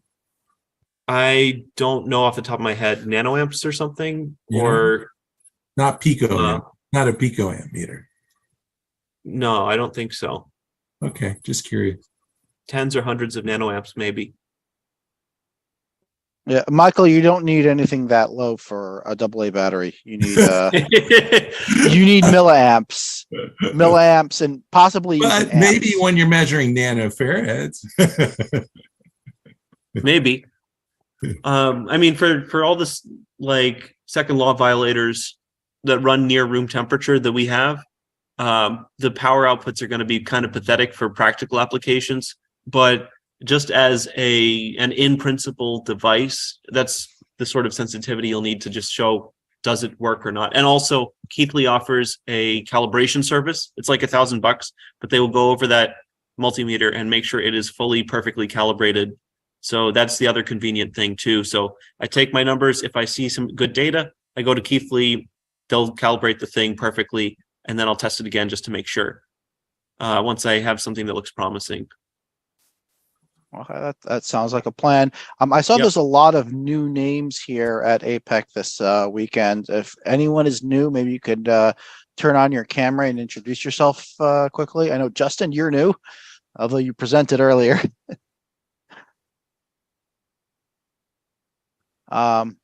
Brendan, are you new here?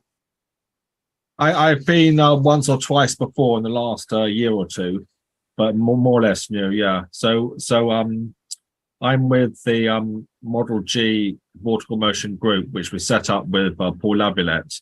So David Johnson and Chris, I can't pronounce his name, Chris Sacchino is also part of the group. They're here at the moment. So we're basically, we do a broad range of things, but mostly we investigate Model G, which is a model which Paul Laviolette developed to analyze the subatomic particles such as the neutron, and we're trying to improve the model to input particle spin into the neutron-like particle, so the model can be more up to date and comparable with experiments. Okay, are you running any experiments, or is this all purely theoretical? It's simulations, so it's based on theory and simulations of the output. So they're the experiments.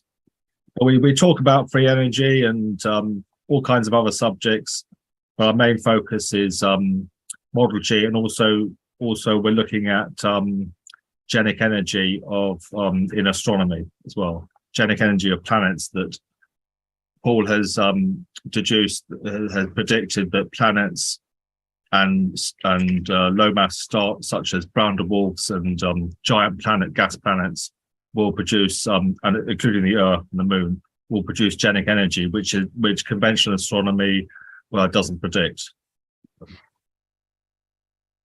Okay. Is this Christopher Satch from Long Island? Yeah, Chris Satch. That's right. Yeah, he was down here at the lab. He drove in for a day a couple of weeks ago. Yeah, we've got a Facebook group page called the Model G Vortical Motion Group, and we have a Stack Overflow page, which is not very active at the moment, with quite a few of the people who bought Paul's books. We've got about maybe 50 people on that, so that's question and answers. So mostly what we do is the Model G subatomic particle analysis, but also we're basically looking at Paul's work in subquantum kinetics, and also we look at a range of other things, a range of other physics phenomena and studies. So it's Okay. a volunteer group. You guys meet like weekly?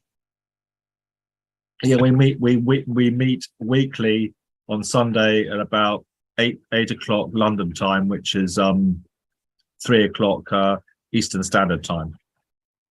So we've got David's in Sweden, Chris Satch is in New York State, and we have Justin Coven, who's also New York State, and another guy who's completing a PhD in organic chemistry, and he's from university in Canada. All right. Who's running the simulations? What software are you using?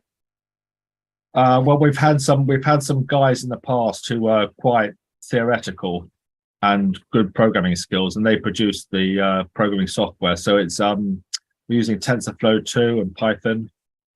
So we're using the computer to numerically solve the partial differential equations of Model G subquantum kinetics, and then forming a particle out of the ether, and then the particle is reasonably sophisticated as is at the moment, but it hasn't got quantum spin in it. So we're trying to initiate quantum spin in the particle, doing it in 1 dimension, 2 dimensions, and also 3 dimensions. Okay. Sounds really cool. Is there anyone else here that's new? David Johnson, is this your first time here? Yes, I think so. As far as I know, maybe, yeah. And the reason I attached today was because of this hypersonics, supersonic thing, because I was active with this in 2007 and 2009, and I worked then to describe a supersonic flow without sonic boom and without shockwave, since there had been such observation made. Several UFO witnesses have said that they haven't heard a sound bang. So then I imagine how to make a model that enables this or disables this shockwave. And I worked according to retardation, and actually the speed of sound is what propagates forces in fluids. So that's why we don't see any shockwave at slow speed, but we see it in high. So my idea was actually to propagate waves in a medium surrounding a vehicle with a speed that is higher than the speed of sound. So that would be electromagnetic radiation then, eventually, or some other field.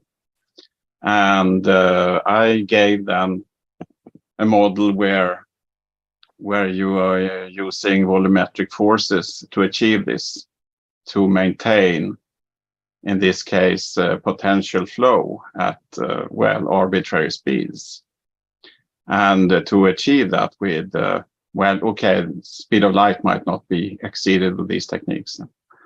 But I calculated that temperature distribution around the sphere and the cylinder to achieve this. And I also, it was also possible to calculate the heating and cooling necessary, what you need to actually provide in the air around a sphere to achieve this flow. And I was very surprised to see that I was confirming a statement made by Daniel Fry. He said that there would be a radial dependency of 1 over R7, and I actually got that. So he must have calculated similarly, I guess. Or rather his contact person called Alan, who came from, I don't know where. Sorry, what do you do in your daily life, and where do you live? Where are you from? Daily, I have been working with IT mostly since 94. And I was first employee on a company, and it was gradually made public, and highest evaluation was $600 million comparably. But I left very early, but that was a funny thing to do. And I've been working in 2 different universities for a short while, a research organization for 8-9 years, and consulting in various branches. But right now I'm trying to focus on stuff that are more demanding. I'm considering following up on this flow case because I have some more ideas since 2009. I have some ideas on that as well.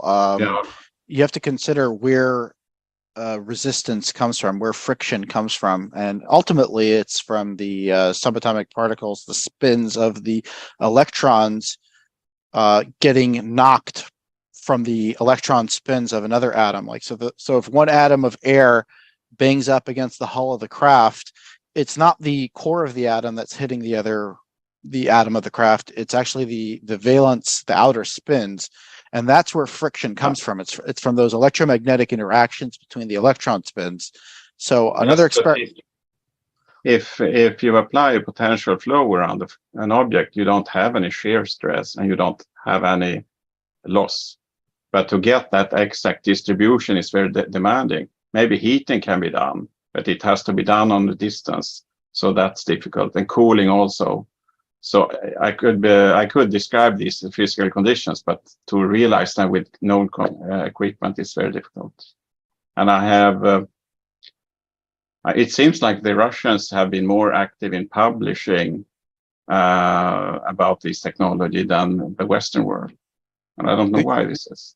So you're able to do that with just heat and cool? Just with temperature? Yeah.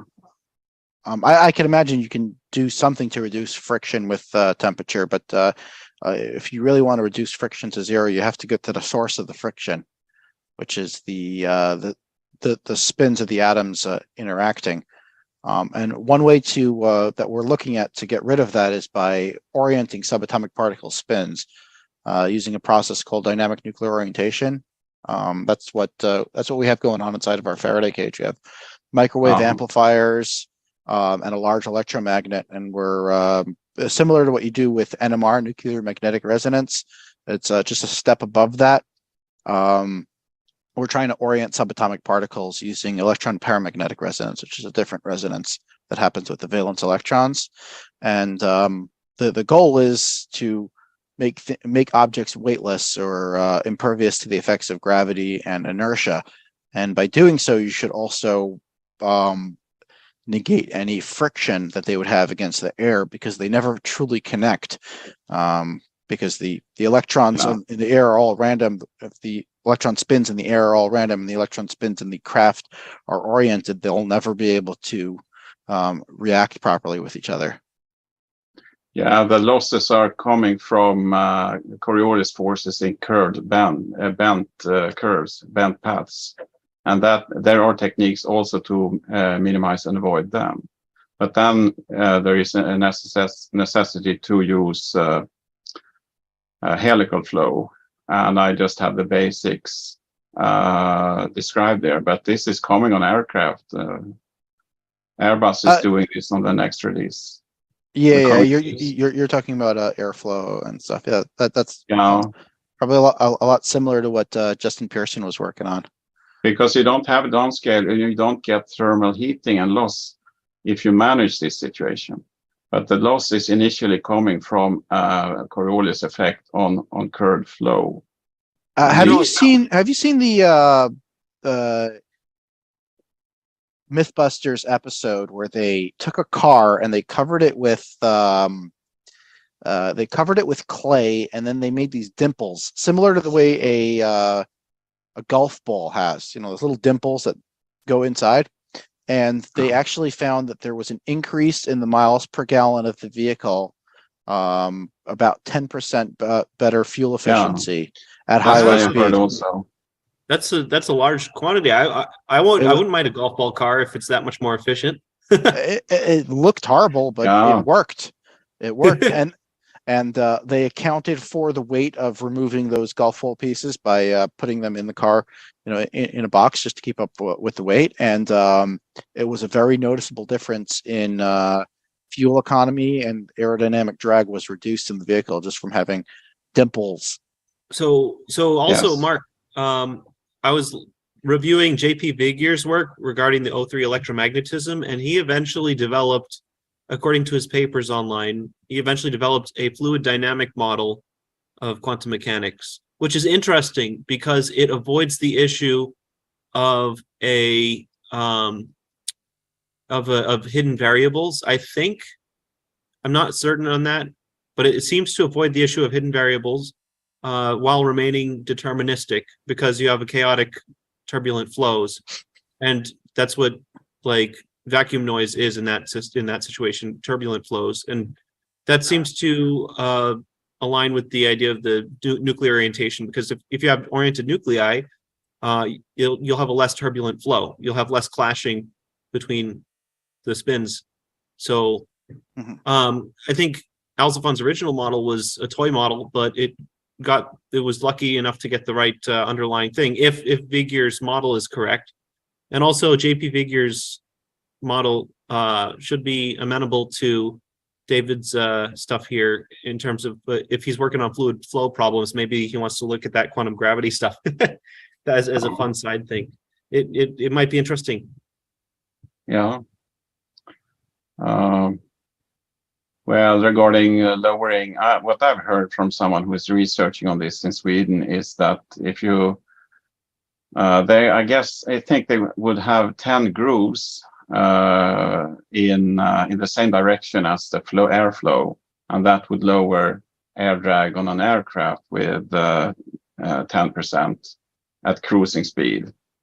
And there was a relation between speed and groove width. So I guess for a core, it would be like 1 groove per millimeter, maybe. But I can check this up. My impression, I haven't done all the details, but what I would investigate is if Gertler vortices or Dean vortices are formed by these grooves, and they have the effect to prevent, if they're proportionally designed, to prevent Coriolis effects from acting over a longer time, since the flow is being curved. It's like acting and then it's continuously curving, so the effect is cancelled in this case, because it's done over the whole turn. And that's my only way I have imagined this improvement. But maybe there are other ways to describe it.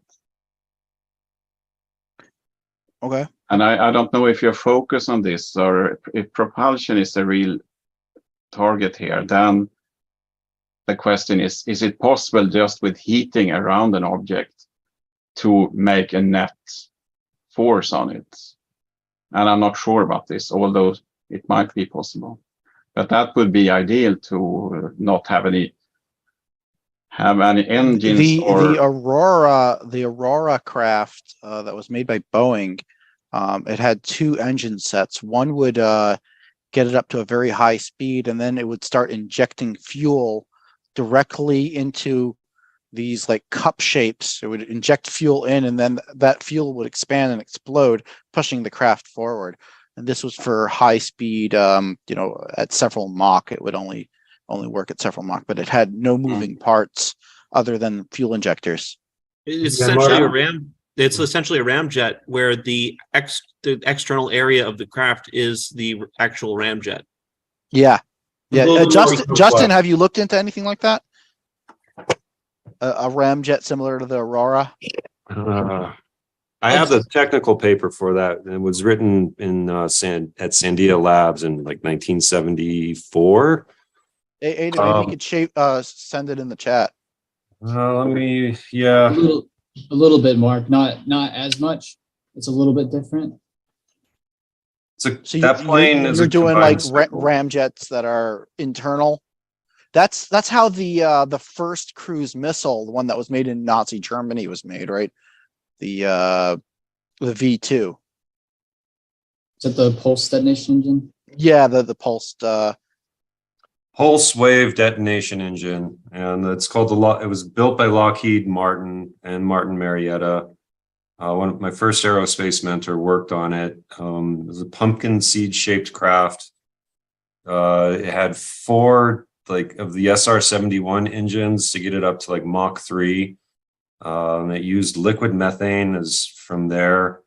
And then also it's a squeeze, right? So it's the ring of nozzles were on basically the back third. There was it looked like an aerospike on the back.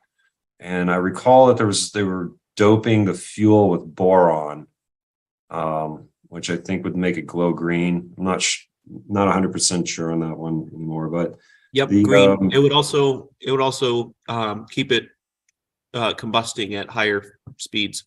Okay, yeah, and so they would as it was leaving the atmosphere. I've actually seen it. It leaves when the secondary propulsion system, which is the pulse wave detonation engine, is active. It starts leaving donut rings behind it. And the thing is incredibly quick. It went from horizon to horizon in like 90 seconds. And it was just screaming. You see it and you're like, what the hell is that thing? Like, for those who don't know, Aidan Schaefer is out there in New Mexico. He's a minority white boy in the oldest town in North America, Taos. And he's seen flying saucers and all these craft come out of what is essentially the main nuclear base in North America. That's where most of the nuclear action happens. Yeah, research and development. I have the paper. It's on my iPhone. I don't know, Mark. I can send it to you to your iPhone, and maybe since your Zoom is there on your yeah, sure. Yeah, send it over. Who else do we have here that is new to this? Don V. Black, PhD, Doug and Gloria, Zertis. Oh, I know who that is. There has been quite a few new names this weekend. Bernie, of course, always shows up. Bernie, where's your Bert and Ernie? There's Gene, John Frey. There's a lot of new names here. I can't really talk. That's okay. I'm running the YouTube. Well, check your the WhatsApp, Mark. Oh, sure. If you sent a link, then I will post it in. Oh, okay. That is a document. That's the actual document. Okay. Let me see if I can share that. And for anybody that's listening, it's NASA technical note D-5993. and it's a military paper that's hidden in a NASA database. And it was written There, outright there it is. Garland Air Force Base. I just uploaded it for everyone. Anyway, so that vehicle is real, and it's carpet bombs, tactical nuclear warheads. Justin, you probably want to download that from the chat. It's 2.05 megabytes. Just did. Perfect. Yeah, and David Thank- might be thanks, interested in David. that as well. You're welcome. Justin, how far along is your experimentation or work? On the Arbiter or the Midnight Engine? Both, I guess. Okay. Yeah. Finishing up modeling for the Arbiter and then sending to like a prototype to like a machine shop to get that built, and then talking with Langley right now about like wind tunnel testing.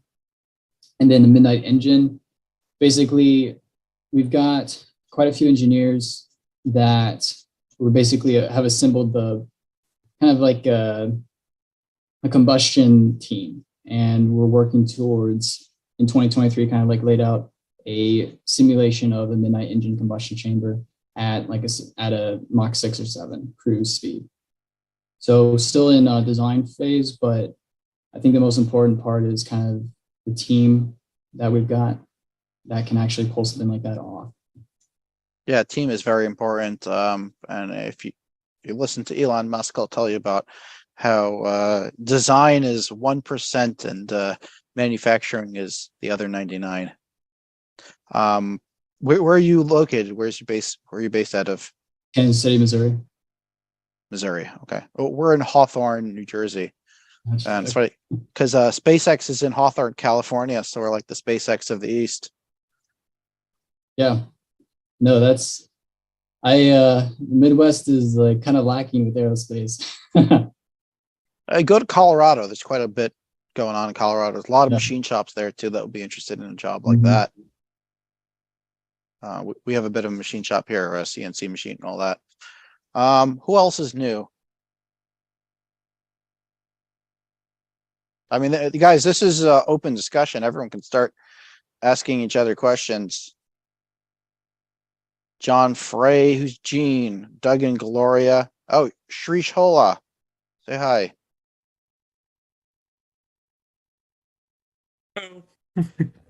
Hello, Shrish. Where are you from?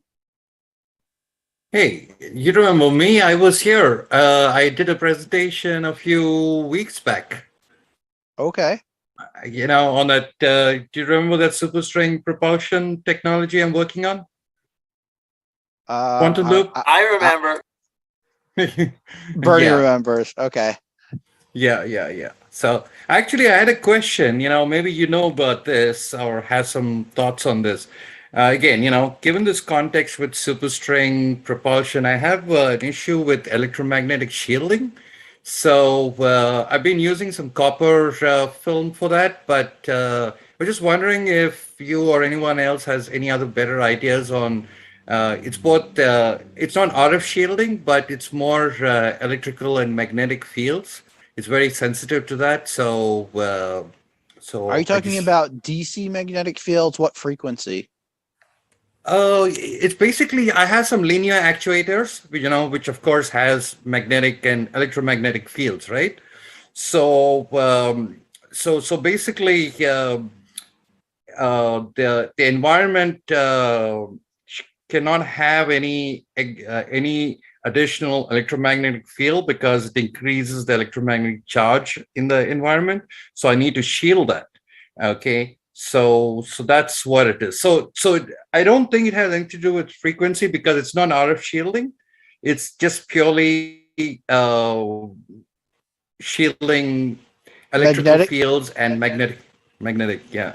Oh, so for that, you'd probably want to use mu metal or iron, like soft iron or mu metal. Mu metal is probably the best. It has to be kind of non-magnetic. Well, if you want to shield from magnetic source, you need to divert the magnetic field. Yeah, like a iron, Faraday cage kind of thing.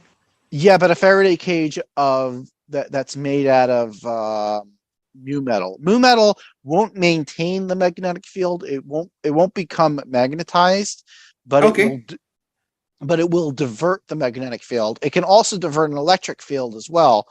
But if you applied a magnet to a piece of mu metal that was, like a full circle or globe or something like that, or a square, whatever, building on the round is probably better if you were able to get a sphere of mu metal to surround whatever you're trying to protect. That will prevent any magnetic fields from getting inside of it. Okay. I mean, yeah. I mean, getting out of it, really speaking. Yeah. Probably easiest to make a tube, like a tube out of mu metal, because it normally comes in thin sheets. It's really thin material. So if you had like a tube of mu metal and then just put end caps on it, that should work. Although mu metal is kind of expensive. You could also get mu metal is basically 80% iron, the shoestring budget kind of thing. What? The shoestring budget? Shoestring budget kind of thing. Shoestring budget kind of thing. Well, it needs, if you're trying to shield from magnetic, it needs to be a ferrous material. Yeah, let me try that. I think, because I use copper, so I think that is good for electric fields. Copper is good for electric fields. Mu metal is good for both. Okay, let me look at that. I think that's a good suggestion, because that's something that I've been facing issues with. So yeah, that's great. Yeah, I'm proceeding with that.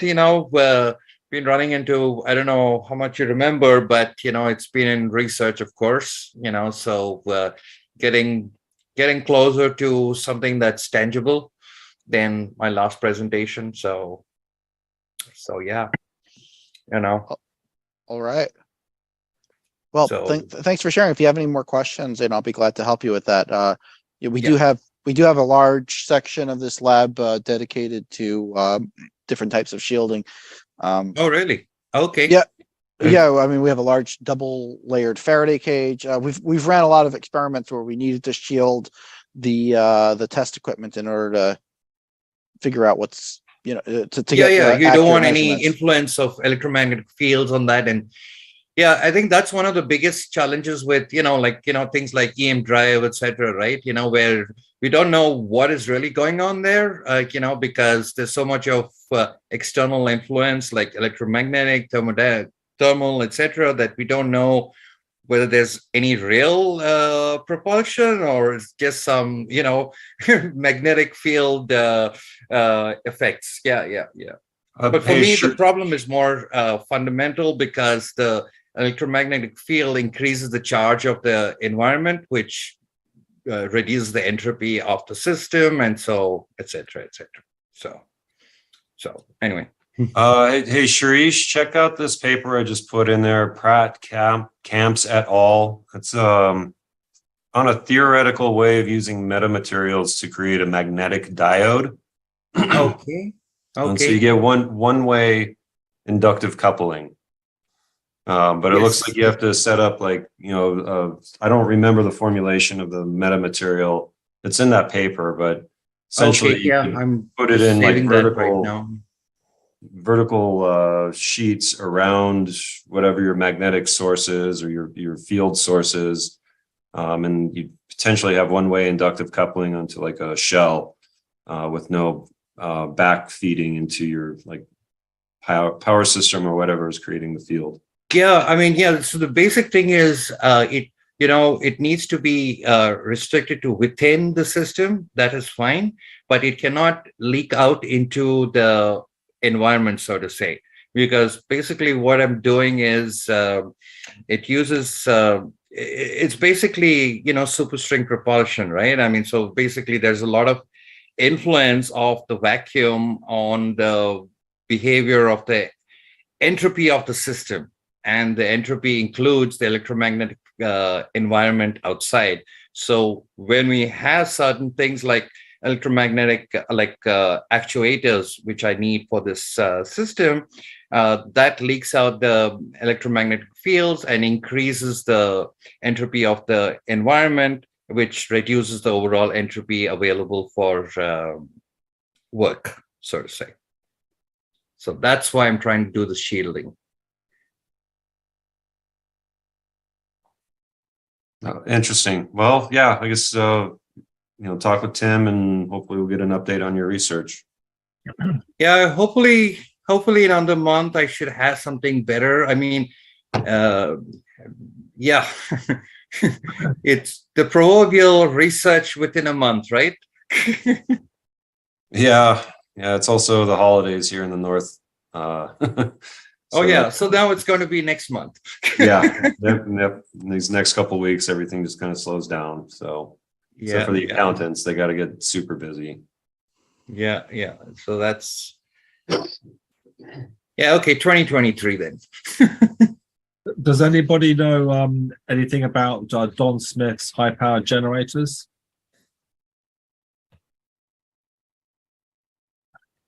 Don Smith, I'll show you. If I can share here, I don't know if they let me share, but whoopsie.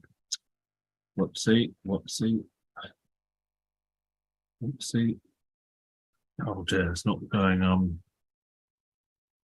this kind of thing here. Yeah, I know the basic idea, but I can't see if the principle works. You don't know if the principle works. Is that right? I haven't tried it myself, but the idea is it's sending the signal out, and therefore there's no back EMF. It's supposed to work more like a regular radio transmitter. Yeah, because I edited this document from Patrick Kelly. I just put it on ResearchGate. It's taken from Patrick Kelly's free energy devices, guide to free energy devices. And, that's an excellent site. Sorry, yeah, Patrick Kelly's site's excellent. And they say it's one of the most impressive free energy devices. One of the most impressive developers of free energy is Don Smith, produced many spectacular devices. So this one, he's showing devices here that are quite simple, only requires a moderate skill level to put them together. The parts are cheap and readily available. And he's showing a device here which sits on the bed, and it's got a coefficient of performance of over 13,000. So that's for every watt of energy you put in, you get 13,000 watts out. And then you can just it's run with a 12-volt battery. So I was looking at the design. I was reading through it. When I put it together, I didn't read it properly. I just read the grammar, making sure the grammar was correct. And now I'm reading through it, and it's basically this is just an improvement on using what's the jig? Two Tesla coils, an inner coil and an outer coil. You pass a current through them, one of them, and you can actually get a higher energy output just on a smaller coil inside a larger coil, if they're wound correctly to produce resonance, and that's the basic principle. But this one here includes capacitors and transformers, and so I just wondered what you guys thought of that. I'll stop the share. It looks like a loosely coupled transformer to where the main coil is putting out a larger field. And then the receiving coils, when they make back EMF, it's too far away to couple back to it, to the back EMF. That's my guess, if it works. Yeah. I think putting them together, I'm thinking of buying the parts and put it, because the parts are quite cheap and it's moderate skill level, not very difficult to do. I mean, he says you can't really put it together in an afternoon. You have to study it a bit, but it's only required moderate skill level to put it together. There's a similar idea in the bitoroid, only it works on a different principle, but it's kind of the same. It diverts the back EMF. But are you familiar with the bitoroid? No, I'm not. It's basically a transformer where the primary, well, it's easier to show it to you. The primary couples to the secondary, but when the secondary makes a back EMF, it's diverted to a secondary. It's the secondary path has less reluctance to it. He says, Don Smith says that he's getting in the electromagnetic wave that is produced. He's tapping into he says normal electricity uses the electrical component, but he's tapping into the magnetic component of the electromagnetic wave, and you can get vast amount. You can get a lot more energy out for without disturbing the magnetic wave too much. That kind of thing. So he says normal electricity is tapping into the electrical component of the electromagnetic wave, and he says that's very inefficient. So he's using a different type of physics. He's not using conventional physics. He's describing it in his own way, using his own kind of idea of electrical engineering and physics. So I would recommend you take a look at on John Luis Naudin's site. He mentions parametric power conversion. That's a very important principle. I mentioned it too in my talk as well. I have that page. If you look at when I was showing off the pictures, the E2 over E1 equals V2 over V1 plus some sum of gammas. So that expression is what happens when you modify the permeability and permittivity that the wave traveling through a medium observes. And you can get a lot of interesting effects out of that that would appear to be over unity, but are not necessarily. So I don't know if these are adjacent to something that actually works, or whether these sorts of systems are simply parametric systems, and the coupling is not something most people learn about, because you basically need to know variational calculus in order to know about that coupling term. Yeah, I mean, or at least knowing how to exploit it. Yeah. I mean, he's talking about tapping into what the environment, the 0 point energy or higher dimension or whatever it is, the ether, whatever it is. So there's two ways. There's two things that you can do. You can potentially harvest ambient heat, in which case your circuit should cool down if that's happening. Or you could actually be doing the 0 point energy stuff, in which case the works of J.P. Vigier and Myron Evans and Leonard, the Leonard equations, those are the ones you want to go to understand that more deeply. I'm not 100% convinced of those, but they're interesting. I think that either they're trying to represent parametric effects in a kind of obtuse way, or there's some other electromagnetic effects there that are not characterized in the usual Maxwell's equations. There are definitely pieces missing from Maxwell's equations. Yeah. At least the Leonard equations, potentially. And then there's also these things called flying donut pulses or spatiotemporal optical vortices, which are essentially longitudinal. So I don't know what to make of that just yet, but there's definitely some other symmetry groups that might apply to electromagnetism. And if there are other symmetry groups that apply, then there may be ways. There's also windings, like there's some weird things. I haven't seen people get them working really, that, or at least I know people who've tried who are very skilled who didn't get them working, but there's something called the Caponad's coil. There's other things similar to that, which would use the same principle apparently. And then there's all sorts of weird coupling schemes. A lot of them end up being parametric. So the idea with the parametric coupling is you have one coil around a ferrite core that's orthogonal to another coil, so 90 degrees magnetic fields. So when you turn one coil on, if there's a wave traveling in the other coil, it will appear to that traveling wave that the magnetic susceptibility is changing with respect to time due to the 90-degree field on top of that other field. And then on top of that, when you have crossed fields like that, normal electromagnetism says that those are linearly superimposed on top of each other. But these Leonard equations and other equations suggest that when you have fields that are on top of other fields, you get a pseudoscalar in the geometric algebra sense. And there's some really good new YouTube videos about geometric algebra, like a swift introduction to geometric algebra. That's a good one. But I mean, then if you see pseudoscalars in that sense, taking part in electromagnetism, that's mathematically speaking the way to understand them. Anyway, that should be helpful towards understanding because ultimately, if you got to understand not necessarily the specifics of that design or another design, you got to understand what's common amongst all of those designs. In order, because once you get the physical principles, it's far easier to make a system that works. Anyway, good luck. Right angles either. Okay, thanks. Thank you very much. How you normally have the coupling on the coils, it's, they normally talk like it's 100% coupling, but like you said, sometimes they change the angles. And if you change the angles, let's say you're 90 degrees, you're not going to get zero coupling, like a lot of people say in theory, because, you don't have a magnetic field that just likes this. You have a magnetic field that curves around it.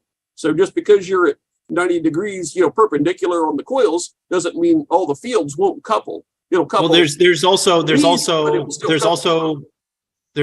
that's inductive coupling still. There's still a separate coupling term, the parametric coupling term, and that behaves in a completely different manner. Yeah, I'm not familiar with that part. Yeah, if you go to John Louis Nowdin's site, he describes the parametric coupling term. It's basically just when you take that derivative to derive things, you just take all of do the whole chain rule out, you get all the components. I don't know why they don't show it that way to people. Which part of the site? I'm familiar with the site, but I haven't read it in detail. Or if you have a link to whatever page it is. Yeah, I got it.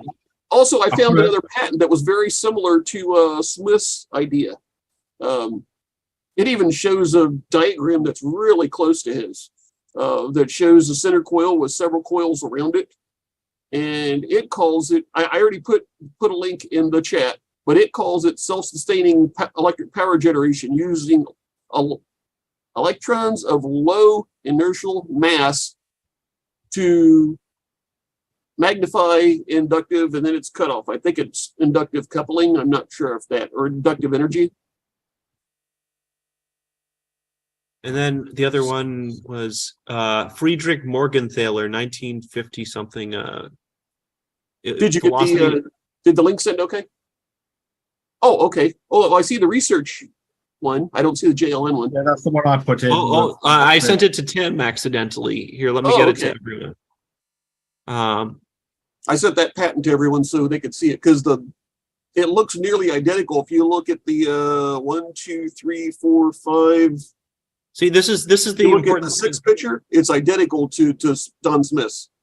Because a lot of people take this parametric coupling term and they peddle it as free energy because they're like, hey, look, there's no inductive coupling, so how could you get this energy out? But it's parametric coupling. It's understood. It's not over unity necessarily. There's some specific situations that could be interesting in terms of recycling heat. And then I have no idea. I haven't looked into the Leonard equations or O3 electromagnetism or Figure's work enough to know whether you can directly couple to vacuum. There's still, but they have enough out there that if you read their stuff, you can make hypotheses about what would and wouldn't work based on their claims. And then you go from there.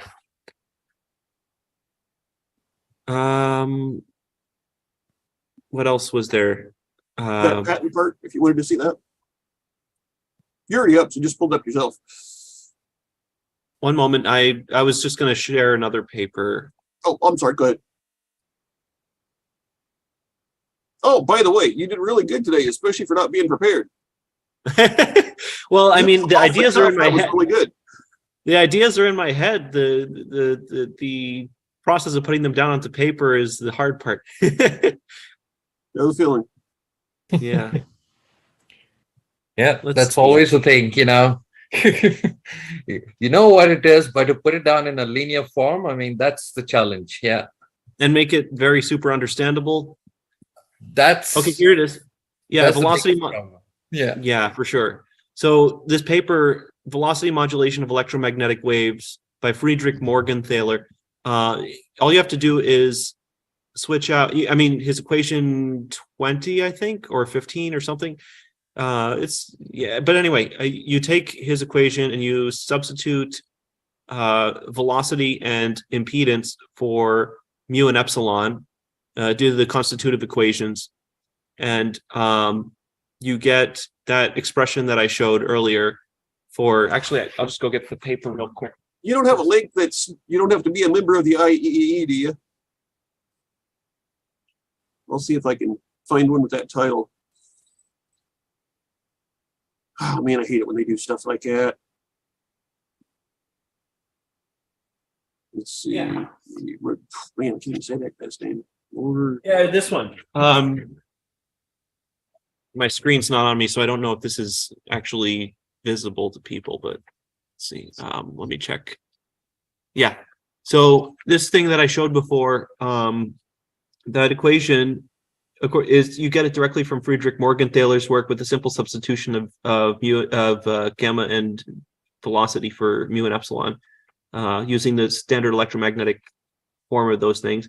And then you have this term associated with velocity, and you have this term associated with impedance. And when you modify the impedance, you get these reflections that seem to come out of nowhere, according to the standard coupling.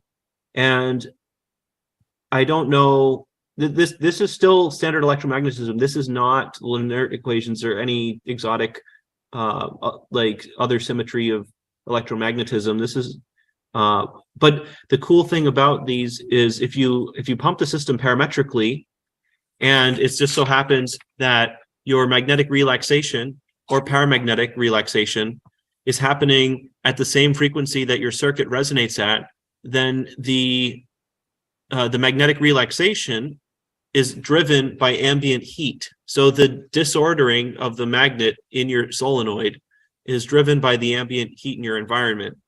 And that means that in principle, you could use the ambient heat to pump your LC circuit. And then what you need to do with your LC circuit is you need to modify the inductance and capacitance so that when magnetic relaxation occurs, it's driving the circuit, the LC resonator. And then when you're pumping energy back in, it's not being affected by the Neal relaxation that would otherwise happen. So there's some asymmetry there that you have to modify your inductance and capacitance that the traveling wave sees.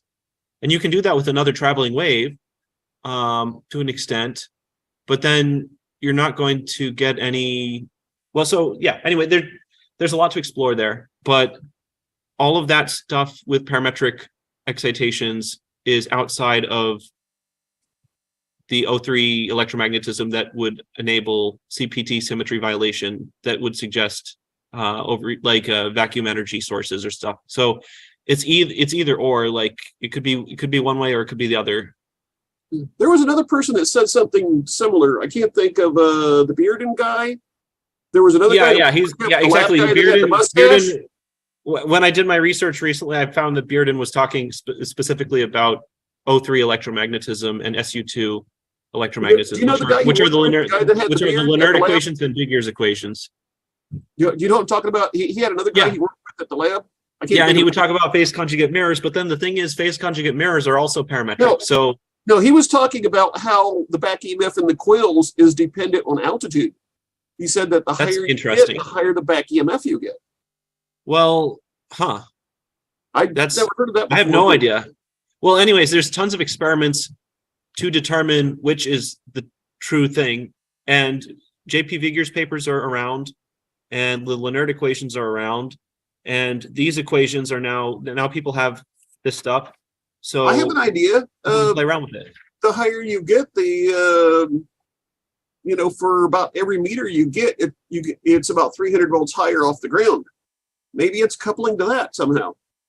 So that's one thing I'd looked at. Supposedly, so basically, if you have I spoke about this long ago, but I spoke about something similar long ago. There's this thing called a topological Tesla coil, where if you take a bipolar Tesla coil and you enclose one of the top loads of the coil around the other so that What is the bipolar coil? I've heard several of those, but I never knew what the difference was. so bipolar Tesla coil has two top loads with a center tap essentially. Oh, so okay, these right, two, yeah. right. So it doesn't necessarily need the center tap either, but it could be free floating. But basically, if you take a bipolar Tesla coil and you surround one of the top loads with the other, so it's circularly symmetric, that object. So two you coils? can resonate, huh? Two coils then, or two different loads and stuff. One. So same. I mean, you have the primary and the secondary. That's coils, but we're talking about one bipolar Tesla coil and two top loads, one on each end of it. Okay, I got you. So if you take one of those top loads and you surround the other end, so you have the circularly symmetric, spherically symmetric thing. So you have one top load inside it and one outside. Then normally you would have a dipole, but in this case, the dipole is circularly symmetric, assuming that the operational frequency doesn't produce any resonances on the surface of the outer sphere or whatever. But so we're talking about lower frequencies. Basically, what you've made is a macroscopic an analog of a quantum dot. So you have some macroscopic analog of a surface plasmon, and that object outside of the surface decays with distance exponentially. So along the surface, you have a wave equation associated with this object, and normal to the surface, you have a parabolic PDE instead of a hyperbolic PDE. So it goes exponentially with distance, but there's no such thing as a speed limit for that object. So it essentially goes infinitely fast. And you can demonstrate that this near field effect does go faster than light. So that solves all the horizon issues with the warp drives and stuff. So we can project the field in front of the craft. But that's a whole other can of worms. So the claim is with that sort of system, with O3 electromagnetism, you should see longitudinal waves come out of that if and only if the thing is electrostatically charged relative to some external body. So if it's grounded to the ground, you have that object, it has some interesting properties, but it still doesn't make longitudinal waves. And then when you electrostatically charge the thing and have it floating relative to you, then you should start to see some longitudinal waves, which would correspond to something called space charge, if space charge exists. And if space charge exists, that's a whole other can of worms. But it would explain a lot. It would explain why there's a redshift in the universe, because in terms of photon mass, this is a deep rabbit hole we're talking about here. But yeah, J.P. Vigier's papers and Tom Bearden's work is based off of Myron Evans, but Myron Evans just plagiarized J.P. Vigier, so just go to the original guy. Although Myron Evans had some interesting ideas too, just kind of all over the place a little bit. Stan Deyo mentioned coupling to the ionosphere also. He's got a patent on making energy from that. No, that one's another parametric system. So the ionosphere goes up and down a little bit. HED. Well, it's very simple.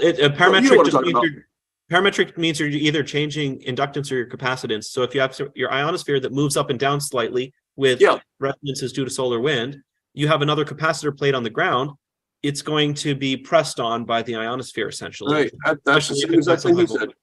Yeah, exactly. It's very simple. That's literally the same thing. You could do the same thing with a capacitor plate in your hands. If you pull the capacitor plates apart, you store mechanical energy as you pull them apart. So the voltage goes up and the total power in the thing goes up. Same idea. But that one's not free energy. That's just coupling parametrically to the ionosphere. Yeah, still free. Well, I suppose all of it's coming from somewhere we don't understand yet. So, I mean, I know what you mean. If you understand the parametric stuff, you get about half of how these things work, and then the other things are still a mystery to me. But I'm currently poking around with the electromagnetism stuff. Are you familiar with the patent for that, the Stan Deyo patent? Stan Deyo, I looked at what he was talking about a while back and just didn't get it at the time. But now that I understand some of the stuff about Vigier's, maybe it's time to look at it again. Yeah, maybe it's time to look at that again. I'm familiar with the guy anyways.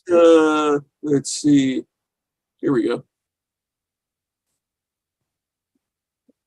I'll send you the name so that there we go. Makes it easy to find. Yeah, there's a couple of different versions of that. There's like a 2008, and I think the other one's like 2010 or 2012 US patent.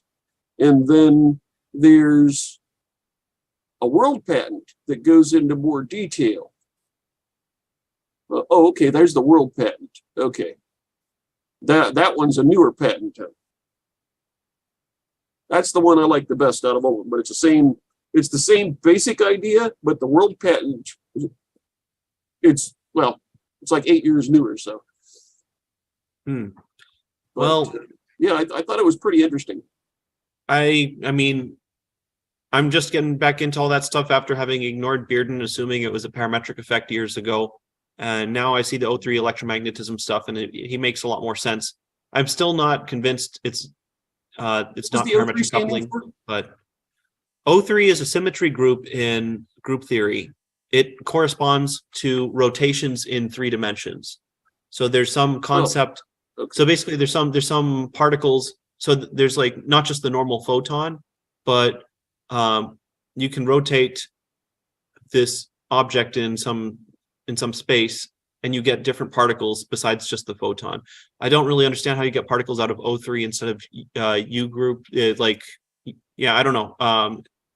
Usually electromagnetism is U1, which corresponds to a 2-dimensional, basically e to the I pi sort of thing. You have your plane, you have your variables, and that's how the object changes with respect to time. But O3 is a more complicated symmetry. And I don't know if it's even legit, but it's interesting, and I understand it a little better now based on Vigier's work. So many things like that where you can't tell if it's a real thing or a math thing. Well, that's why you got to find those original authors. Their names are like gold. Yeah, that's a good point. Yep, if you can track down the research over the decades, and sometimes if you see really promising results and then it goes black, then you know there's something there. Does the electrons of low inductive mass mean anything to you? Well, that's part of the O3 electromagnetism stuff. They basically, if their model is correct, and I don't understand why yet, but if their model is correct, then the photon has mass, and that's why also that's why we would have the redshift, because if the photon has mass, then it can collide with things as it travels and lose a small amount of energy in ways that it wouldn't normally, because if it were just U1 symmetry, you would only have quantized transitions with matter as it traveled, so you wouldn't expect it to redshift on its own. But if it has a slight mass, then the gravitational redshift that we've observed with distance, it wouldn't correspond to an expansion of the universe. It would just correspond to the electrons losing a small amount of energy as they travel through diffuse plasma. So does that mean different materials would give off different electrons with different mass? Because this one is saying a photoconductive selenium drum was the reason why it was lower mass. I think that has to do with the polarization. So there's this if you have circularly polarized light, then their claim is that you have a component of magnetism in the direction of propagation that's due to the polarization, due to something called the inverse Faraday effect. And because that is maximized for circularly polarized light, then if you have just a vertical or horizontal polarization, you should have less mass because you have less of that field. It behaves more like a U1 symmetry photon without mass. So maybe it has something to do with that, but I'm speculating at this point. Hey, just an idea. How about giving some classes sometimes? This is a lot of that's way over my head, and they're It's been so long. It's like, man. Anyway, that's just some things to research for people looking at that stuff. Yeah. I mean, honestly, like some of the stuff on Patrick Kelly's YouTube and website, like I would just love to test them, but testing them would be expensive. Like there's even just this one thing where he uses a water column, and it's just purely based on variational calculus. So there's this water column that you just bubble air into, and you have a bucket that it collects the air and goes up, and that's it. And oh yeah, I know what you're talking about now. Yeah, I mean, well, he has an array of buckets, and it goes around in a loop. But that buoyancy power. Yeah, it's interesting because so that I believe, if it works, is simply a parametric system, or is it's a second law violator like the ones I was talking about earlier tonight, if it works. Because what you're doing is you're getting a buoyant force from a volume of air, and that volume of air is increasing with the reduction of pressure as it goes up. And that volume of air is pushing the water column higher as well. So when you do the variational calculus and you take in those two effects, it ends up taking more energy or less energy to compress the air and get it injected under the water column than the energy that you get back by the buoyancy. And then the energy comes from the expansion of the air, which cools more than cools below room temperature. So if you ran this thing at a large enough scale, it should cool down below room temperature as it produces energy. Simply due to where the cooling effect come from? The cooling effect comes from the expansion of the air as a gas. But that expansion of the air also increases the force and the distance at the same time for the you need to do variational calculus. Different depths. It's like the brachistochrome problem. You need to do variational calculus to account for the raise in the water column due to the increase in the air, and then also the increase in the buoyant force over that distance. Yeah, it's a very interesting one. And it's very simple conceptually. For the air, one of the different variations on that was using electrolysis. And I'm not familiar with that one. Yeah, it was just the same thing, using electrolysis to fill the buckets, Oh, that's cool. So you're using electrolysis to produce gas. Right. Then you're harvesting the buoyant force as it goes up a water column. And then once you get then you're combining it again. Too. Oh, that's cool. I like it. Because then you don't even have to worry about compressing a gas. Right. I was wondering too, if let's say you're at 10 feet down versus 100 feet down, does it take any more energy for electrolysis at much higher pressure? Because you could get much energy out. So the challenge is but then water does not become your optimal material. Methanol does, because when you electrolyze water, it's about 70% efficient with the best systems we have. And then also at the end, it's about 70% efficient also. Yeah, but does pressure make any difference? Yeah, pressure makes almost no difference in that case. That's interesting. But because if you just go down like 20 or 50 feet, you could get way more power out of the same system. Oh, that's true, because the larger the water column, the higher the pressure, the more efficient the electrolysis. Right. But plus the like Myers electrolysis, the pulsed AC, pulsed DC, building up a charge and capacitively breaking down the water. He was supposed to be way more efficient with that too. I believe. So if you just use methanol in normal electrolysis, you get methane out, and methane fuel cells are 99% efficient, although they do operate at high temperature. Oh, even better. So you'd have to have a steady state that it goes into, and you'd have to heat the thing up to begin with. But then then to electrolyze methanol to methane, I don't know if that's sufficient or not. But there's probably some electrolysis that's near 100% efficient, so you almost use no energy to convert the stuff. And then if you put it through a fuel cell at the end.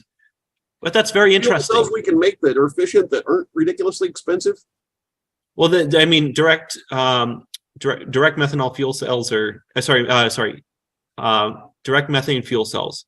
Solid oxide methane fuel cells at about 500 Celsius are 99% efficient. So if you have methane, you can get really good power out of it. But the solid oxide is usually zirconium and cerium based, so it's expensive. There were some people using barium zirconate, but then you're just putting in barium and you still have to use zirconium. Right. That Blue Box company said you could put gasoline in theirs. Yeah, you could, but the efficiency is not going to be super high. The high efficiency becomes because when you break down methane, you almost have zero entropy change because you're trading 3 gas molecules for 3 gas molecules when you combust methane. You get the methane plus 2 oxygen, and then you have CO2 plus 2 H2O. So the entropy change is negligible. So that allows the process to be almost 100% efficient for methane. Well, I'll tell you what I was thinking, and well, sounds like you're probably the right person to figure this out. Well, you definitely have way more chemistry background than I have. I thought, why are we wasting our time on these Teslas and the other batteries and trying to go all electricity and convert them around when they can just go to the gas station and use fuel cells instead of batteries? Go directly from, still use the same system we've got. Only you could use the fuel cells don't put out pollution like combustion, right? Yeah, because your fueling time would be like 30 seconds instead of half an hour. And right.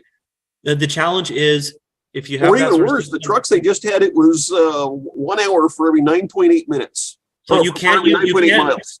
You can't use exactly the same pumps because it's a little bit more complicated. You would have to remove the used up. So assuming you have a flow based cell, so you have 2 liquid fuels. Well, if you can get it down to 1 liquid fuel for your fuel cell, I was just thinking gasoline, just straight gasoline. That's like now. Why can't that be? Well, then you would have to make the gasoline out of some carbon neutral process. Eventually, at least. Why does it have to be carbon neutral? I mean, this whole obsession with carbon. I mean, so the first off, the food cycle. It doesn't have to be zero. So fuel cells right now are very expensive for not that much gain over combustion engines. Right. So that's the real issue at the moment. And then some of these materials, let's say they were just over magnitude of size. So I mean, let's just say they were equal. It's an infrastructure. It's not a physics problem. It's an infrastructure and sociology problem. It's not a physics. Unfortunately. Yeah, we don't have the production. Like I was talking about ionomers. Ionomers, there's not the production capacity for ionomers to produce that many. Batteries even just for lithium-ion batteries, although that's not the limiting factor. But ionomers. Ionomers are polymers with ionic functional groups. Oh, okay. Yeah, that's about my chemistry. Yep. So, yeah, I mean, for the time being, a lot of ionomers are super expensive just because they haven't been scaled up in production. I'm just thinking, just if we could get, because I mean, gasoline engine? I think it's something like 18 or 20% of the energy actually ends up at the wheels. Yep. So if we have fuel cells, if you're lucky, that if they're like 40% efficient and they're going through an electric motor, and instead of putting out tons of heat and everything, in the end, it's infrastructure. It's like I was saying, or better. It's like I was saying that you have because they're not going through. You have economy of scale. You have economy of scale. You have tons of factories over the last couple centuries built to make combustion engines. So the whole supply chain is there. It's solid, and the production capacity can meet the demand. For fuel cells, you don't have a ton of factories all over the world that have been there for centuries. Those need to be built in order to provide the same scale And in the meantime, because they're not scaled up, fuel cells are much more expensive. So it's a chicken or the egg sort of problem, you know? Well, that's the reason why I was saying just stick with the gas we got now. You know, Well, maybe have a more but if you still have fuel version. cells, still, I'm saying fuel cells are just that much more expensive than combustion engines that people don't want to do it yet.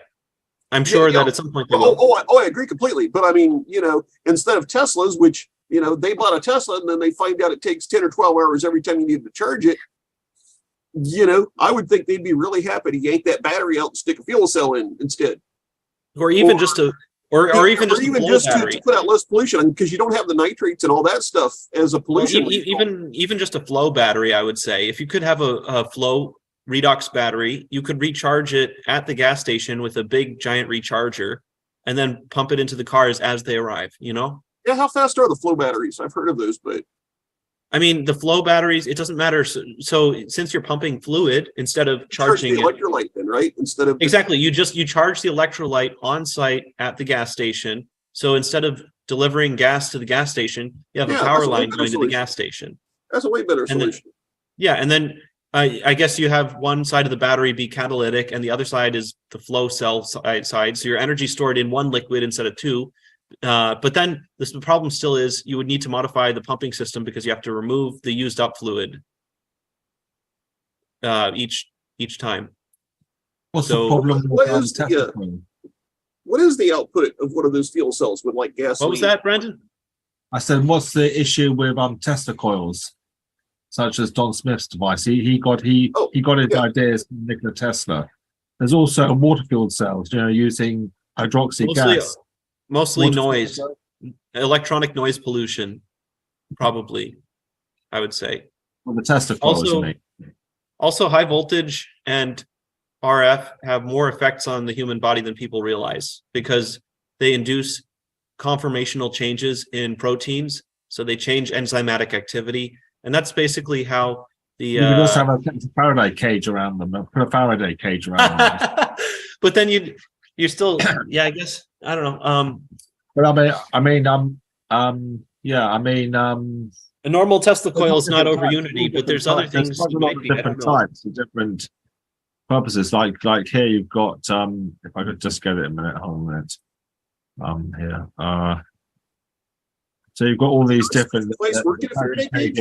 This is the these are all the different types using an aerial gravity, spinning rotor, motionless circuit, efficient magnetic transfer, fission electrolysis. That's like Stan Myers.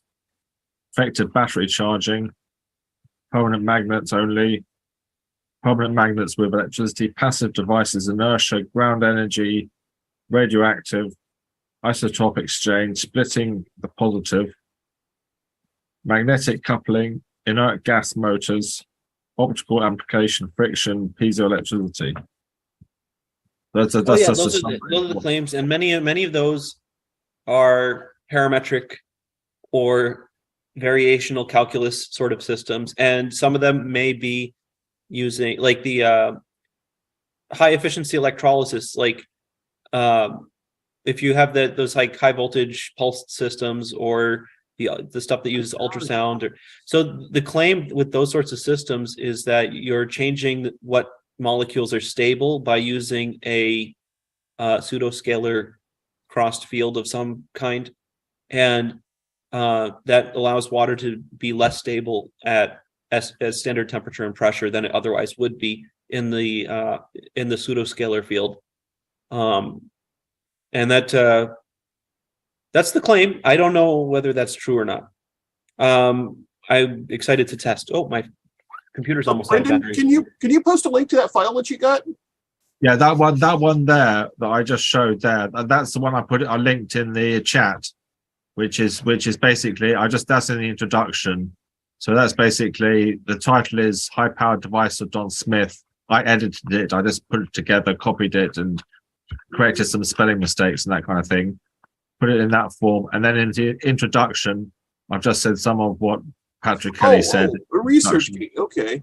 And then down here, I've got the all the different types of free energy devices that he talks about in the book, which is 2,500 pages of his book. I think he's retired now. And Don Smith, I've heard, had got Alzheimer's. I heard But- Patrick Kelly ended up. I thought Patrick Kelly died or something. Now, unfortunately, Patrick Kelly died. All right. I thought I heard that, but I don't know.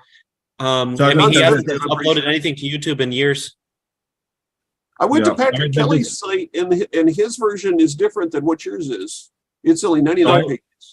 I have all the original stuff as well on an old drive somewhere. If you in go case down to people the need it. references at the bottom, I linked. What I did is I took Patrick Kelly's document and put it on my ResearchGate because you couldn't get it from his website anymore. Oh, is that That's your good. own Click research? on that Thank one you. there.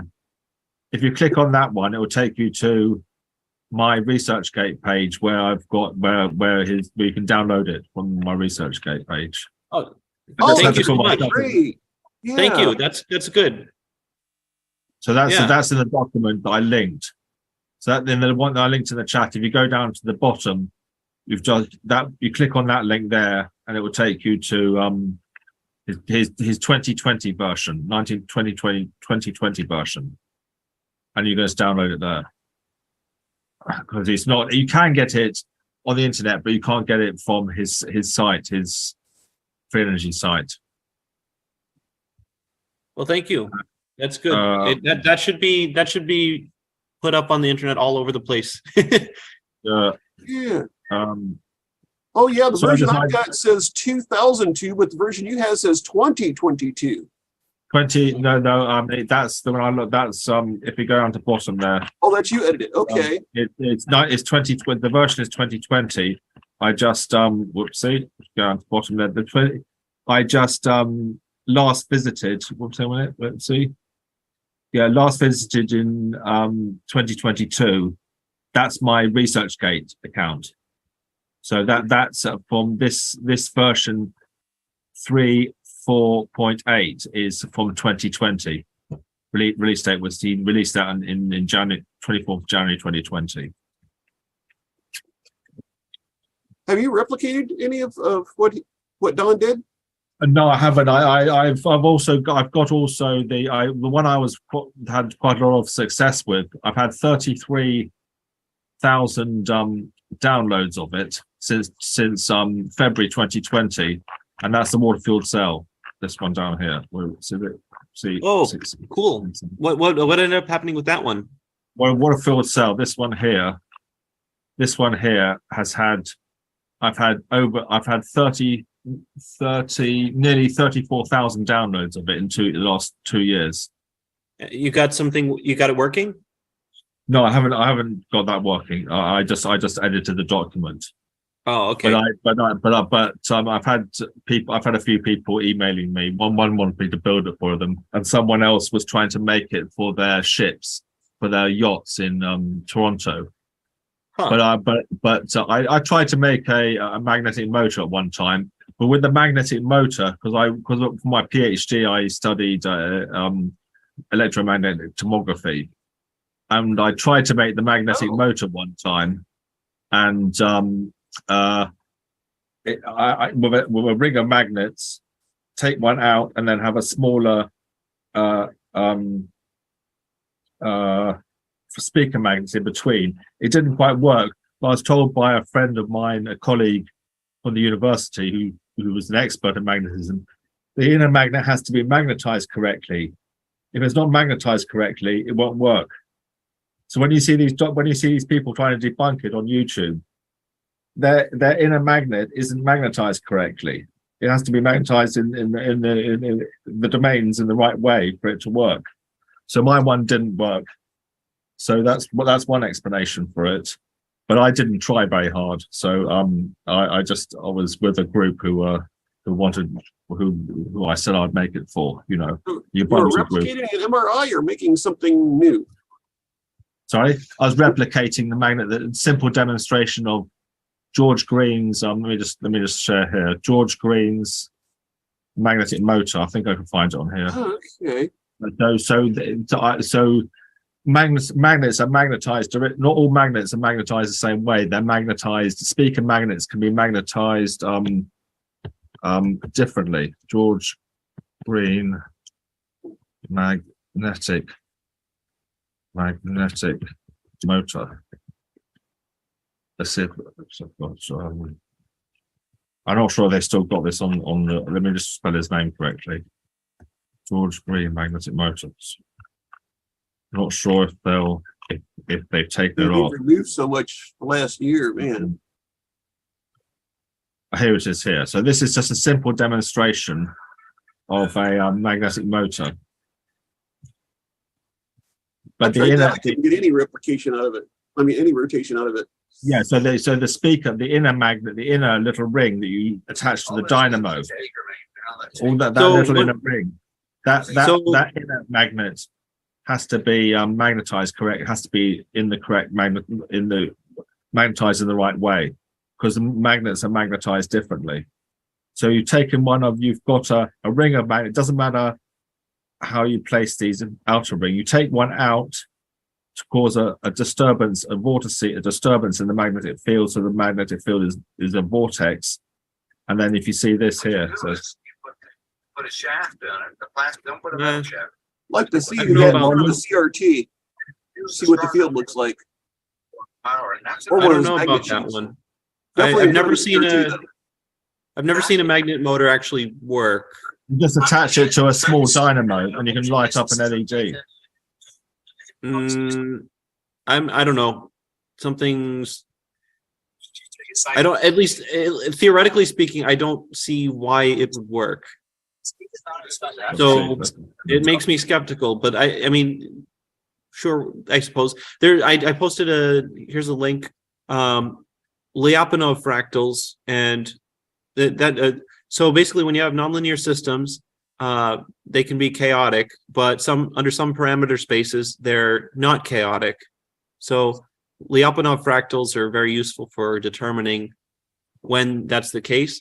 And there's this thing called self-oscillation in magnets or in magnetic materials. It's usually thermally driven, and it has to do with commensurability in nonlinear systems. And those could be producing energy, but these other ones, I don't see how. I mean, Paul Lavinette's subquantum kinetics, that actually, which has got like 13 a priori predictions, mostly in astronomy. You've got the X ethron field, the Y ethron field, and the G ethron field for electric and gravitational. And the electric one, when the electric one moves, it produces the gravitational field, and that he has predicted violation of the laws of thermodynamics with that model, and also he is able to get to sustain a wave. I'll show you. I'm not sure if I can find it here, just off the top of my head on this computer, my other one. But he's basically the de Broglie wave packet in quantum mechanics dissipates away. It can't sustain itself. It just dissipates away. And de Broglie knew there was something wrong with his model, and he knew that it should be non-linear. All Lavinette's produced a non-linear open reaction diffusion system, which sustains where the particle sustains itself by basically tapping into the ether or higher dimension or whatever. Yeah. If it dissipates, what does it dissipate to? It did the Model G wave packet dissipates, but it's also regenerating itself from as being an open system. Okay. So we look at the universe and conventional scientists, conventional physicists and astronomers, they see the universe as a closed system. Paul's looking at it as an open system. And also as a subatomic particle is an open system. It's not closed.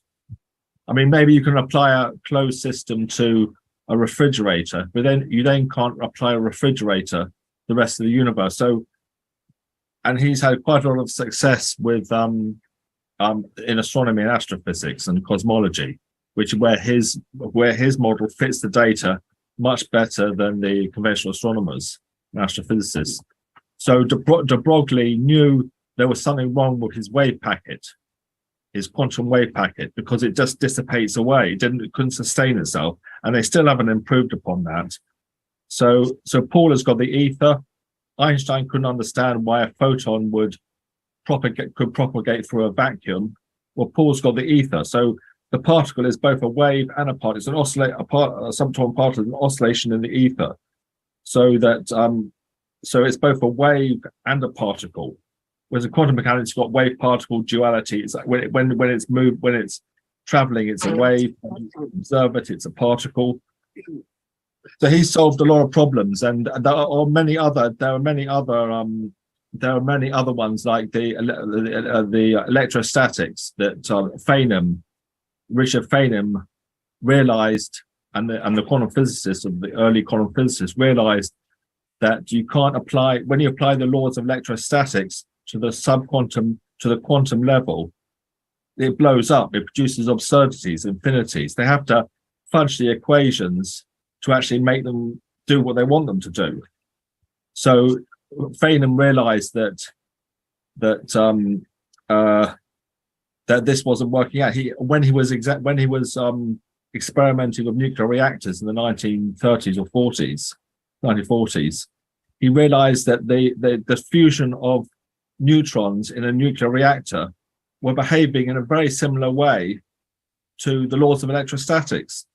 And he said, what if on those subquantum level, there are these little exons that we can't see, and they're producing the macro scale level of electrostatics on the macro scale, on the normal scale, they're producing the laws, but deeper down, they're behaving like these little exons of the diffusing neutrons in a nuclear reactor. And that's basically what Paul's done, because Feynman wasn't aware of reaction diffusion, of the brusellator and reaction diffusion. And Paul has basically been able, so quantum mechanics can't explain gravity. What's this reaction diffusion you mentioned? Well, what is reaction diffusion? Reaction diffusion is based on the brusellator. The brusellator in chemistry, even many professors of chemistry have never even heard of it. And they don't like it because it violates the laws of thermodynamics. The brusellator is a little known chemical wave in chemistry, because I was in a lab where one of the guys was investigating it, and he showed me a petri dish showing chemical waves. I said, "Oh, chemical waves." He said, "How do you know that? How do you know that?" I said, I told him I was reading Paul Lavillette's Subquantum Kinetics. He said, "I've spoken to professors of chemistry. Who've been studying chemistry for 40 years, and they've never heard of it." And I asked him later how many professors. He said about 12 who studied the subject. So the brusellator Paul came across, which is basically a chemical clock, chemical waves that waves that generate themselves. Nothing generates them. They violate the laws of thermodynamics. And he based his subquantum kinetics on that. And it turns out that he can apply it to a subatomic particle, and also on the larger scale to astronomical objects. So that's in Subquantum Kinetics, the book Subquantum Kinetics. So Paul's got quite a lot of, he's got about 13 or 14 a priori predictions. I mean, he hasn't got the spin of a particle, of a subatomic particle that's simulated. We haven't got the spin yet. That's because we don't know how, we don't know how to do it just quite yet, but we've got it reacting and diffusing and behaving like a particle to a certain extent. And he's got gravity, so he's got the geons, the etherons in the ether that represent gravity, the exons and the yons that represent electrical field, and also their movement produces magnetism. He thinks maybe the geons also contribute to gravity as well. So, and he was explaining the Pogbanov's gravity beam Pogbanov's gravity beam generator, and all kinds of things. But so there's a lot of ideas there that can solve a lot of problems in physics. and also showed that the universe is an open system, a subatomic particle is an open system. Physics treats particles as closed systems. That's why can only explain it a certain amount. So conventional physics can explain it a bit. It can explain a certain amount, but there's a whole lot more that it can't explain that is out there, you know. And so Paule's fundamental is the violation of first law of thermodynamics and also the second law of thermodynamics. I think also even Newton's third law and this kind of thing. How do you spell that, the word that you used for chemical waves? Because I tried looking it up, but I can't find anything. Yeah, I'll find you chemical waves. Yeah, I found where it shows like these signs, but I don't know if that's the same thing. That's the Brosolator reaction to fusion. So they don't like it in chemistry because it violates their laws. It violates the laws of thermodynamics, the Brosolator. You can find that on Wikipedia. That was actually another paper that came up, was thermodynamics of chemical waves.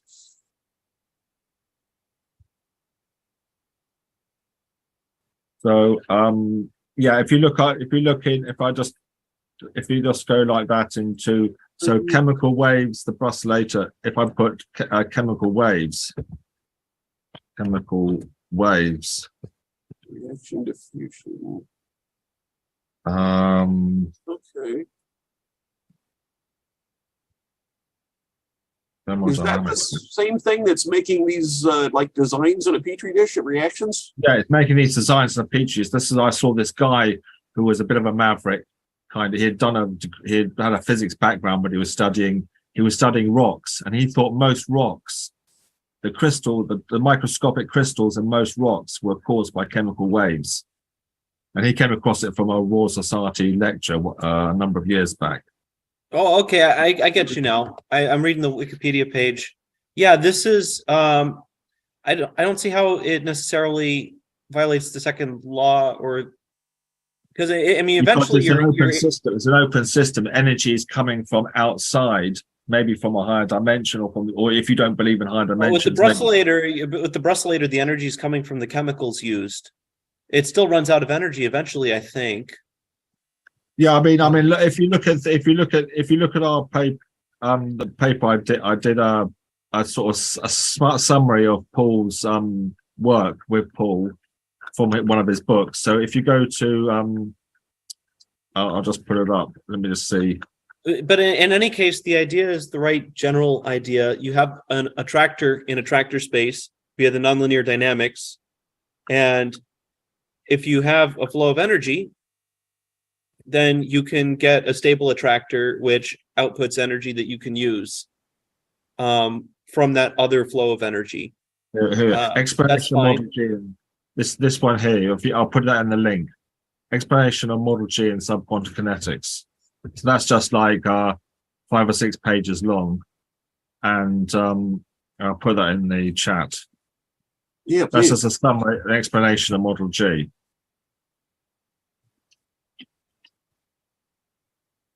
Is your PhD in chemistry or physics? It's in physics. It's in magnetic induction tomography, which is basically using magnetic waves, magnetic fields from a Tesla coil to image inside metal boxes. It's also being developed for security and medicine, and it's used in searching for oil in the oil industry, in geophysics and the oil industry, or based on the principle of a metal detector, detecting metal objects inside metal containers, Magnetator, is that what you said? Sorry? Yeah, did you say magnetator? I was detecting metallic objects, like a metallic disc inside a metallic container, using alternating magnetic fields from a helmet's coil. Okay.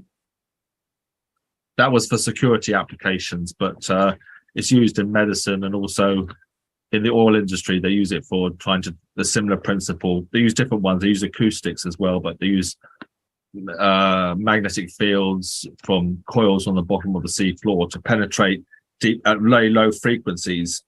The electromagnetic wave can penetrate quite several kilometers into the rock, and from beneath the sea floor into the rock, and also detect oil, because oil has it produces a conductivity map.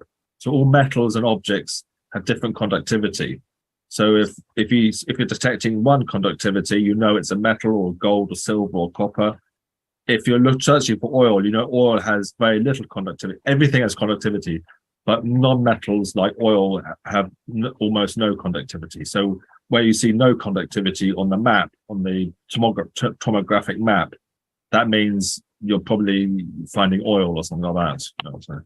Could you image the insides of a submarine, or would that be too magnetically conductive? No, I just set it up from first principle. I didn't know much about it at the time, and we just set it up from first principles. And then we found a whole lot of other people doing something similar, but not exactly the same. So we developed it from first principles. Yeah, just generally, seismic imaging is a big industry. Yeah. I just ran across where they were using terahertz waves to image like about an inch down into the brain.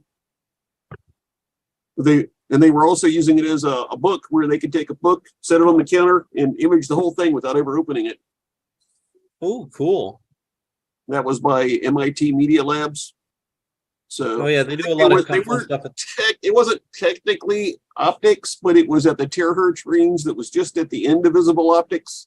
So I don't know. Infrared is still optical, especially if you get it coherent. Right. Or it will behave. It will behave side. optical. It'll behave more or less optical, and then all you have to do is have the focal plane of your system be thin as a page. Yeah, so X-rays penetrate into the Earth due to the high energy of the photon, but electromagnetic wave that is not a high energy, sort of like a high energy X-ray or gamma ray, can penetrate due to its large skin depth. So a very low frequency can penetrate due to its large skin depth, but a high energy gamma ray will penetrate due to its energy, but a very low frequency, like 5 hertz of a radio wave, will penetrate due to its very large skin depth. Yep. The lower frequency ones go deeper, right? Yeah, the lower frequency ones will go much deeper. So using like 5 hertz or 0.1 of a hertz, they can penetrate quite several kilometers under 10 kilometers. Or equivalently, you can say that matter interacts with light within a certain range of frequencies, and it interacts less with frequencies above or below the scale of the matter. So it's an equivalent statement. Waves, though, because I mean, the quarter wavelength for that would be miles and miles long. Yep. That's the idea. So how do they do that? So low frequency has a large skin depth. It means it can penetrate due to its very large skin depth of the. How would you make a 5 hertz wave though? Very slowly. How would you couple it with the antenna? Put it that way. You would just have you'd have a phased array or a simple capacitive setup. Phased array or capacitive coupling. Capacitive coupling, I can see. The phased array. It would have to be big. Yeah. Well, yeah, you'd have long strings of wire. Check out the Alexanderson antenna. That was around that.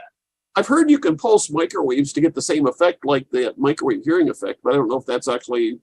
That's not the same thing here. What we're talking about in other here. Words, you can take a microwave signal and pulse it at 10 hertz, and it will have the same result as a 10 hertz signal. You're talking about. So we're talking about here mainly capacitive coupling. So kind of like a theremin, but very low frequency. Yeah, basically you just have a sphere or a bunch of wires all running along a thing, and then you just go up and down very. And it's like a tiny fraction of the total wavelength. Oh, and then the other thing you can do is you can use a solenoid coil with a magnetic material inside it, and you can get such high inductances that in practice it's That'll continue. Well, I mean, yeah. So like if you have a really long dipole antenna, you want to make it really short. You first off coil it up, and then if you want to like lower the frequency even more, you put a ferrite core in there, and that slows down the wave speed inside it tremendously. So then it's essentially a metamaterial sort of thing, and you're working with a much smaller wavelength than you otherwise would. I remember how to make the antennas, but they never went into any detail of the physics of it. Nothing like that. Just the basic anyways, quarter wavelengths thing. Yeah, it's just wave speed. So actually, yeah, this is something I wish I'd gotten into more with my explanation of the graphene energy harvester. So when you have a very high wave speed, your corresponding wavelength is really long. When you have a really slow wave speed, it shrinks down the wave to a very short wavelength. So basically making a coil and putting a solenoid, like a big chunk of iron in the middle of that, that will minimize your wave speed through that object, because wave speed is 1/√mu epsilon. So the mu term, if that's 10,000, 20,000, 30,000, like iron or other magnetic core, then your size scale for your waves is 10,000 times smaller, whatever you want it to be. So Michael, I gotta run. Can you take over the reins, be the admin here? well, I do have to go too, so we might as well end it in a minute. I'll just get through my explanation real quick with the graphene energy harvester. So the cool thing about the graphene energy harvester is because the speed of sound on the graphene is so much higher than the speed of sound in the surrounding material, your thermal noise, your thermal vibrations in your external material are really small. And then when you have this big sheet of graphene, but the speed is so high, these things propagate over the whole sheet all at once. So you have really small vibrations, and it's like a magnifying lens on these vibrations. So the total amount of vibrations in the graphene energy harvester become really, really, there's very few in number, because it only corresponds to what was touching the edge of that object. And the basically the crystal lattice size is roughly the same scale as the phonons. And then yeah, I mean, at the edge of the graphene, they're all smushed out really wide because the speed of propagation is so much higher. And that's why you can have a non-thermodynamic limit on a flake of graphene at that scale, because you simply have so few thermal phonons at any given instant of time on the graphene, because they propagate so fast. So would that work around the like 350 gigahertz range, where the EM's the highest? That'll work around 1 to 2 terahertz. Or 300, okay. You're talking about infrared, essentially. Yeah, I was going by one of the patents for picking up just the regular background radiation.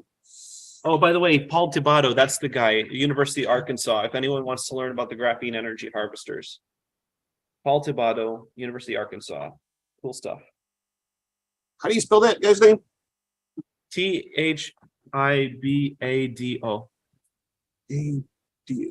Okay. Hey, Michael. Hey. How are you holding up, man? I'm heading out for the night, probably. I'm freezing, dude. Mark was texting me a while ago. Oh, Tim, I just made you the host. Yeah, I gotta run. Woohoo! Woohoo! Okay. We're doing Thank you in so much. shifts. It's been really interesting. Yeah. Nice talking to you guys too. Let me see. I was going to say, okay. Greg is back. Greg Hodgin.